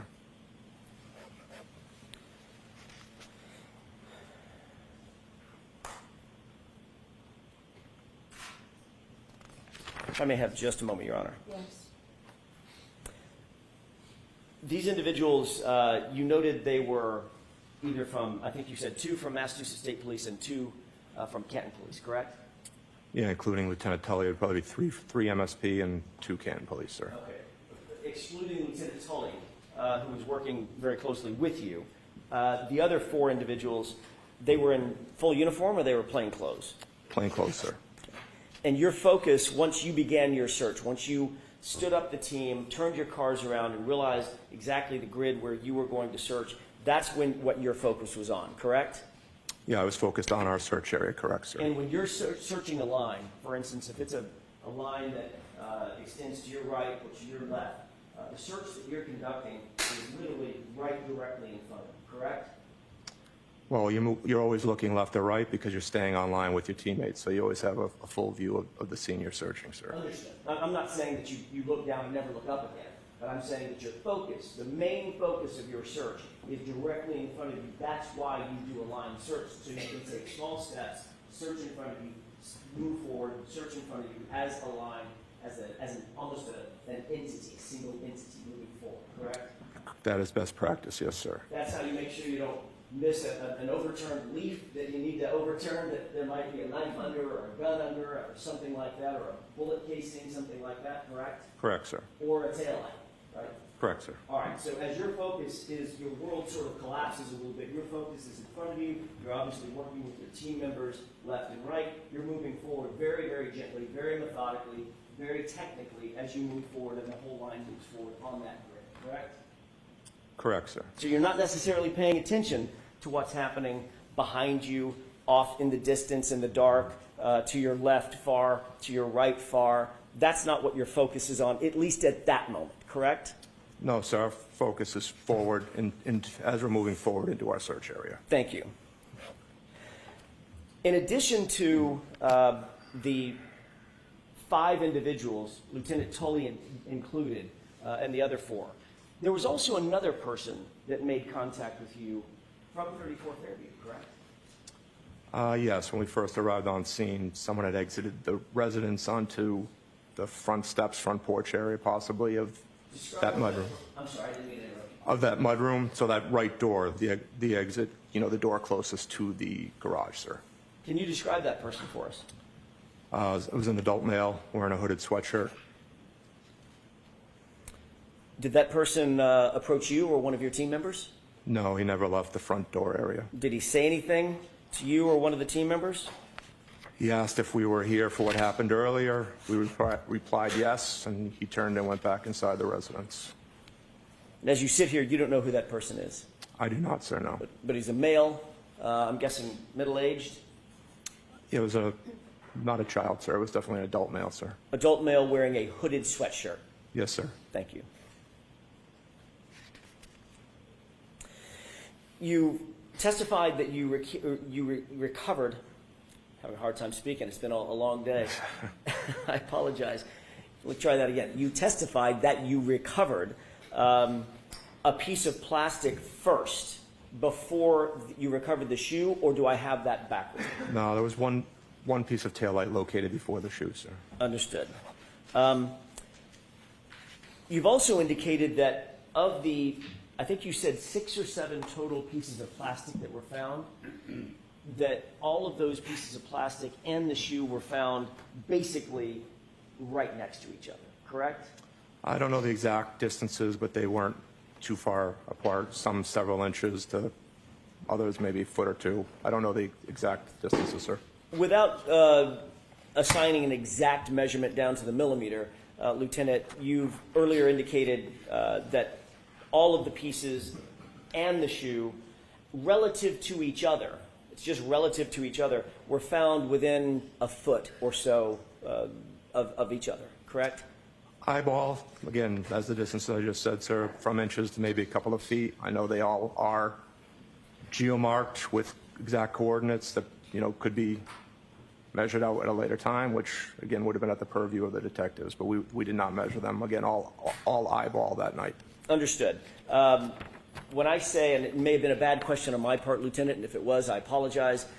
When I say within a foot of each other, I don't mean a foot apart. All of them, you've earlier testified, would be inside of a foot total, correct? Or I don't maybe think 2 feet now? I don't think they'd be quite that close, sir. I think they were maybe in between each item, sir, or close to it. I have just a moment, Your Honor.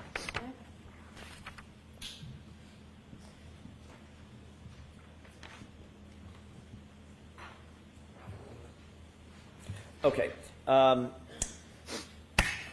I know this isn't necessarily a memorization contest about your prior testimony, but do you remember testifying about this specific issue? Here I go again. I can't speak. This specific issue about a year ago, and another, back in 2022 at a grand jury? Yes, I did, sir. Okay. Do you remember exactly how you described where everything was with relative May 5th, as a matter of fact, at the grand jury, relative to each other? Do you remember how you testified exactly? I believe I said within a few inches or a foot away. Yes, sir. You have excellent memory. Seriously. You've rattled off times and dates like I've never seen before. So it's exactly what you said. So within a few inches of each other, maybe a foot is what you said, correct? That's what I said, yes, sir. Okay, so if it's maybe within a foot, this is an 11.5 by 8.5 piece of paper, maybe an area a little larger than this, correct? Correct, sir. Okay.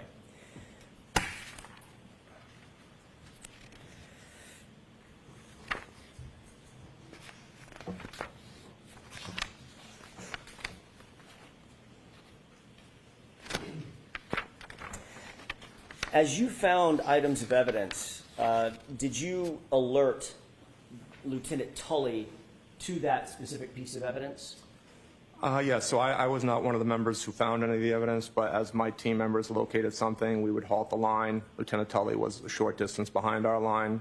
We would get his attention.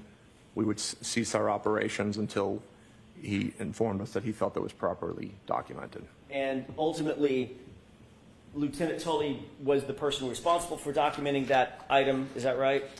That is, sir. We fall under the incident command structure. He technically took the lead as the incident commander that night, sir. And he did that through photography?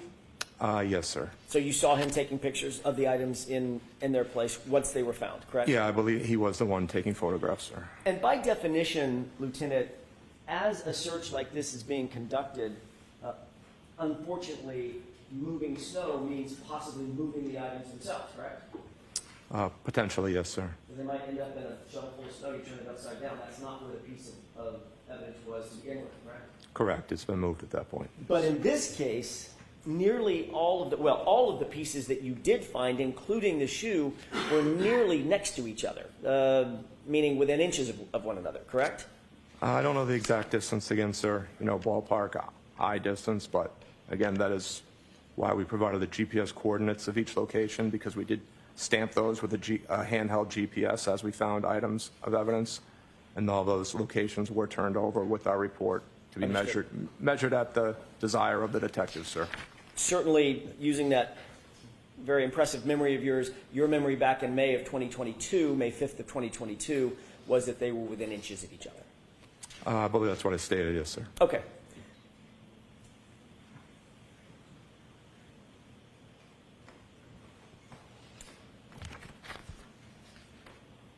Ultimately, you indicated that the search, after about 6 or 7 pieces were found, as well as the shoe, the search was suspended just after 6 o'clock, correct? Approximately 6:15-ish, sir, we stopped. We'd gone, like I stated earlier, we'd gone approximately 8 to 10 feet further south on the road without recovering any other pieces of taillight. We knew we had already located the sneaker, so we decided to suspend the search at that time until possibly a future date. And you were never called back out to the scene by Lieutenant Tully or anybody else, correct? No, we were not, sir. And did you become aware that over the next days and several weeks, there would be 40 more pieces of taillight claimed to be recovered at the scene. Did you become aware of that or no? I was aware other pieces were located. I did not know that was the number, and I don't know exactly when I became aware of that. It was probably much later on, possibly at this location when I learned that information, sir. And you don't know, as you sit here, you don't know whom it was that recovered those additional pieces, correct? No, I've never seen the evidence log, sir. And you don't know when those additional pieces were claimed to have been recovered? I do not know.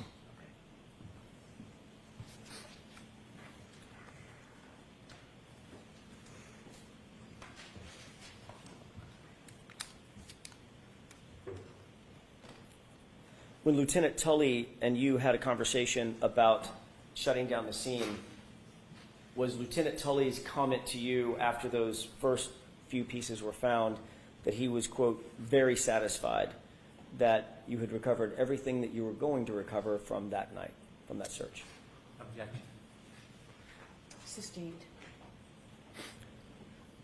Mr. Brennan asked you about the conversation that you had with Lieutenant Tully to shut the scene down, to clear the scene, correct?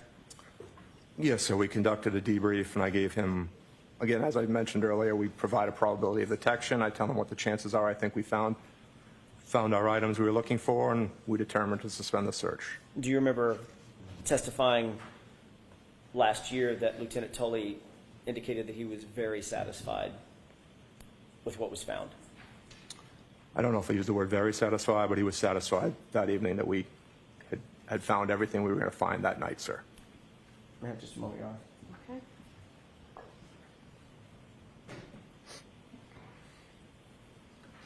Do you remember exactly what you indicated Lieutenant Tully's words were as you sit here? I believe, yes, he was satisfied with the search. I just don't know if he used the word very satisfied or not, sir. Would it refresh your recollection to take a look at your transcript? I'm sure it will, sir. It's the one thing you didn't remember. Man. Thank you. Highlighted portion, Lieutenant. Thank you, sir.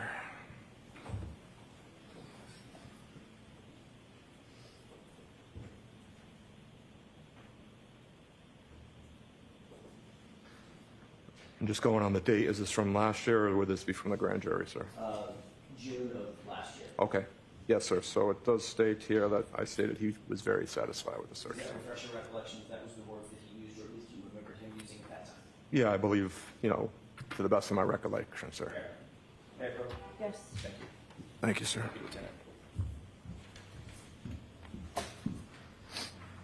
May I have just a moment, Your Honor? Yes. Thing that I wanted to ask you about, which is you had indicated to Lieutenant Tully at some point close to 6 p.m. or so, it would be helpful if you and your team had a photograph of what it was you were looking for, correct? Yeah, I believe after we found the first piece or two, I asked him if he had a photograph that we could look at just to see how large of an area, how large of a piece we were looking for, sir. Yes. Fine. So that would, just timing-wise, if you found the first piece at 5:45, the first piece or two, maybe 2 or 3 or 4 minutes later, after that, maybe 5 minutes later, so let's place it at 5:50, close to 6, something like that? Yeah, probably between 5:45 and 5:50 possibly, sir. And you said to him at the time it'd be helpful if we had a photograph of what it is we're looking for, correct? Yeah, I said that would help, yes, sir. And Lieutenant Tully told you that the vehicle did not have a photograph because it was still en route from Dighton being transported to Canada, right? He did say he did not have a photograph and it was being towed back. Okay. Thank you, Lieutenant. Thank you, sir. Okay, Mr. Brennan. Thank you.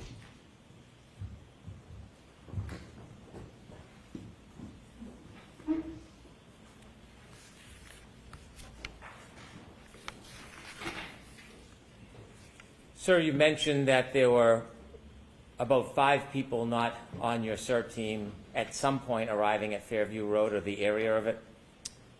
Yes, that's correct, sir. 3 of them were Mass State Police. You mentioned Tully and 2 of his colleagues. Correct, sir. Did you see anybody taking photographs of the items that you found?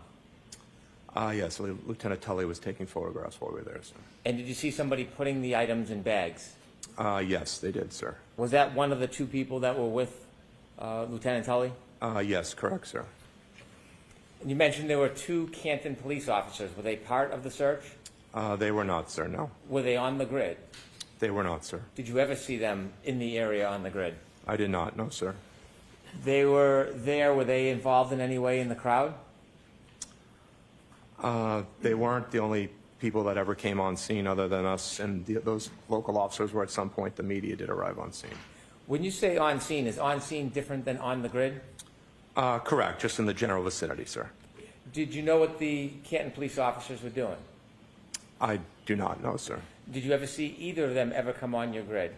They did not know, sir. Did you ever see anybody place or toss or throw anything onto your grid?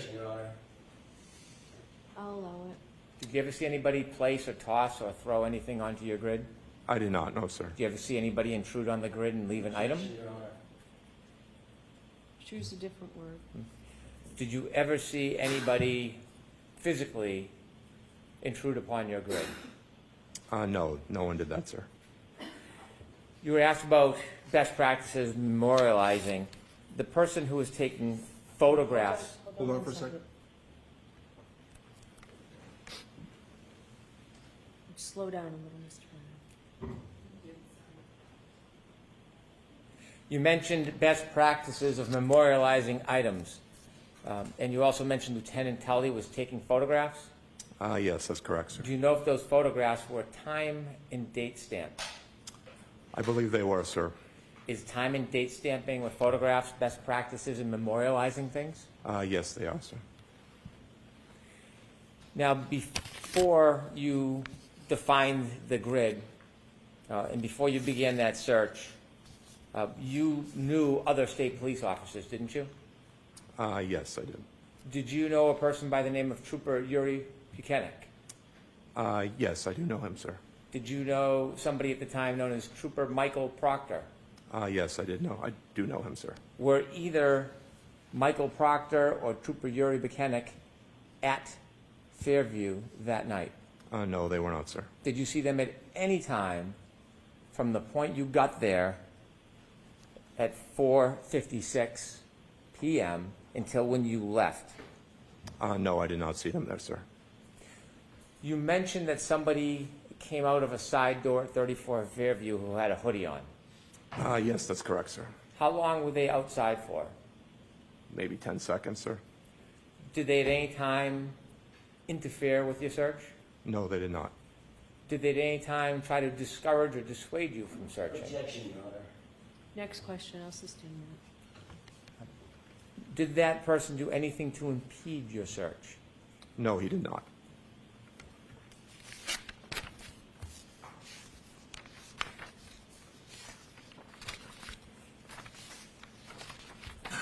You were asked about your conversation with Trooper Tully, Yes, sir.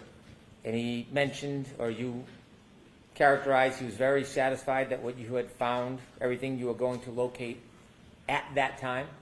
That's correct, sir. Did he ever suggest that he expected that you would not find anything else? No, he did not. Did he ever suggest that there was no other trace evidence there? No, he did not. Was there a discussion that he or you or other people may come back to search further at a different time? We offered to come back at a later date, and, he just accepted our offer, but we were never contacted to come back, sir. When you offered to come back, was that based on your assessment that it was a difficult area to search?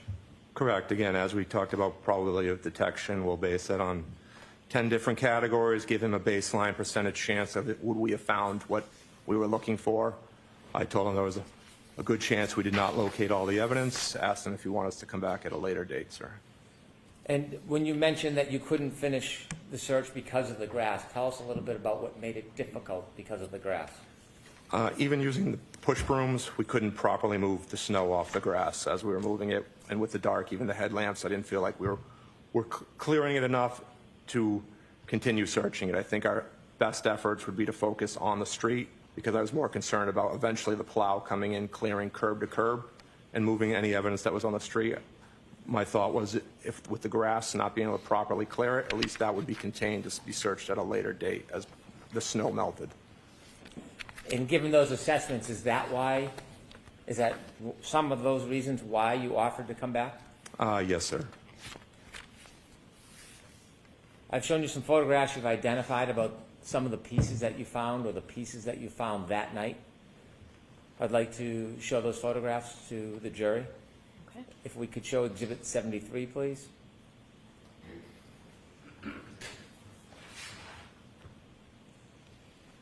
Is that one of the photographs you identified earlier? Yes, it is, sir. Is there a chance, Ms. Gilman, that we could do a close-up of that? Can you describe what you're seeing? It's a piece of clear taillight.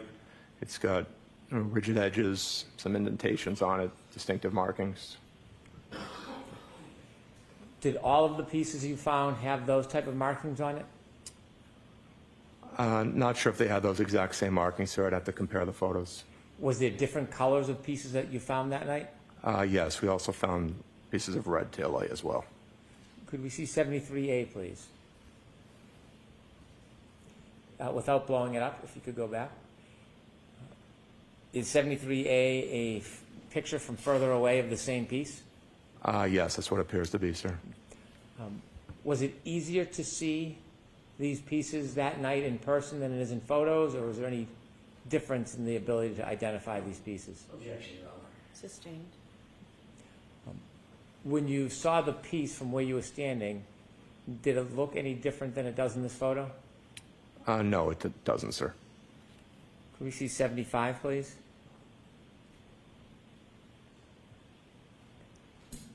In that picture from this perspective, can you see any pieces of taillight?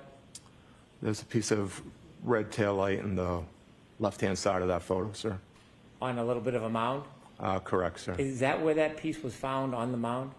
No, that's the photo, like we discussed earlier, sir, that came up with one of the shovels. And you can see, when you get close to that photo, you'll see the actual molding of the overturned shovel. So it was scooped up and then placed on that mound? Correct. As the trooper overturned it to start beginning to sift through the different layers of snow, that's where he deposited that snow, sir. Could we get a close-up of the left side of that picture, please? Can you see the shovel marks near that piece? Yes, they're directly behind it and off to the left. You can see the molding of the shovel. You can see a bit of a divot to the left of the red. Yes, correct, sir. Is that part of imprint from the shovel? Yes, it is, sir. Could we see 75A, please? Is that a closer picture of the same item? Yes. The imprint, does that give you a clearer view of the shovel you were speaking about? Yes, it does, sir. Could we see 76, please? Is that one of the photographs you identified earlier? Yes, it is, sir. And that piece, was it found at ground level, Yes, that photo is where that item was located, sir. touching the ground? Yes, sir. Could we get a close-up of that, please?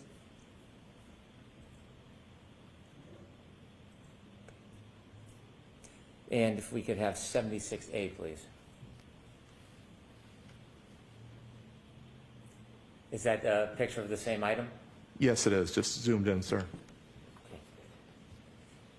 You can close that, please, and turn the lights on. Thank you. To be clear on the timeline, your colleague arrived, first colleague arrived at what time? 4:54 p.m., sir. And you arrived at? 4:56. You mentioned that it looked like fresh snow. Yes, sir. The area we searched was fresh, undisturbed snow. And when you got there at 4:56, when you described fresh, undisturbed snow, is that your impression when you first got there at 4:56? Yes, I had realized that the plow had not cleared curb to curb. You began your actual search at what time? Right around 5:20, we wound up again. We moved a couple of our cruisers around just to add extra headlights, extra lighting on the scene itself. And the first piece of evidence was found at what time? 5:45, sir. Your area that you searched, did you say it was 8 to 10 feet? No, sir. The area marked off was just over approximately 60 feet. We had gone about 8 to 10 feet towards the end of the search without locating any more items, and that's where when we suspended the search. How much of your focus was near the street area?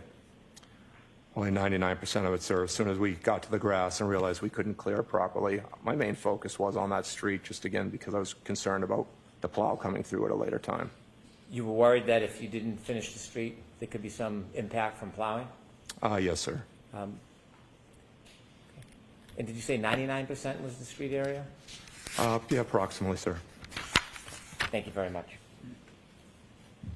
Anything, Mr. Jackson? Yes, briefly. Okay.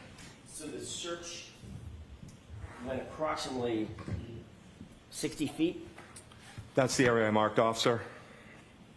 and in that 60 feet, you started close to or adjacent to the front door, correct?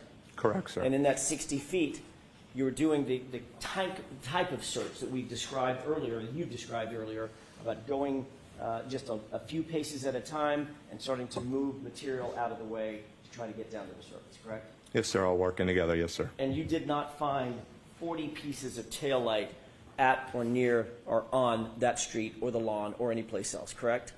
Yeah, I don't know the overall number, sir, but And neither did your colleagues. correct, sir. We've never been notified how much has been located. The only thing that you found was concentrated in one area, maybe a foot or 2 feet in diameter. You said 6 or 7 pieces and a shoe, correct? That's what we located. Yes, sir. You didn't find a black baseball cap, correct? We did not know, sir. And in the photographs that we've seen, that's clearly not undisturbed snow, correct? The photographs are us moving after having moved the snow, sir. Some of it is y'all moving the snow. Some of it is disturbed snow on the street or at the curb, correct? After we had moved it, yes, sir. You indicated that Trooper Proctor and Trooper Buchnick, you know both of them, correct? I know who they are, yes, sir. Or know who they are.